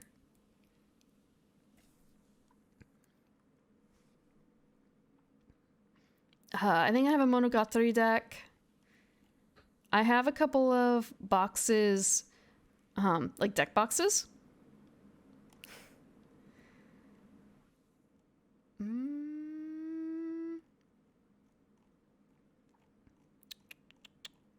But yeah, like, out of all the groupings, the best one I could probably make is Madoka, just because I did buy a booster. Yeah, more than a decade ago. More than a decade ago. God, when did this start?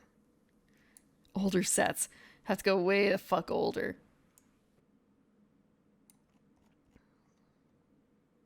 We have to go older.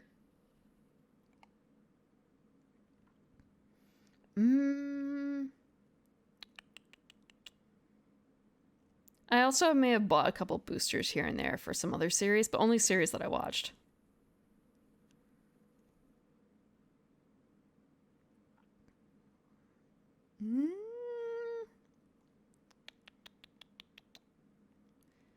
I think I have some Idolmaster cards too. I also got some promos. I also have some promos because there are some magazines that would have card promos attached to the side of them. I don't remember which ones I have necessarily, but I do remember going in and actually trading with people, because it was kind of I don't care about. At the time, I did not care about Idolmaster, so I traded it for, I think, another Madoka card. I could be wrong.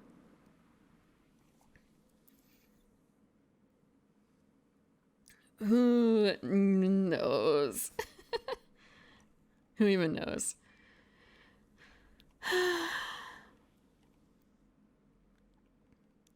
I'm not super interested in getting back into cards. They just kind of sit in my... They just sit in my card and my game library. The hag tag. It's a tag for women of a certain age. That's the best way I can put it. It's the best way I can put it.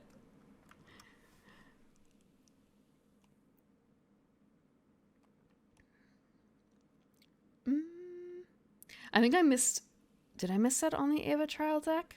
No, I don't think so. I think I do have some. Unless I only have boosters. I may have only gotten boosters. I may have been sold out by the time I looked for the actual trial deck.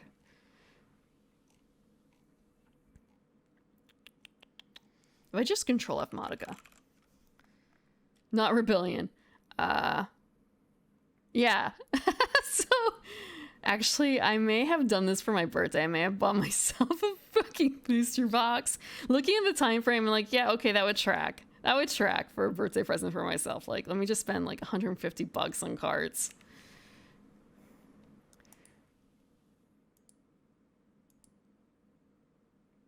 Oh, unless it was February? It may have been February. Oh, no, it was English, though. It was English. I think. Shit. I don't remember if it was English. I'm pretty certain it was. I could be wrong. I think my Ava cards actually are in Japanese, because I remember printing out, I was trying to figure out a way to gently add translations to it without having to like do an absolutely fucking ugly print over it.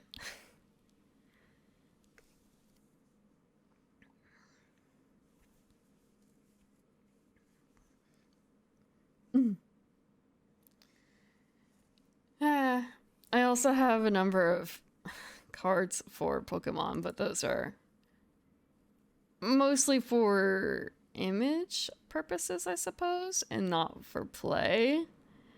I have played, but again, not only like very, very friendly matches, like learning matches.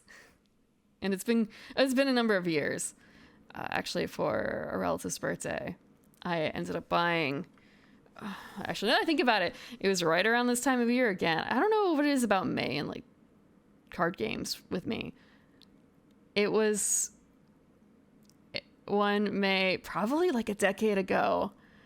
I picked up an entire booster of extremely shiny cards, extremely shiny, cute Pokemon cards. And I basically spent the afternoon of the relative's birthday, like helping them open and like trading with them and stuff. And also with another young relative too. So we basically split like a big old booster box 3 ways. Less on my side. Less on my side.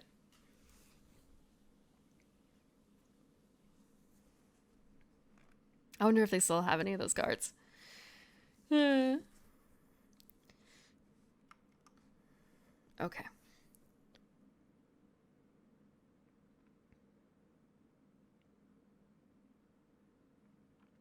Just to resell? Yeah, but they were... these were...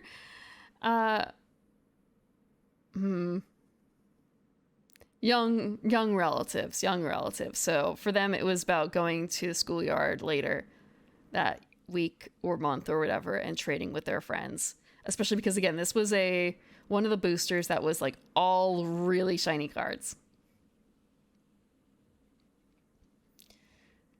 I used to buy a lot of things off of AmiAmi, like a lot.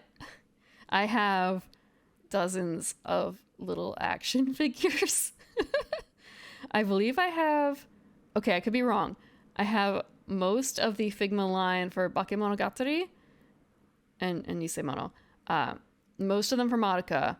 I have a number of the Revoltex from Evangelion. I have all the Hidamari sketch Figmas. I got the Summer Warp hair. I had a box coming. Well, I guess you just have like a monthly box, honestly, for a few years, depending on when things are being released. I don't do Gunpla personally. I have a lot of minis that need to be painted. I do have I don't know if it's not a garage kit exactly. I do have a model kit. I say model kit. I have a couple model kits that I haven't put together. I started one of them. I'd never finished her. She had a lot of parts to me. And I was trying to airbrush her, and that was a little frustrating. I still don't know what 2% milk looks like exactly. And I have some model accessory kits. For instance, I have a model kit that is a 1/12 scale, I believe, Idolmaster arcade machine. Like, what the fuck? Hey, it looks neat. Gunpla would not last very long at all. My dolls barely last. I have a photo of one of my cats. Well, I have multiple photos of my cats aiming to fuck up my dolls. One of them, oh look, she's getting closer and she's going to use her, like, maybe like do a boop. She literally used the doll's finger to scratch the inside of her nose. She like jammed her little cat nose on that doll finger. Another one, you can see the lust in the cat's eyes for the wig. And then the next move in the photo shoot just being an ah. And then I had to interfere.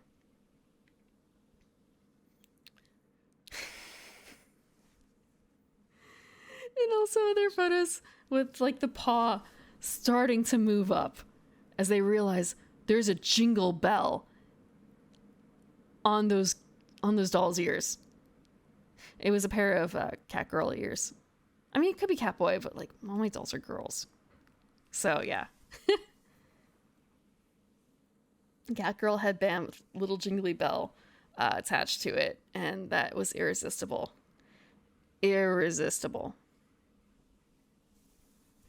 Not to mention all sorts of frilly fabrics that easily catch on cat claws.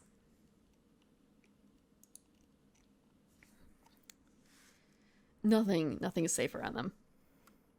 Even the action figures.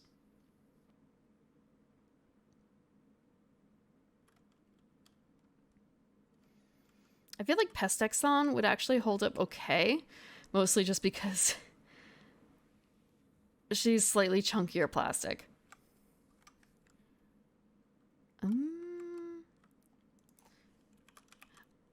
I wonder if Hoi Hoi San ever actually really made it very far.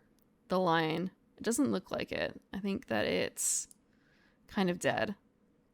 Yeah, this... Wait, what? The manga's still ongoing? Holy shit.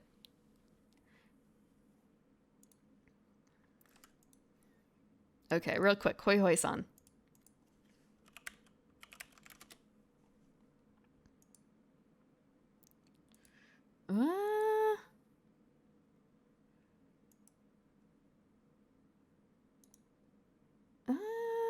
Okay.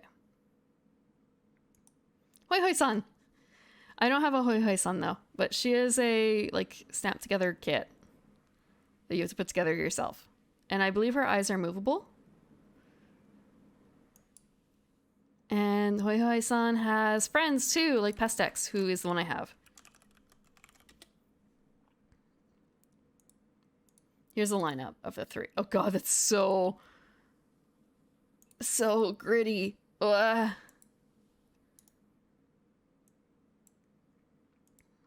It's so gritty. I need to take a better photo myself of the kit. This must be Hoi Hoi San's default colors, but my plan was to recolor her, honestly. Yeah, okay. So yeah.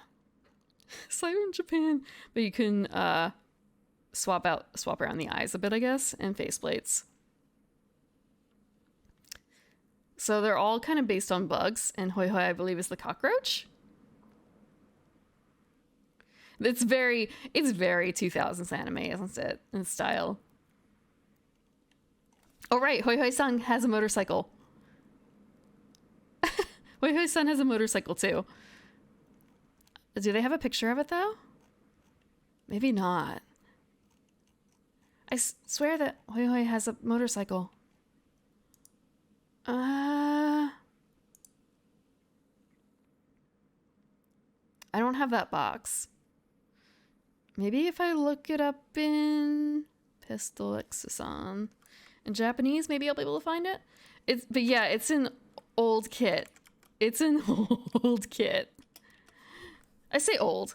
Oh yeah, here's the one I have actually. She's a different coloration entirely. So I got this kit version. I mean, it's possible it's the same person. There's a manga for it after all. But yeah, I have this version. And I was going to go with a different colorway, which is why I was going to paint it. But there's a lot of parts in here. There's a lot of parts.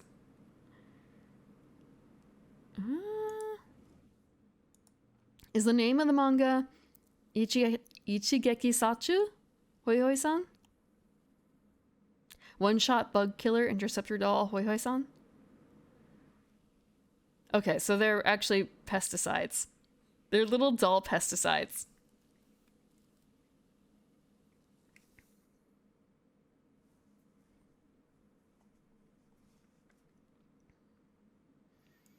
A green bottle, though.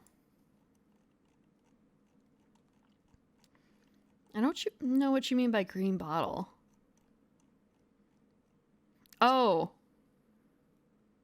Huh.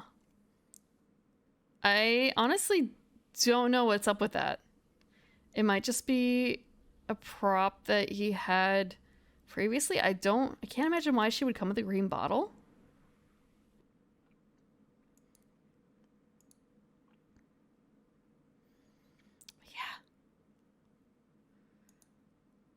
Okay, that face is a little creepy. A little creepy.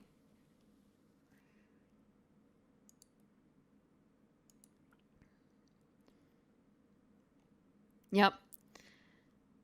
The 2000s were a time. The 2000s were a time.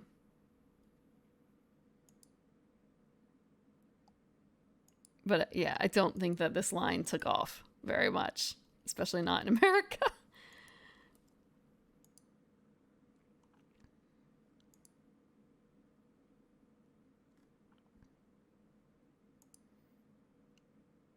Oh, that looks really good. Hold on, wait a second. I remember doing Photoshop mock-ups in terms of like what colorway I wanted to do, and I settled on a colorway. But look at the texturing on the body. Like that wasn't there before. That looks really good. Is that also on the earpieces? Like the hairpiece too? Fuck. Man. How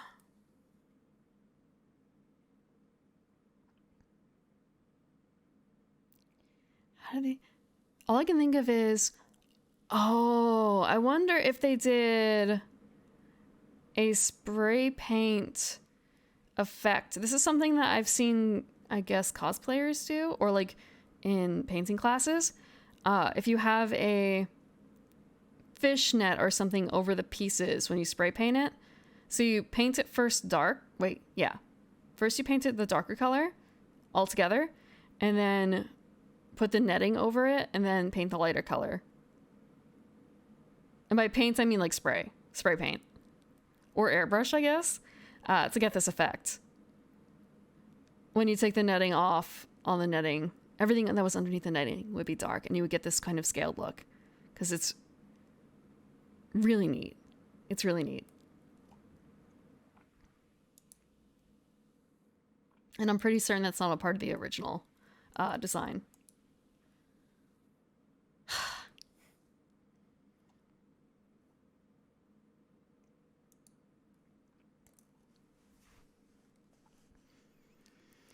Do you really want 2000 season 2? Are you really sure? What do you want from 2000 to come back? Do you want Haruhi season 3 to actually happen? sometimes it's a little sad to see some things resurrect, but at the same time, when they're not treated well, really everything.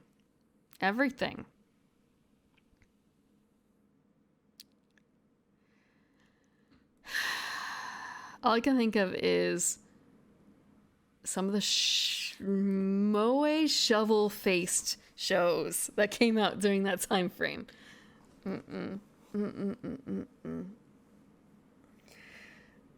There's a lot of junk back then too. You just don't necessarily remember it because nostalgia clouds.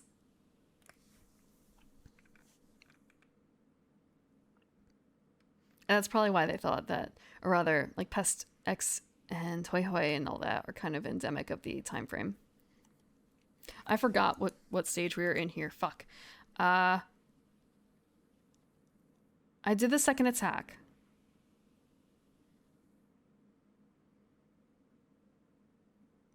I think that I have to score.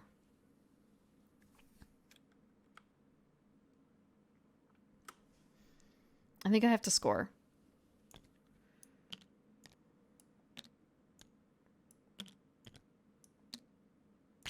Ah! Not the entire thing.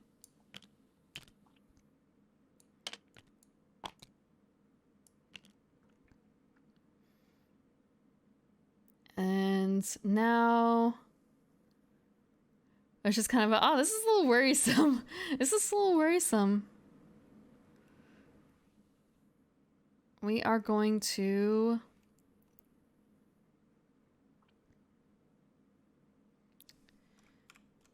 start here.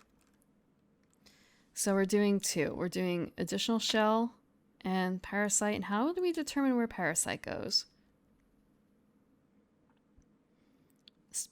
On the your species with the most population.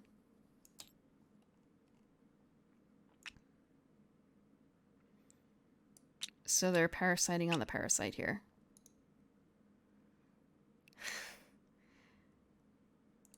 It's locked. It's locked. I cannot accidentally grab it. I cannot. They've locked down a lot of things on this board.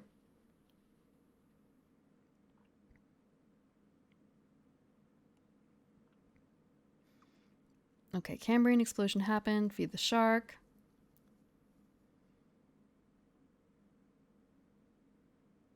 Two population for each parasite token. Fuck.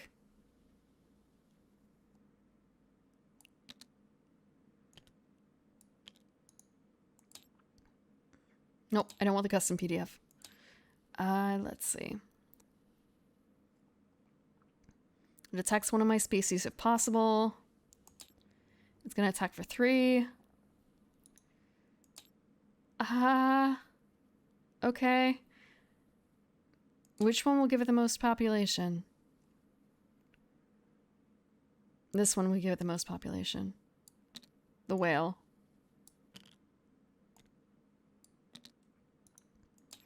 And with that...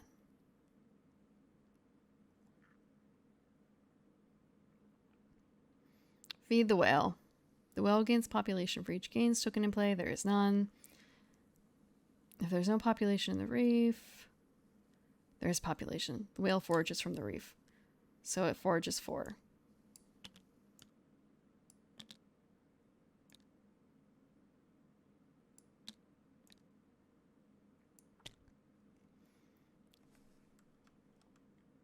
After that, it is the case of aging. So it scores 2 population from each of its boards.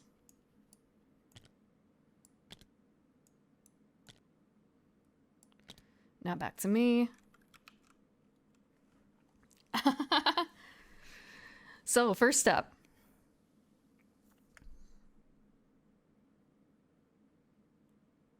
Shit, I didn't draw back up.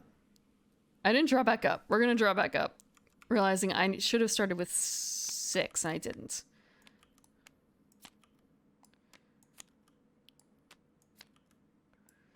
Okay. So you have giant cephalopod, zooplankton, Goethite, exoskeleton, and camouflage. May have one extra trait. May not be attacked by species with less than 9. May not be attacked. Gains 3 after the population is migrated to the reef. Adjacent species may forage from the species board. May feed 3 additional times. And camo.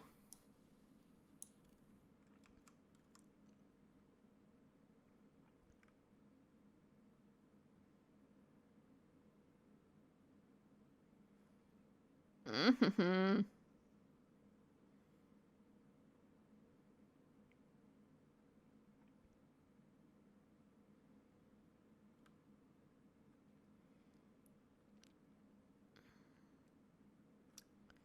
How expensive is that? Just one?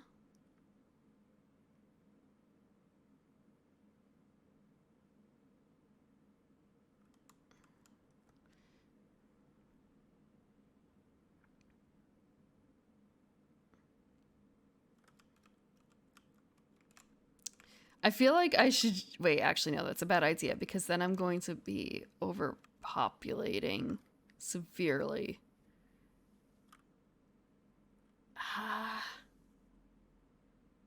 May not be attacked. Do I just slap inking on it? To protect the whale? I'm sorry, to protect my filter feeder. Do I develop an inking one? Or do I pay for something else?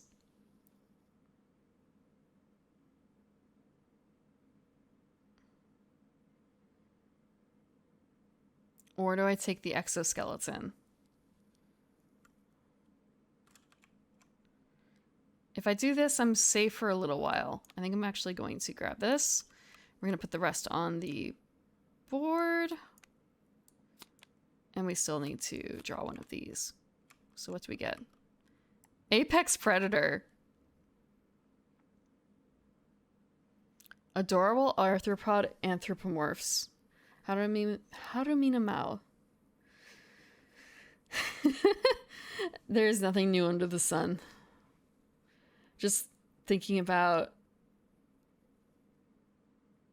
I suppose, like VTuber ideas that come and go too. Like, oh, there's no one who's doing this concept before, and it's kind of an I can already name you too. I can already name you too. There's very few that have not been taken. And then there's the whole thing about, oh no, there's someone else who is this particular combination. There can't be 2 of us. And then there's other people who are like, holy shit, it's another plant girl. Hey, hey, hey, hey, hey. In the second part. Excellent finding other green plant girls. Or plant girls in general. Not that okay, like I'm an elf, but the plant type is also rare, you know? The plant type is also rare. Okay. We're gonna evolve. We're gonna exoskeleton our man. Our filter feeder.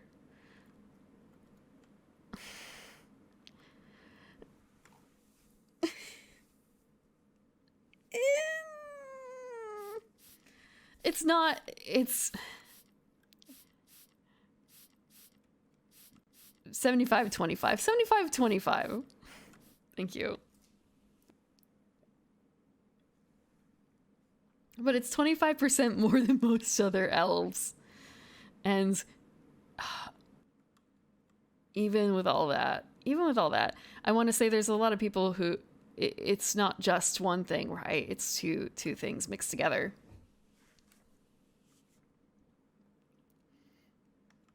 Thank you for the water. What is the other thing that we're going to attach?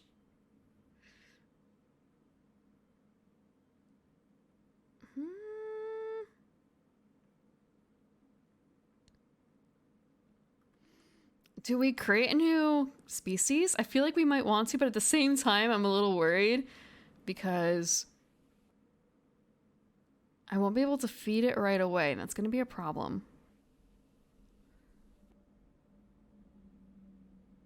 I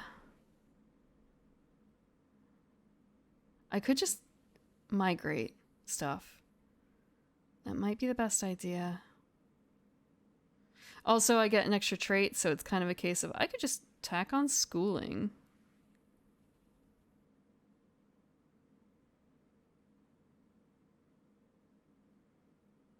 Or I can attach schooling somewhere else, but I can't. After the species to the left is attacked.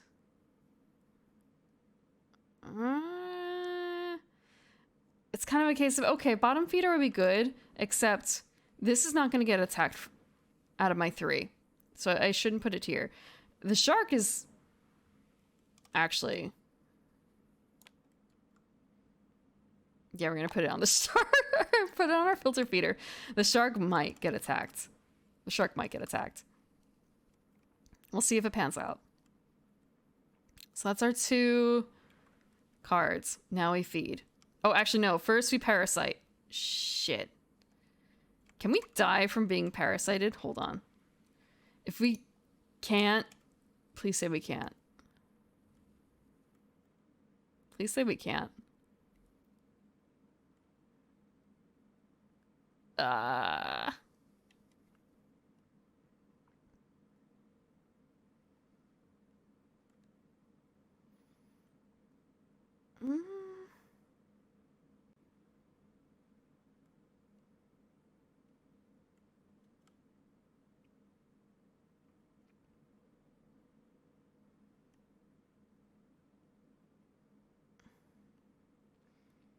Defensive traits, gains. There's nothing on here about it. Cambrian explosion, the deep, end game. It only dies in the aging process.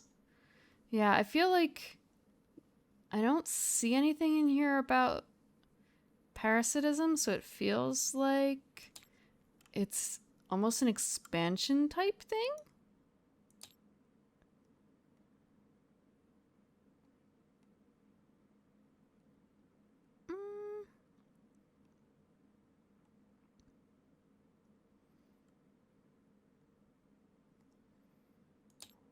There's also the references page,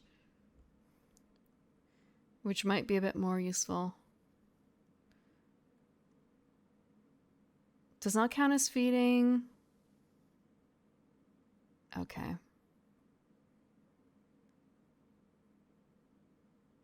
If it does not have enough, take as many as possible. Okay.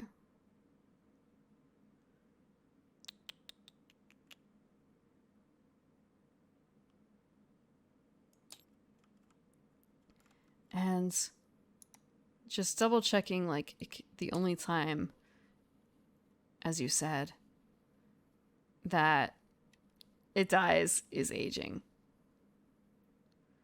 So I suppose the case is if it has... When does it die exactly? Because looking at it, it's kind of... is it going to die if it doesn't have any fish? Or does it die if it did not have enough fish?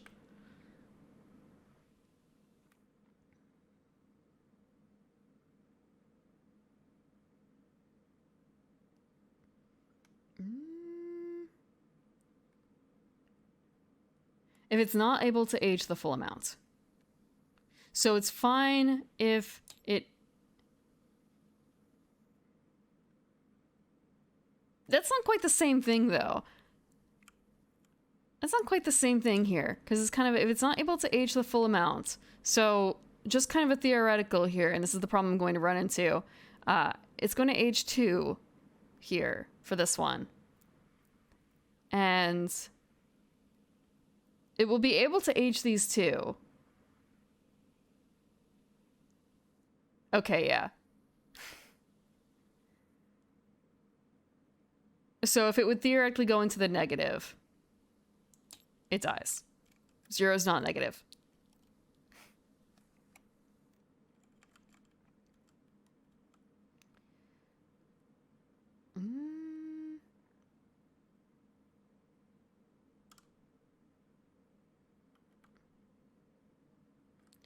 Feeding. Feeding, feeding, feeding. We are going to feed our filter feeder because they desperately need it. After that, it's going to be kind of fucky. It's going to be super fucky. Actually, it might live. The dragon.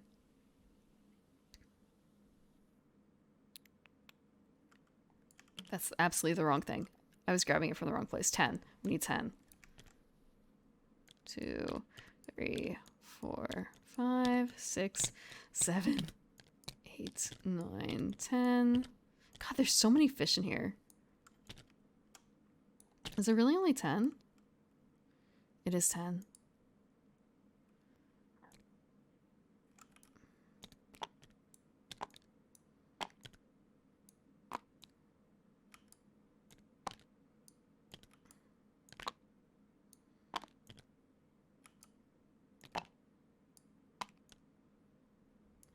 It's really good that we have the prosperous thing, because otherwise this would be a horror show. That was a good setup call on their part. So we have fed.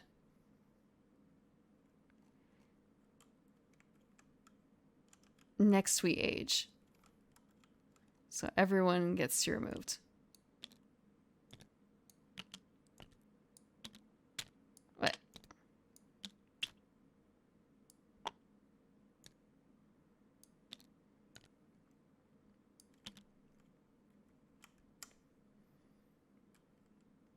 There's so many fish left.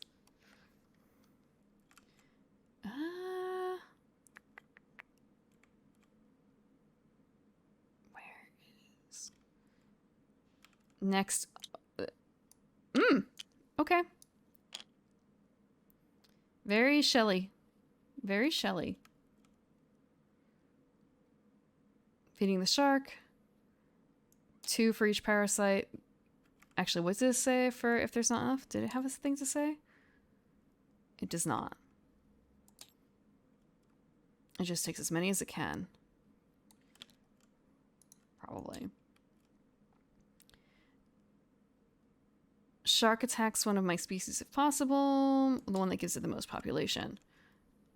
In which case, it cannot actually attack this one. It can't attack any of them. Or rather, there is no population for it to take. It cannot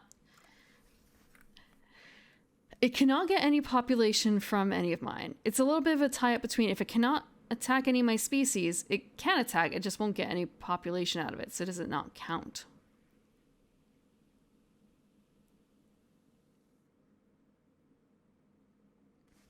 I'm going to count it as attacking the whale. In this case, I think. There's nothing for it to be gained by attacking either of the 2 options it has of mine. So it's going to attack the whale for 2. Because it can't attack for 3.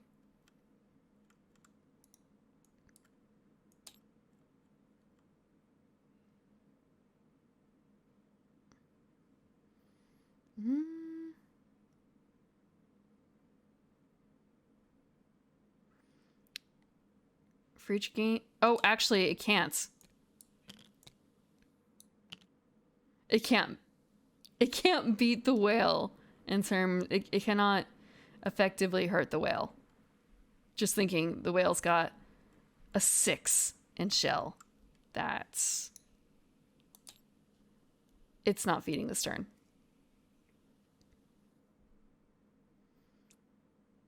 There's no gains tokens in play. It forages 4 from the reef. There's 3 here. Which means...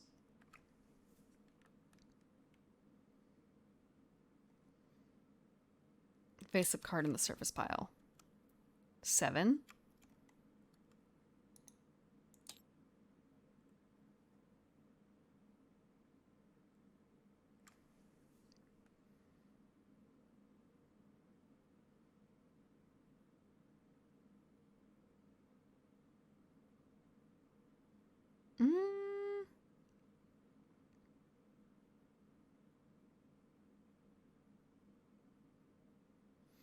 If you need more population than was in the chosen ocean zone. Okay.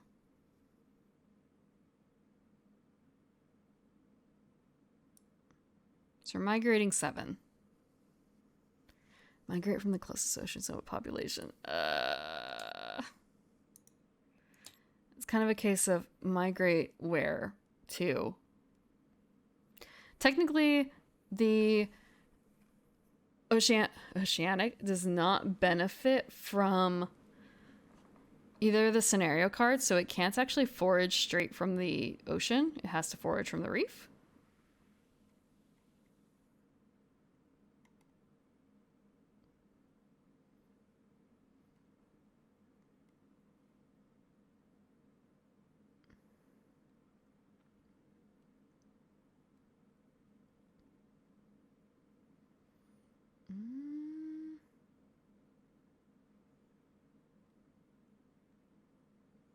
I've been avoiding a lot of things by just migrating everything to the fucking reef instead of into different ocean zones.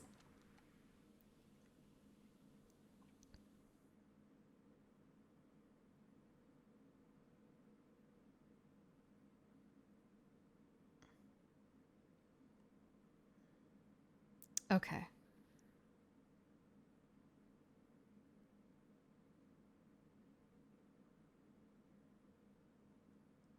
Okay.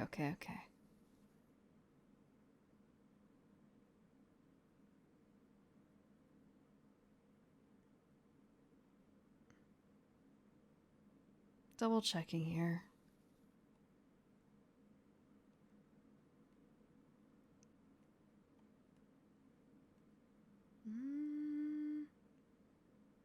Playing a trait on a new species. Nope.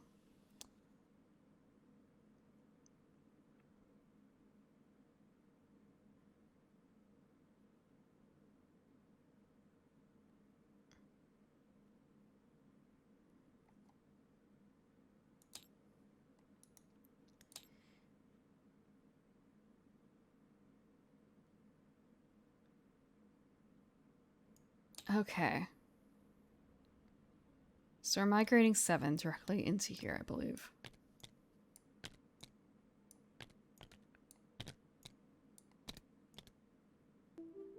Oh, thank you, Afroman, for the follow.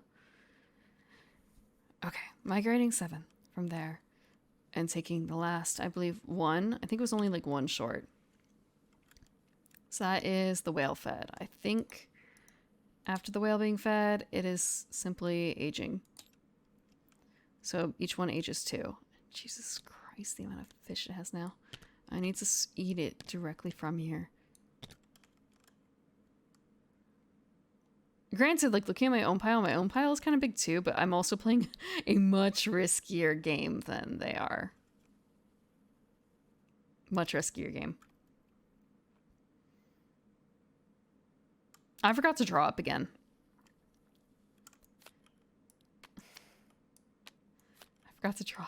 Fuck. Okay, so what we have here, gene transfer. We have pack hunting. The Kraken. Bioluminescence. May have 2 extra traits. Before your feeding phase, may swap surface traits for traits on one of your adjacent species.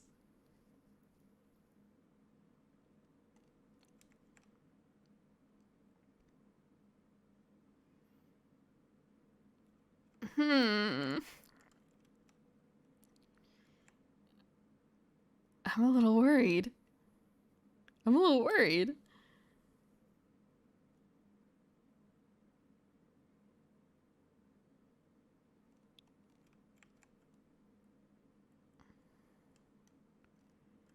Jesus, 13. That is way OP right now. Part of that is also there's no big creatures to hurt here yet. The whale and the shark are not that powerful, and it's not like you can kill them. So,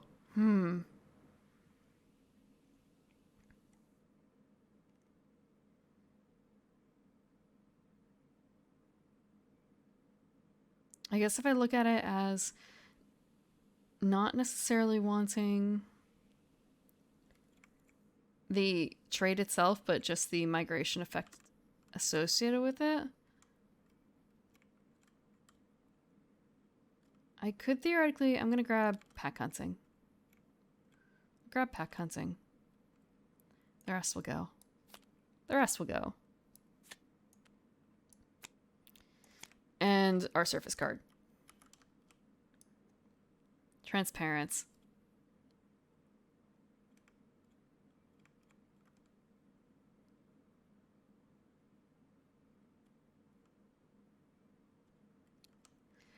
Huh. So we could have our transparent deep sea kraken. Okay then. Okay then.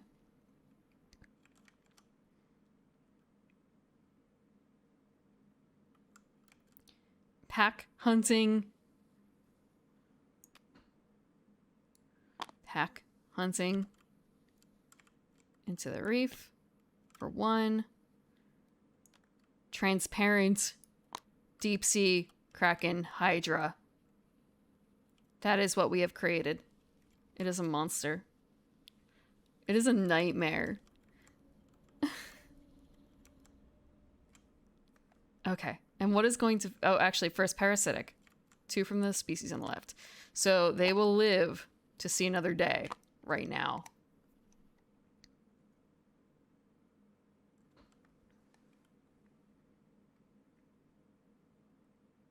They will live to see another day.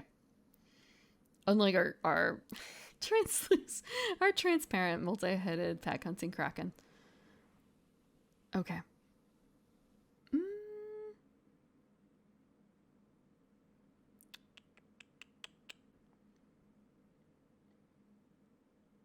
Who are they going to attack?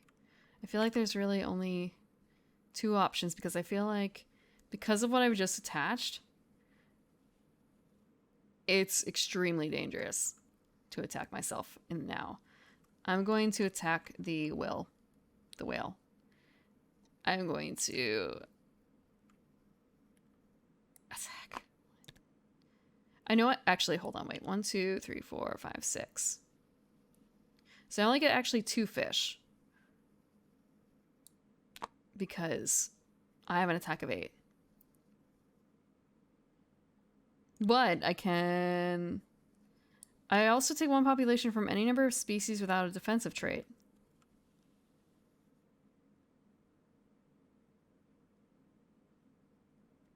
I don't think anything qualifies here. Everything has some sort of defensive trait except for that one. Well, actually, defensive traits. For instance, does the exoskeleton count as a defensive trait? I feel like it does. Let's get a quick look. Definition of a defensive trait. Traits with black text boxes are traits that prevent a species from attacking it. Okay. So yeah, there's nothing here that counts anymore as not having a defensive trait. Except maybe something to do in here, but I'm pretty certain that they had a rule in here about what counts as a trait.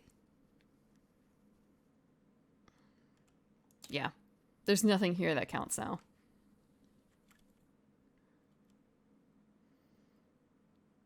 However, we can still attack, again, the whale for 2.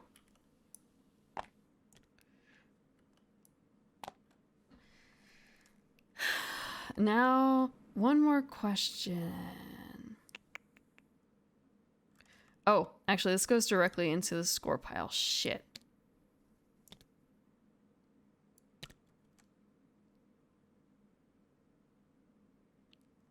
That still keeps me from dying immediately.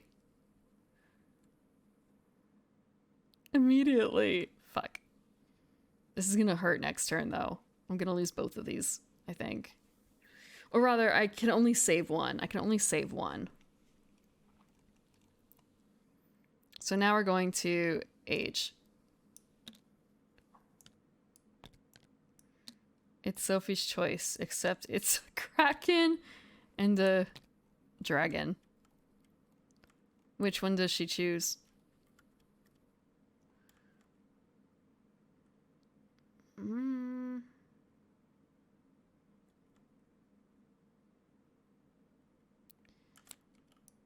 Time to pick cards. Ah. The Jaws. Cthulhu Leech. Aging +2. I need to create a new creature for this.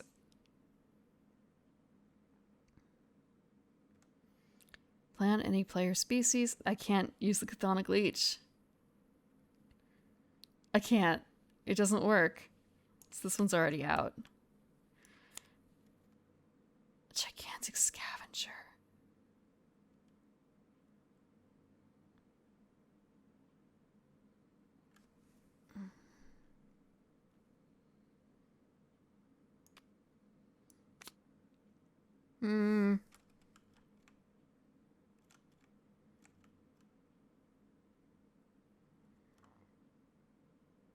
I feel like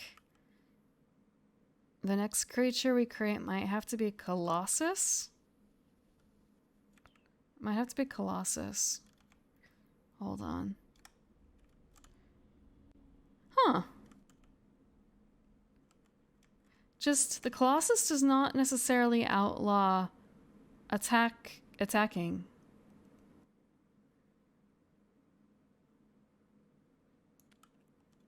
We're going to toss the C-Rex for now. I'll take the Gigantic Scavenger. And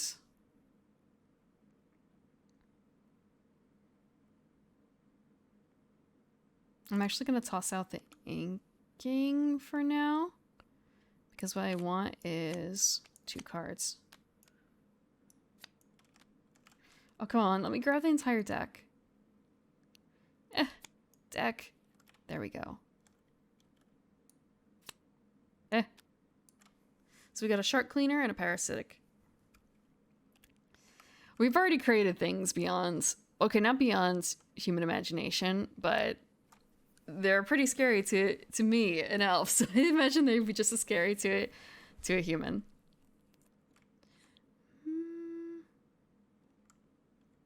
Let me finish that. It's the last set of tokens, and it goes on here. And how does the Parasite go? Again.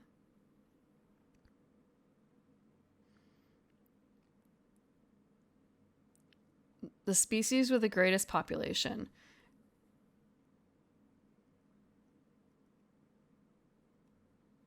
Let me just double check. Any of my species?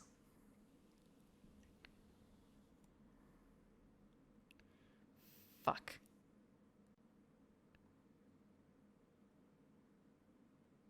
Yeah, on my species.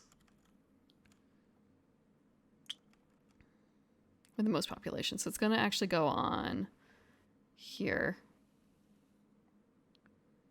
I'll just place him like right up there. You really think so? You really think so? You haven't conquered the giant squid just yet, have you?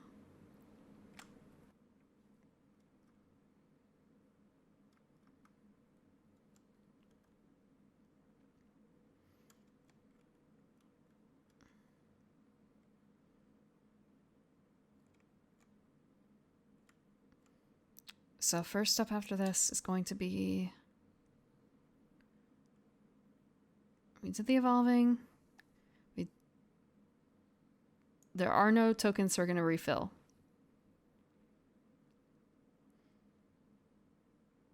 Next level. So we're going to be filling with 3. Level 3.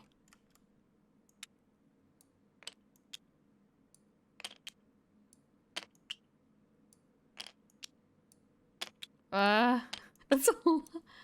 Okay. There's been not a single gain.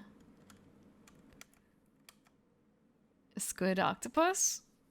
Like a combo creature?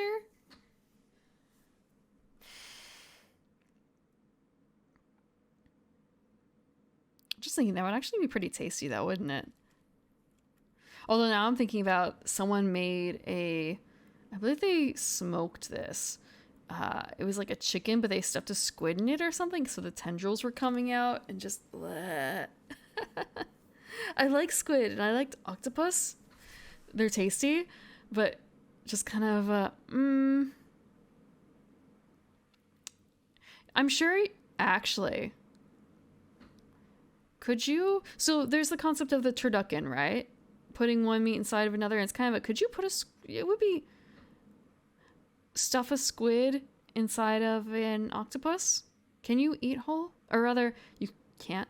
It's hard to eat whole octopus, but can you cook whole octopus?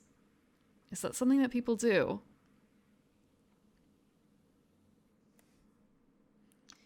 Most of what I can think of for like whole squid or smaller squid, because it's you can have them as basically a rice ball holder. You just stuff them with rice. Ikemeshi, I think it's called. It's okay. It's not my favorite. Or rather, they have to be fresh, and you can't let them sit around for very long. They get a little rubbery.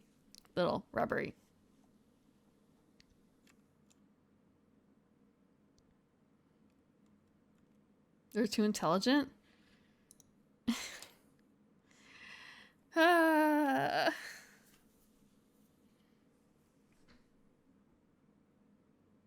they though?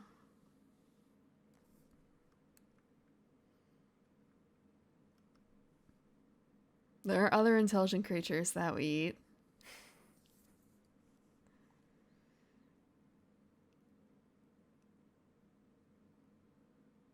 I can't really place limitations on that though. Not with what I eat. Not with my choice. So we're going to do feed the shark. 2 population for each parasitic token.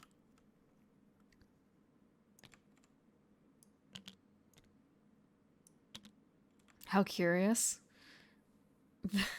Basted squid. Oh, God. I think I've seen, like, you can do the noodly. Is there another part to the noodly arms, or is it repeatable? Because I swear I've seen like super long noodly arms, but maybe that was only on Discord. Okay. Can it attack? It still only has a fucking 3. How awful. This is a toothless shark. Okay. I can't attack these for nothing. This it cannot attack because it doesn't have enough, and there's nothing here, so it does not feed. The shark does not feed. The shark is starving. Feed the whale. There's no gains.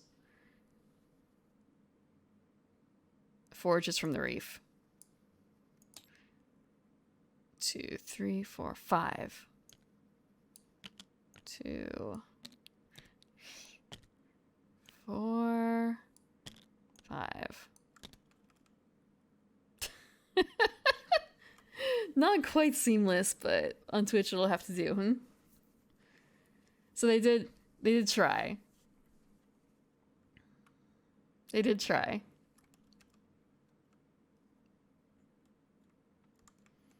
And next they age 2 here, 2 here.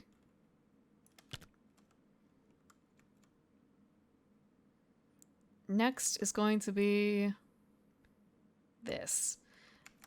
And looking at my options here,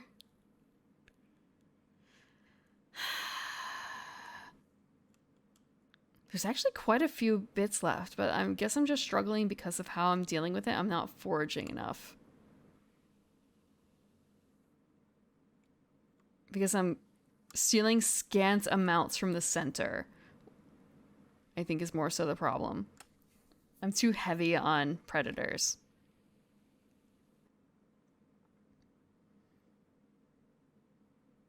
So in this case, what I'm going to do...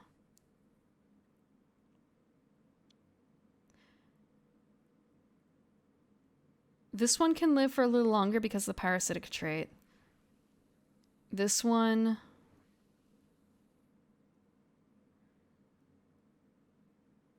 I can have live for one more turn. After that, it might really actually be over for it.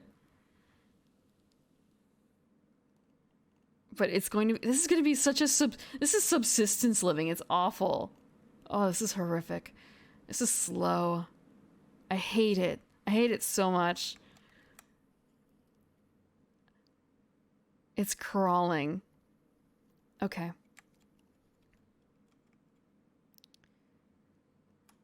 And the other option is to just let it die.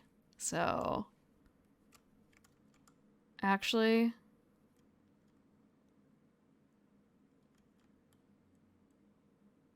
that is what I think I'm going to do in a bit. I'm going to create a new species port over here. And we are going to make it a parasite.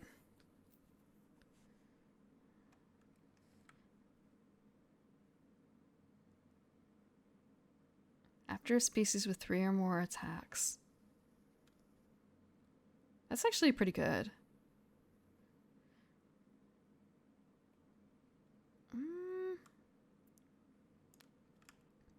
Yeah, we're going to create a parasite here. As for this, we're going to Colossus and pay for.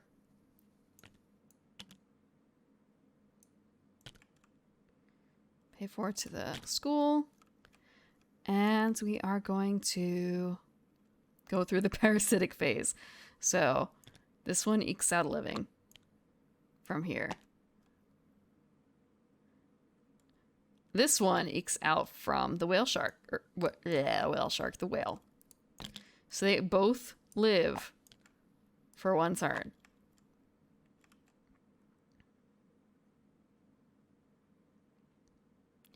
Now if I feed this one, the Arpak hunting translucent multi-headed kraken, it'll be fine for now. It'll be fine for now. We are going to... Shit, what can it attack? I think it can only attack the things to the side, in which case we're kind of fucked. Let me double check.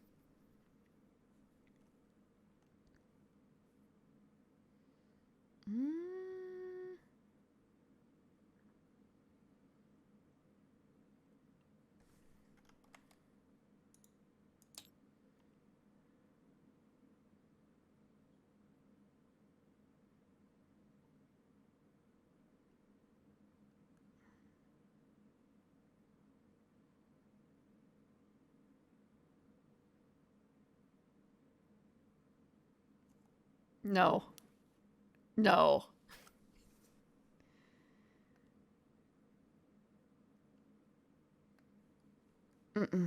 Sorry, Barney Small. Let's see. So actually, I thought that there was a limitation on where I can attack, but I guess there isn't. So I can attack from any location. Huh. The only thing I have to worry about for arrows is other stuff. Cheers.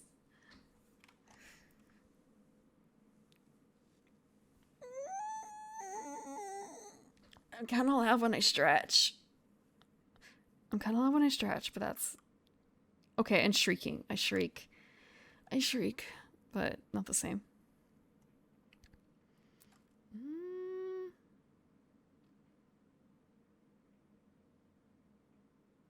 What is... Now I'm just realizing, like, oh shit, I'm blinking so much. Stop the blinking.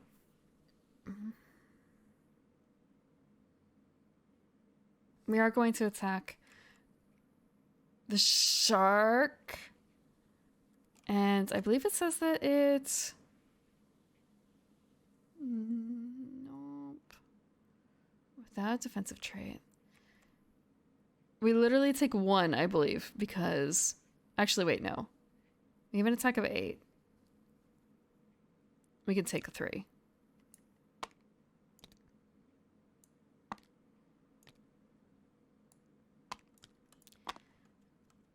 The more I think... I guess so. I guess so. So we have an extra hit.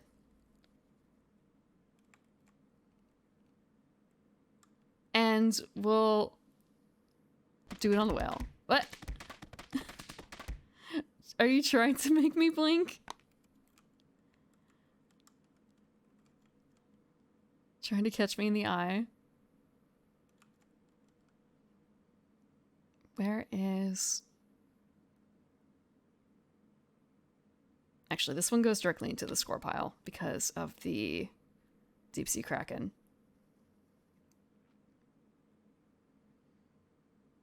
We have done this.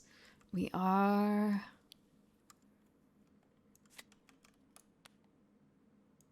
doing deep seas. Grabbing a deep sea. Oh, look, it's got little whiskers on its nose. It's barbells, actually, but it looks like whiskers. Gains 1 for each shark cleaner.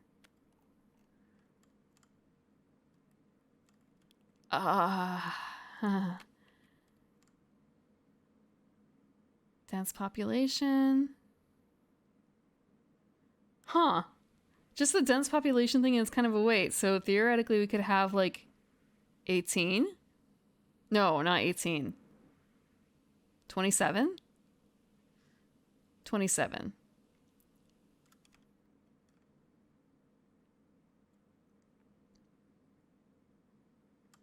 I like this one the best right now because it would work well with the shark cleaner. However, I don't know if I'm going to be able to play that.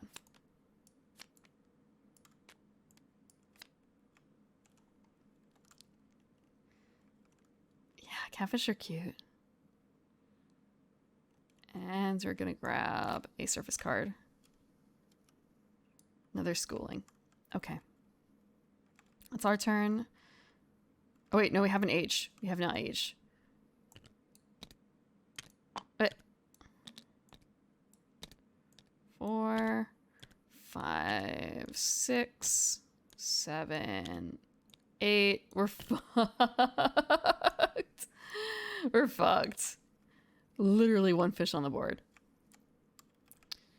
Okay, very first thing. Strong attack. Parasite on this one because it has the most. Next we feed the shark. We feed the shark. Actually, we feed the parasite. Boop, that's it. That's all the parasite sucks out. 6. There's no fish on the board. There's too many predators. There's too many predators here. It literally can't get in. There's no blood in the stone. Blood from the stone. There's no... You can't get blood from a stone. So shark is done. Whale... 5. Just enough from the reef.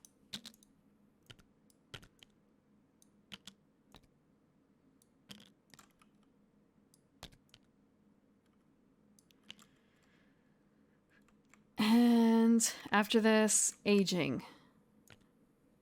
Shark would be so dead if it could die. Unearthly horror.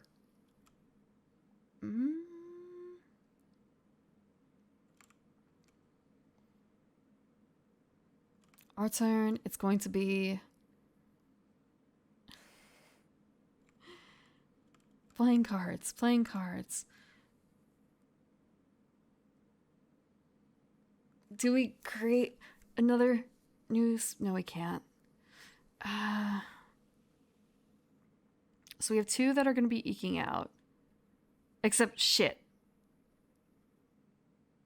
We're going to lose 2 because our draconic parasite can't scavenge from our filter feeder. That's a problem. We're going to lose 2. We're going to lose both of our both of our predators. I don't know how much that's going to fuck us over in terms of points, but we'll see. We'll see when it comes down to that. In the meantime, we have our Colossus.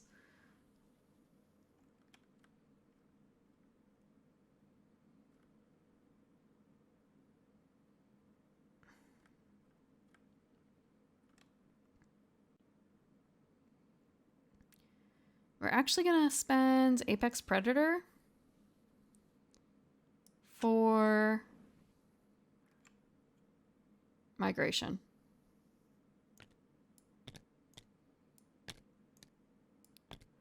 Four, 5, 6, 7, 8, 9, 10, 11. Okay.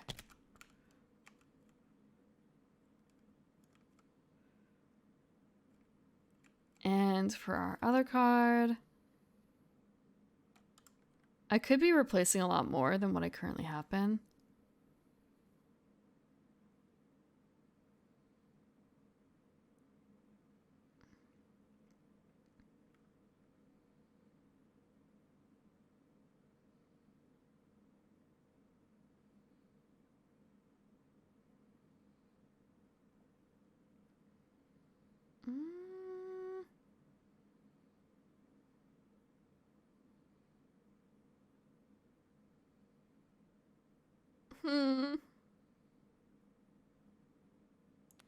We're gonna also use schooling.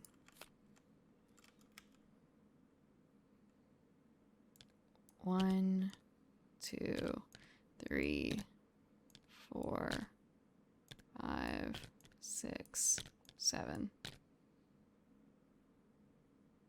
Actually, I feel like they're supposed to move up here. Hold on. Fuck.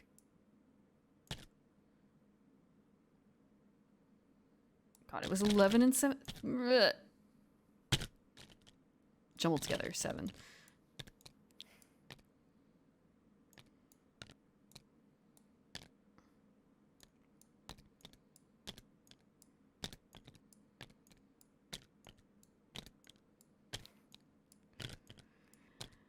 Counting. Tiny. This is so much easier in person. 2, 3, 4, 5, 6. Oh, that's actually really lucky. That was just the right amount. Okay. And we can actually forage from any ocean zone. That's good.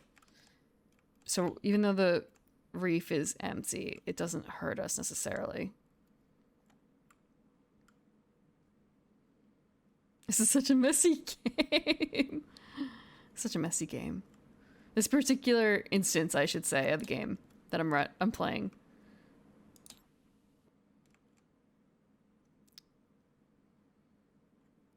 Everyone except for a Colossus Parasite is going to be hungry.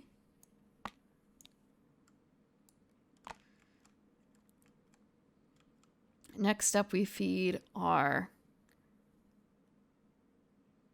Wait a second. I forgot about this. Did I attack the shark? Did I attack the shark? Fuck.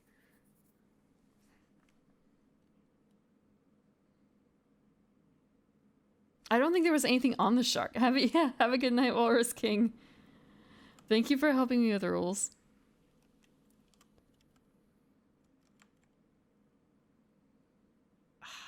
Let's see.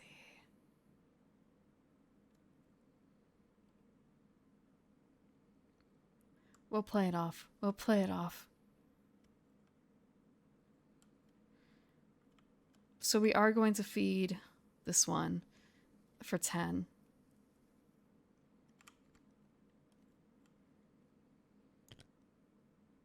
We're going to feed from here. I'm going to put them into the reef just for counting purposes.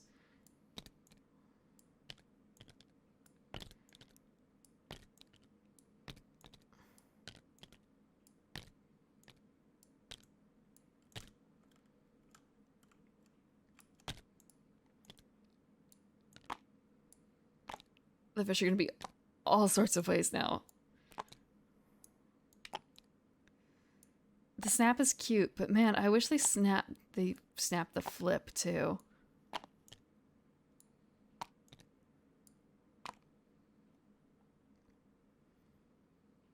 Okay, they are fed. They are fed.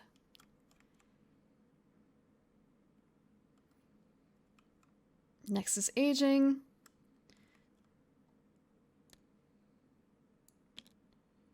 Two, one, two. These two cannot age, so we're gonna have our first set of species extinctions.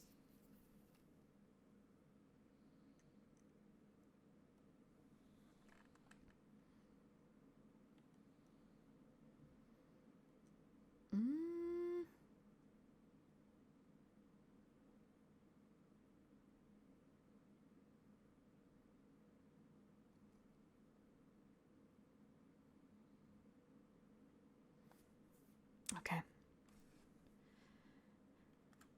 Discard all traits.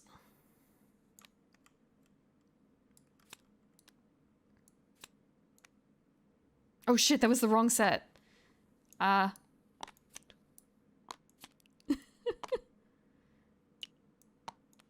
we're gonna be discarding this. Man, that was a lot of deep sea traits on one critter. The board goes back in the bag. Come on, in bag? In bag.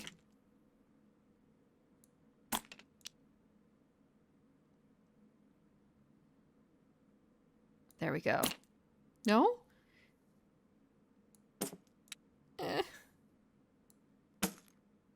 Okay, fine. It's going over here. Parasite Titan's going away. It's not a bad thing necessarily to do this, I suppose, because you do get to clear parasite tokens and other things that are otherwise difficult.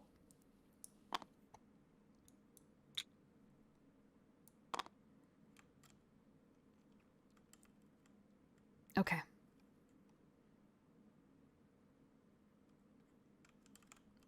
Next is drawing 4 deep cards and returning one of them. Oh, returning all but one. So transparence, speed, filter feeder.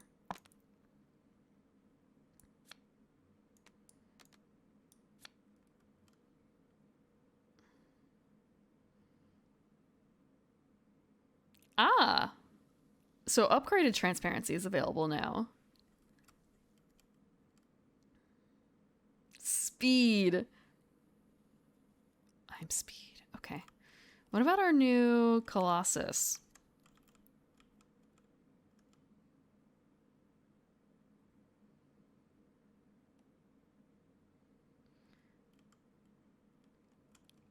So much of this. Ow. Ow. Sorry, I rolled over my own foot a little bit. Never overpopulates.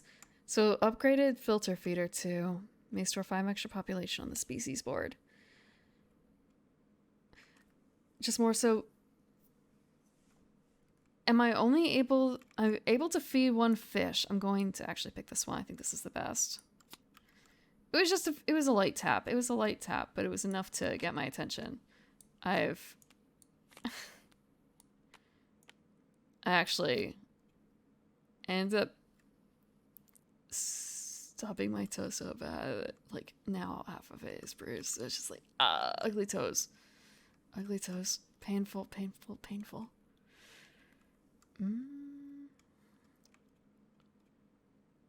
Felt like I wanted to rip them out instead of suffering any longer. So in comparison, this is not bad at all. Not bad at all.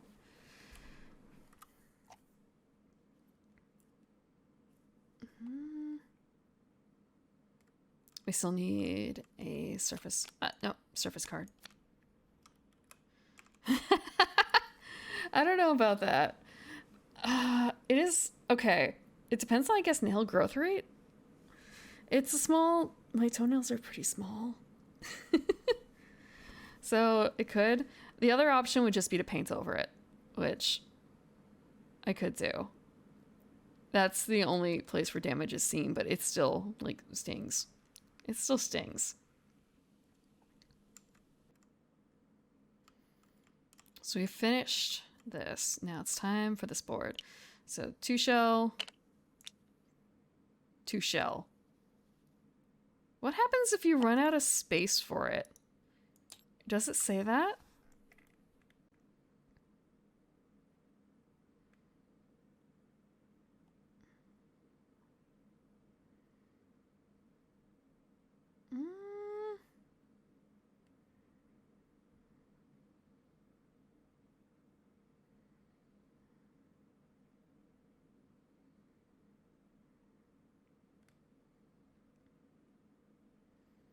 Uh...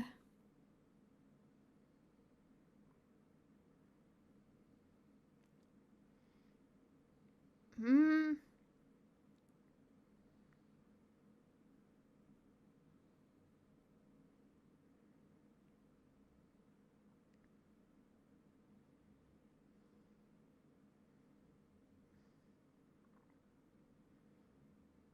It doesn't specify.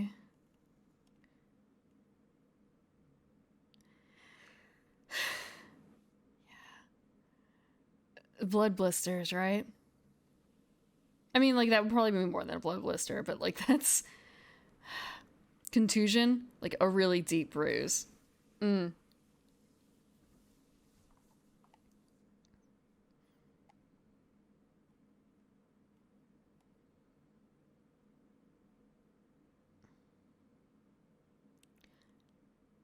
Ah, okay, here we go.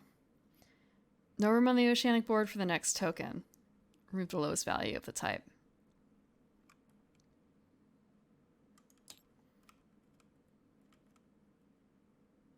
So I think that means that it's pretty much going to turn into this. I could have done that a little bit more. Yeah. People can heal surprisingly well, but only certain things. Just thinking, one set of teeth. One set of teeth. Then again, also, like, I guess we can't regrow bones either, but, like, livers come back. Sort of. Sort of.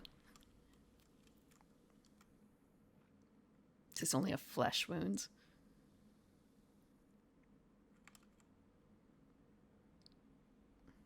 About the livers? Yeah, it's a big deal in transplants. You can use a living donor for a liver because you're not taking the entire liver, you're taking a chunk of it. The same, well, I mean, kidneys are not the same exactly, but, well, you can live with one kidney. So that is handy. At the same time, like, regrowing, teething is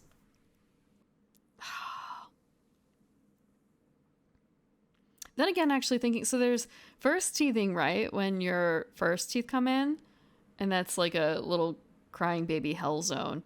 And then there is when your baby teeth fall out and your adult teeth kick in. I don't remember as much crying, but maybe there was. Maybe there was. No overgrowth.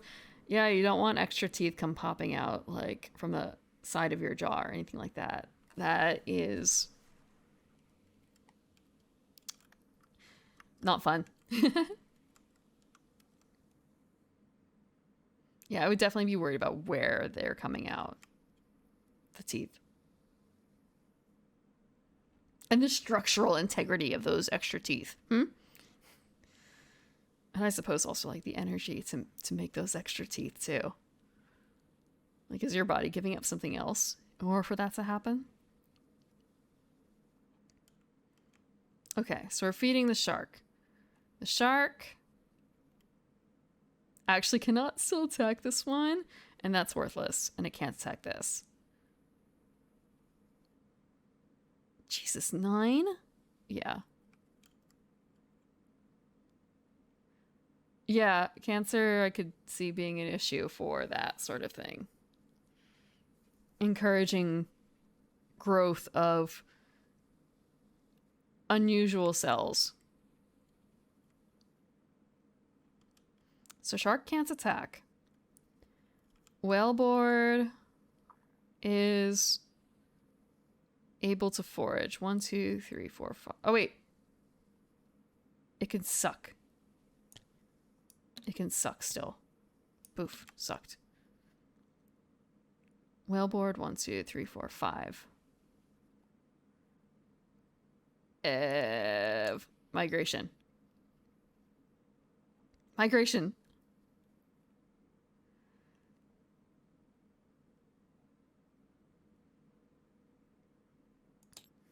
It is 9? 9. 2, 3, 4, 5, 6, 7, 8. 8, 9.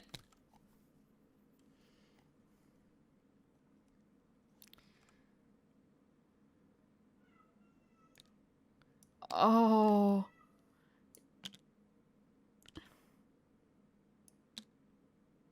I'm sorry, I got distracted. I don't know if you can hear him, but my cat is like howling outside the door. I'm going to go grab him. He must be looking for me.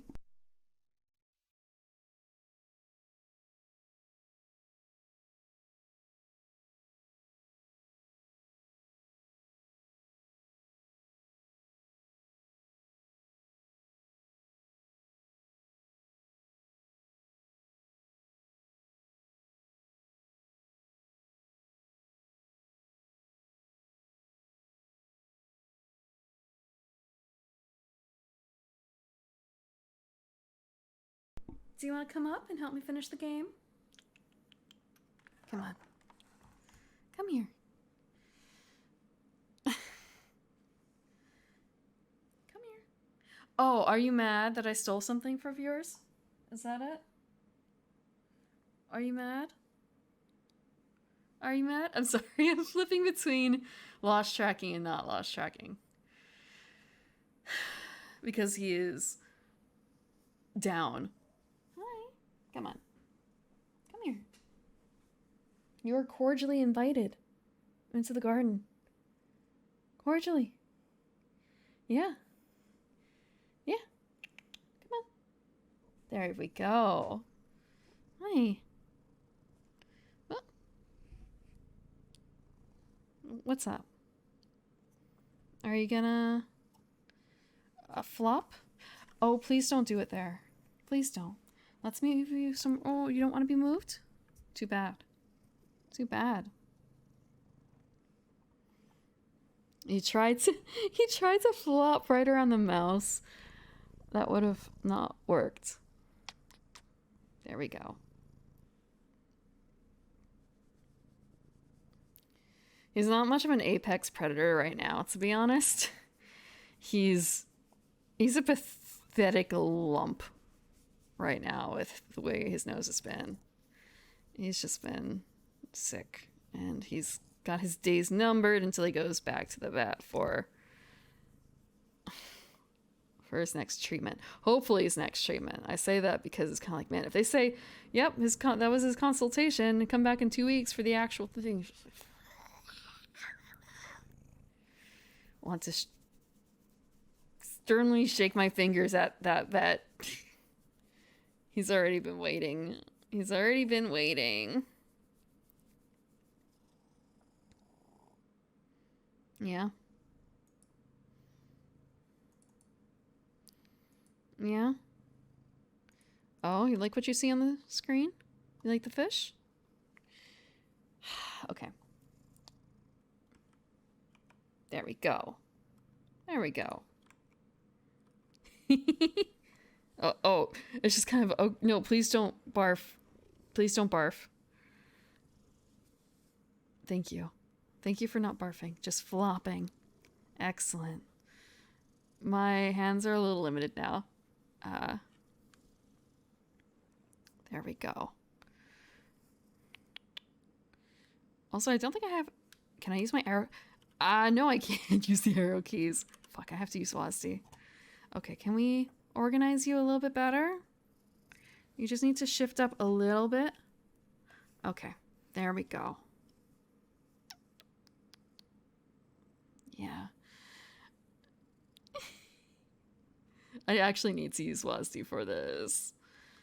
But I've organized myself so I can have his head on my hands and have Wazdi accessible as well.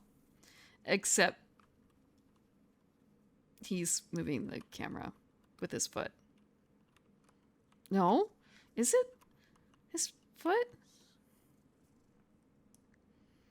I'm not entirely certain. Hi. He's a baby. He's a huge baby.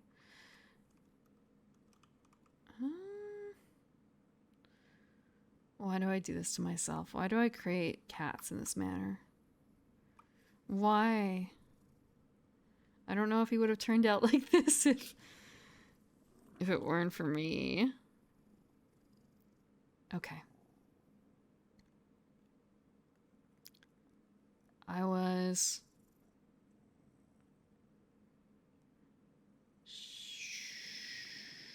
We had finished the whale board. I don't think we had aged, though.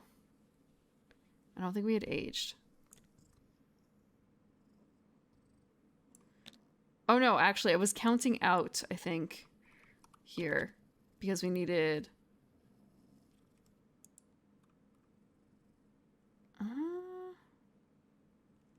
this. He's not a cool cat. He's a baby. He tries to be cool, but he's not. He has, like, he's the kid who thought he was real street cool because he slept outside. He was kicked out of the house for like one night. I have two other cats who have way more street cred than him. I say that in a manner of, one of them was found on city streets with kittens, and the other one lived outside for years. So, yeah, there we go. Yeah, so I think it was a case of needing to forage like this. And that's the end of that nearly. So we're going to age. Shark is pathetic now. Shark's just been getting really screwed over. Yeah. It was actually like maybe 3 nights, but still. He spent less than a week outside when he was a baby wee kitten. Found him crying outside. Thank you, Serial, for the follow. Hope you enjoy the cat noises, if you can hear them. The snurfling. He's under the mic. It's not a great place for capturing, but is what I got. Yeah. I could probably make him cry later.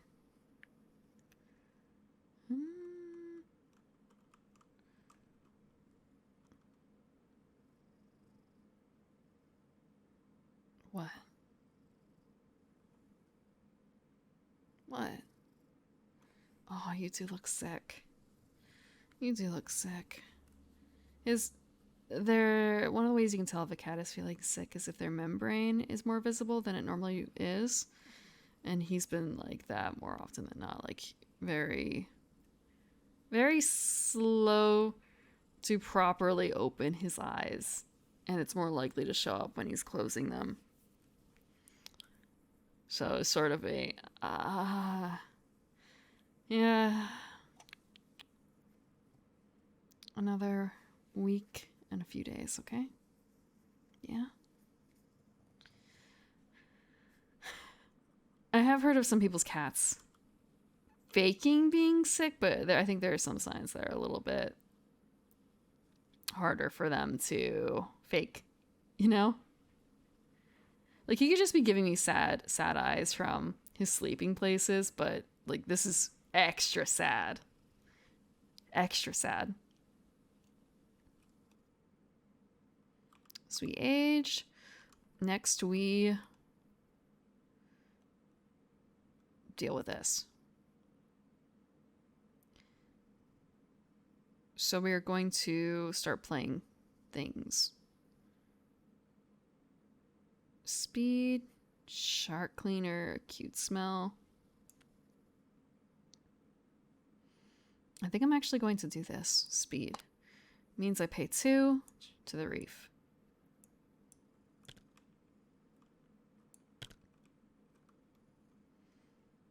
Next is going to be... It's so rare to have this kind of combo where you can... It's not like an either or, forage or attack. Okay. So it's either forage or attack. It does not do both. Okay. It just makes it, I guess this makes it, Thank you for the water. Okay.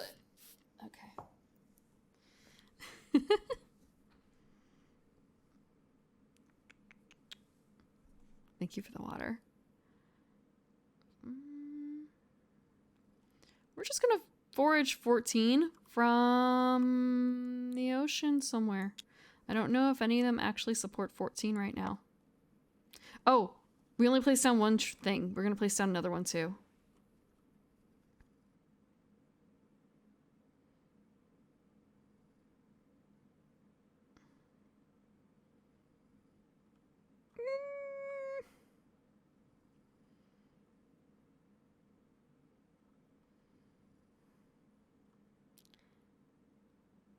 There's nothing good here to be done. The best thing I could probably do right now is make sure that I have... We're going to put the bottom feeder down. I want to pile up fishes into one area. So we're actually going to lump 7 more over here. 2, 3, 4, 5, 6. It's actually the same exact outcome. Wow. Who could have foreseen that coming? That was miscalculation, but to no end.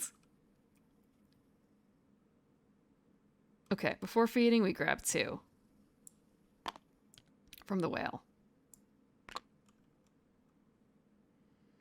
At the same time, we are gonna feed.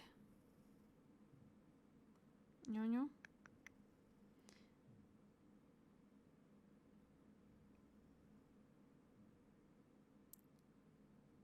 14.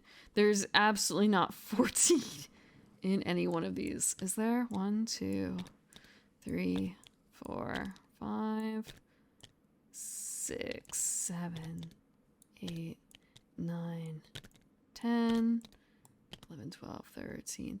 13.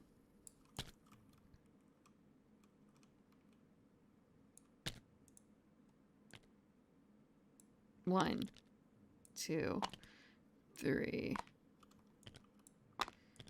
4, 5, 6, 7, 8, 9, 10. Okay. Yeah. So technically this one, we are able to stop here and that's fine because of the particular qualities it has. However, generally...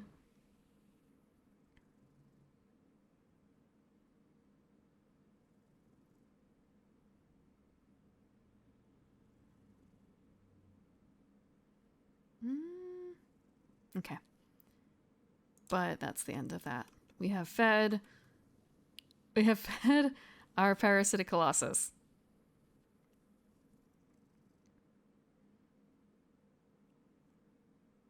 Next step is aging, which is just going to be 2 off of here and 2 off of here.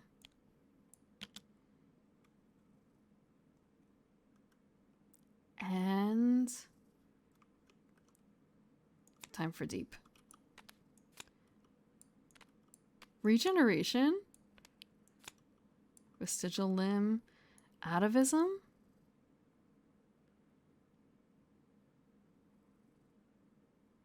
At least 7 population. Ignores may not be attacked. You mean vestigial limb? Like, what do you mean? There's so many things in here that could be Pokemon. A lot of these is just kind of a, yeah, this is useless. I can't play vestigial limb on the whale. So it's pointless. So that's going in the trash.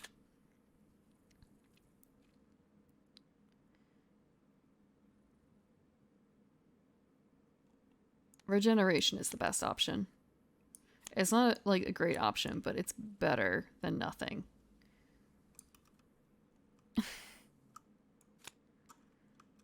Next is another speed, but it's not as good of a speed.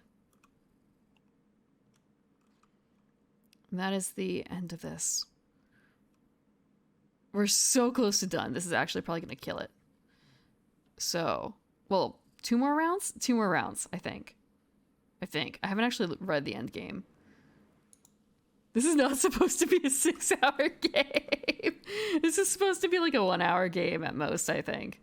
Like, once you know the rules, but kind of stumbling through, not remembering all the rules, and flipping through multiple books. And also flipping through, like, here's Hoi Hoi-san. Talking about pigments and stuff. And cat. Okay.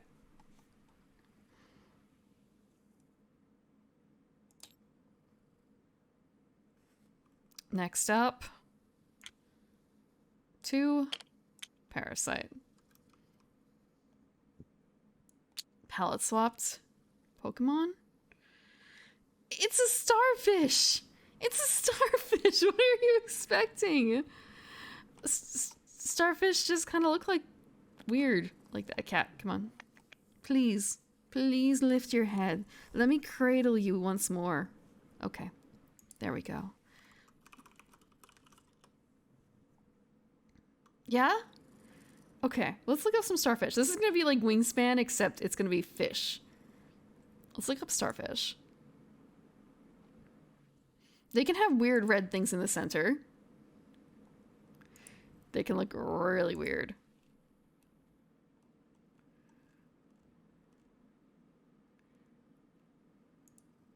Or like that.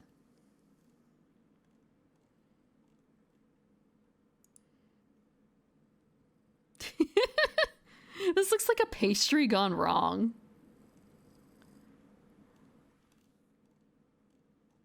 Oh, look at this one.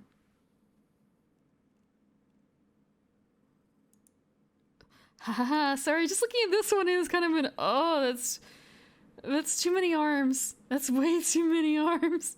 Oh, look, another set. Okay, so one's a video game, but the other one is a real life one, I'm guessing?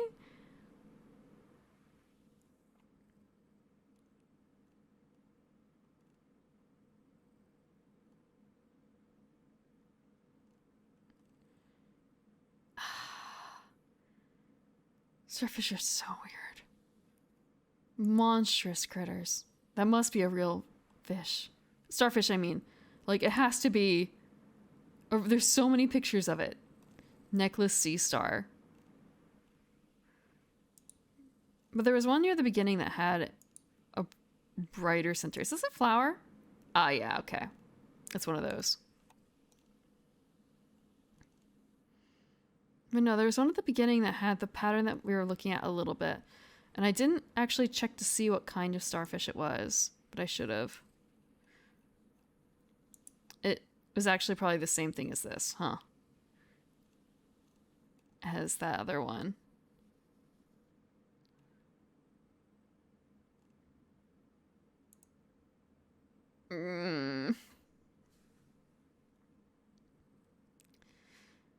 They made a good looking starfish, I have to say, in this game. It's not like super spooky or anything. It's just kind of cute without being offending.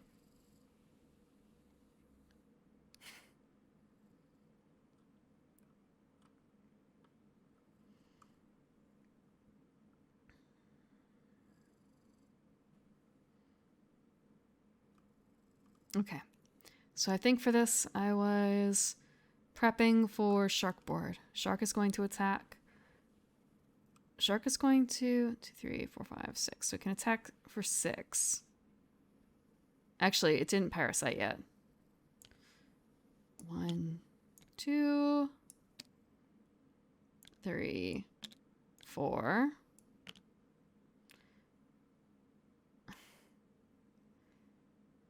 2, 3, 4, 5, 6, 6.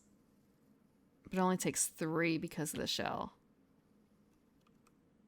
Oh wait, nope. That's not even fair. That's not even true. May not be attacked by a species whose... Yeah, okay, so never mind. It can't even attack this one. It can't attack this. Can't attack this. It can't bust through the whale. 1, 2, 3, 4. Yeah, there's no way. So it's just going to sit on this. It's a parasitic shark.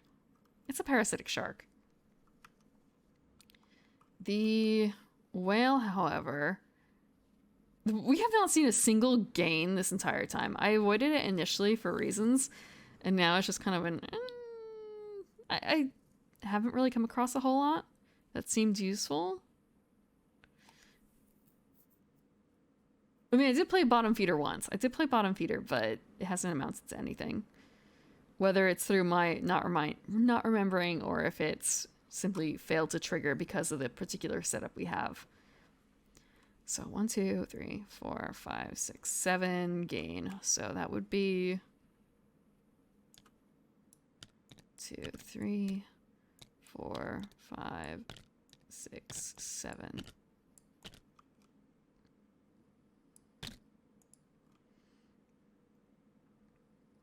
Okay. It's gains. Score 2, 2. And after this, our turn. And I think this is going to be the end. Because, let's see.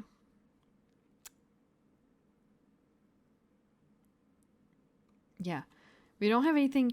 There was the one that had the draconic and like overpopulation has become scoring. However, could not keep that up because the only thing I could do that on was this. The whale wasn't big enough early on. Okay. In this case, what I could do, because I'm going to look at the rules real quick for the end game.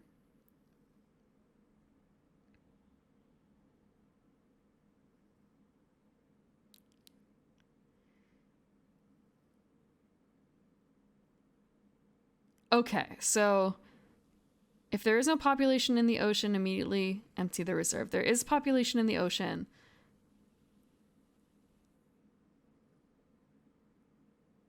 So it's kind of a case of when does that happen? At the beginning of your turn, or just sometime in your turn? I'm going to guess at the beginning of your turn. Simply because otherwise...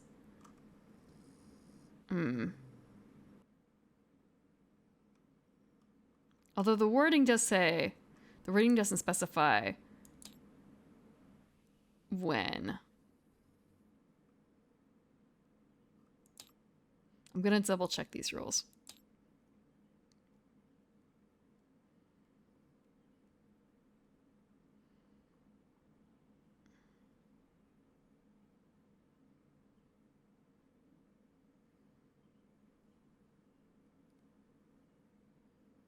Okay. Gonna count it as it's gonna be immediate. Okay. Just that sets me up for whether or not I want to create a new species or not to try and eke out another 2 points.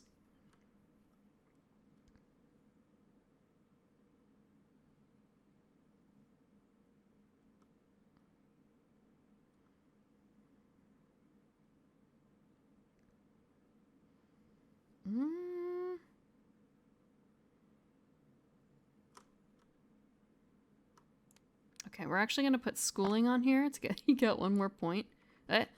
Cat, you don't want to deal. Please don't deal. I almost never use the elements on the right side. So it's kind of a... What did you even trigger? I thought he flipped the board. I thought he flipped the board. Yeah, hi. Feel better? No? Don't feel better.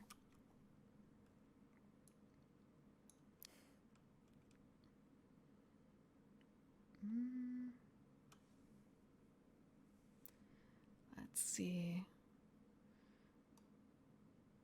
If we do that, and then if we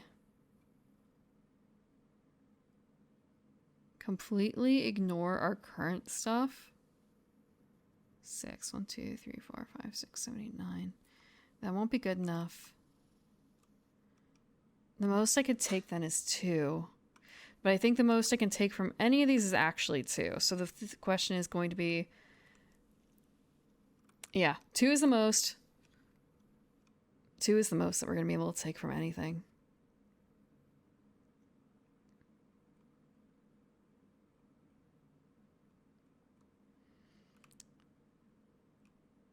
So I'm going to create new species.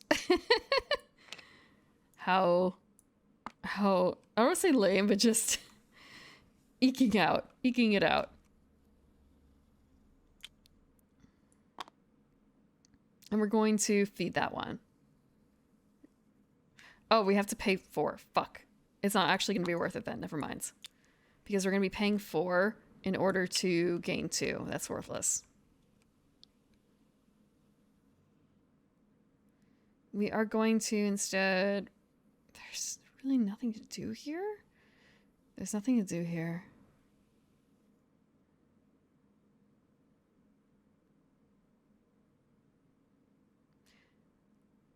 Unless we...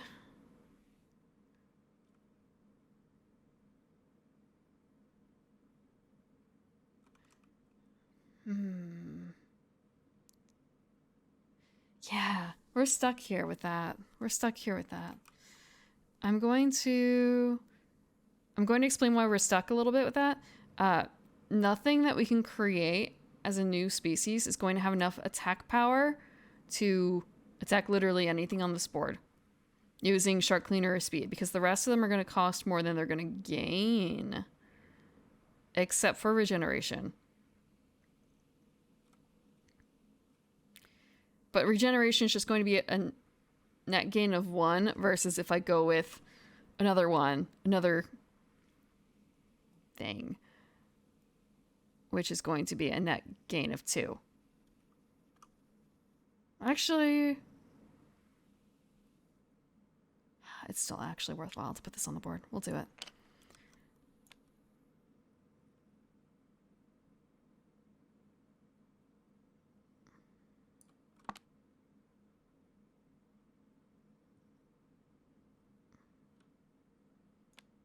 No, we can't.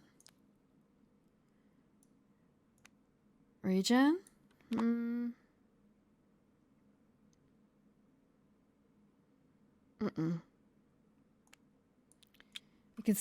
can't gain anything. It can't gain anything! It can't gain anything. Or rather, it can gain 1. It's so dumb. It's so dumb.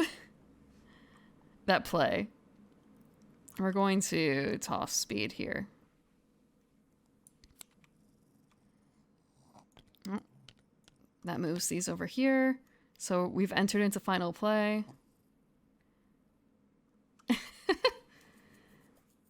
Regen and Bottom Feeder.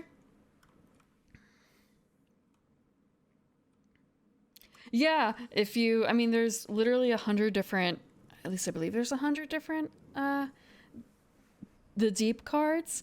So you just really have to get lucky. Hi. Body slam time? Yeah. Yeah. I think it was 100. They do have a counter on the, in the book about it. Let me see.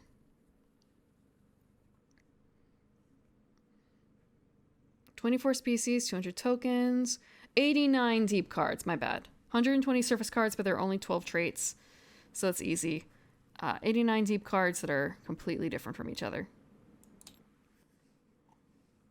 Well, completely is maybe a bit of a misnomer, but they all have individual art, and maybe they have similar concepts behind them, but they have different numbers, different values. But I think most of them are pretty unique. But there are some that are very clearly improvements of the base cards, like this filter feeder is a better version of our base filter feeder. Only scratch the surface. Yeah, this is meant to be a game to be replayed, I suppose.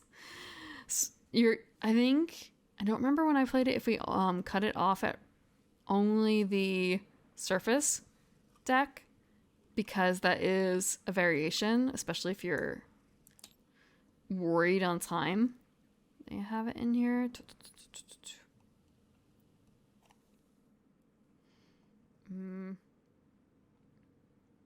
But yeah, I'm pretty certain that they do have a thing in there about that.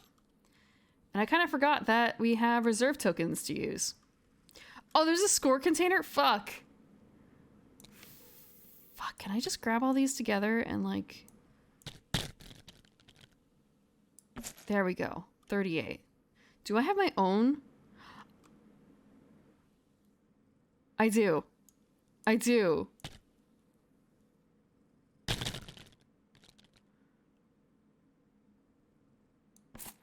$31. Okay. The plan was going to be feed. We're going to filter feed for 10.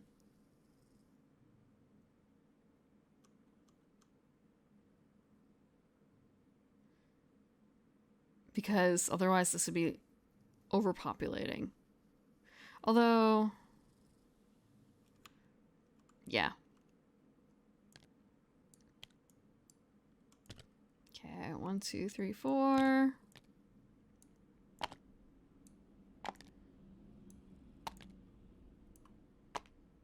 And I believe I can just start drawing from here. 5, 6, 7, 8, 9, 10. The ruling was final turn. Reserve population to the third ocean zone. We're not doing that because it's literally an infinite bag. So afterwards we do not. Actually,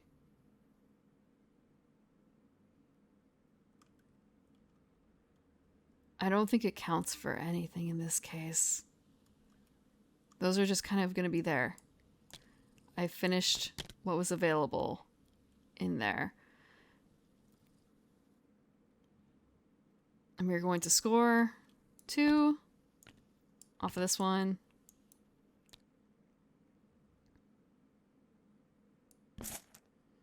And 3 off of this one because of schooling.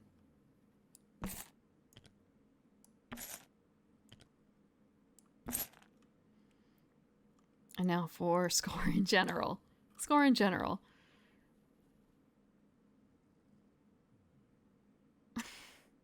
The titles.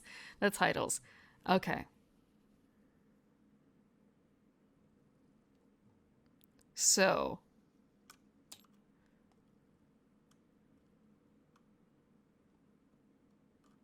The score for Nautilus is 38 plus whatever's left on his board. So easy enough way to counter it is just drop it in the container. Same thing here. If I can do that, I might just end up grabbing like, yeah, the entire board. Fuck. I hate this. I can lock the board. Give me a second. Lock? Lock board. Okay, maybe not lock board like that. Lock board this way.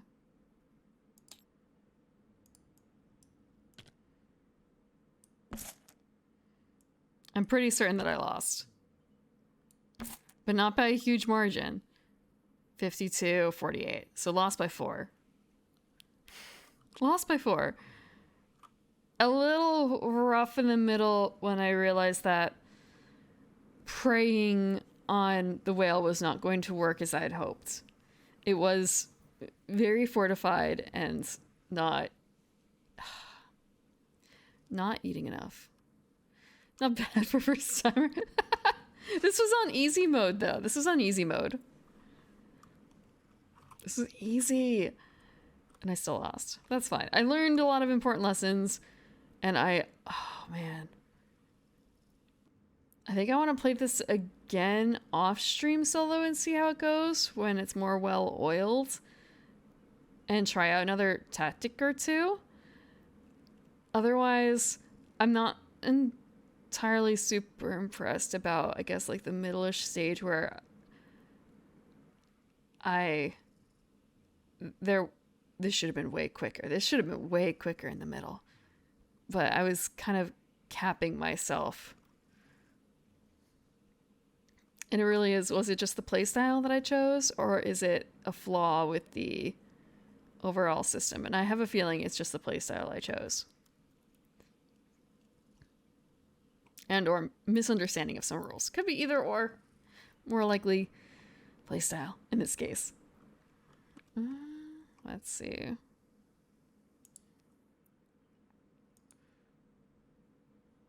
Meow, meow, meow.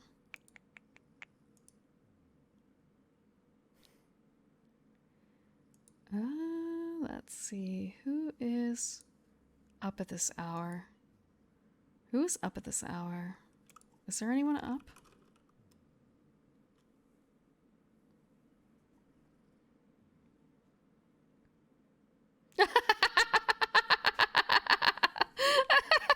I'm sorry. It's like 5 a.m. and I almost never get to raid this person because their schedule is kind of a diametric opposite of mine when I stream. So it's just sort of it must be really late in the morning because he's awake. He's awake. Okay. I'm going to raid Roxas. He's playing Darkest Dungeon right now.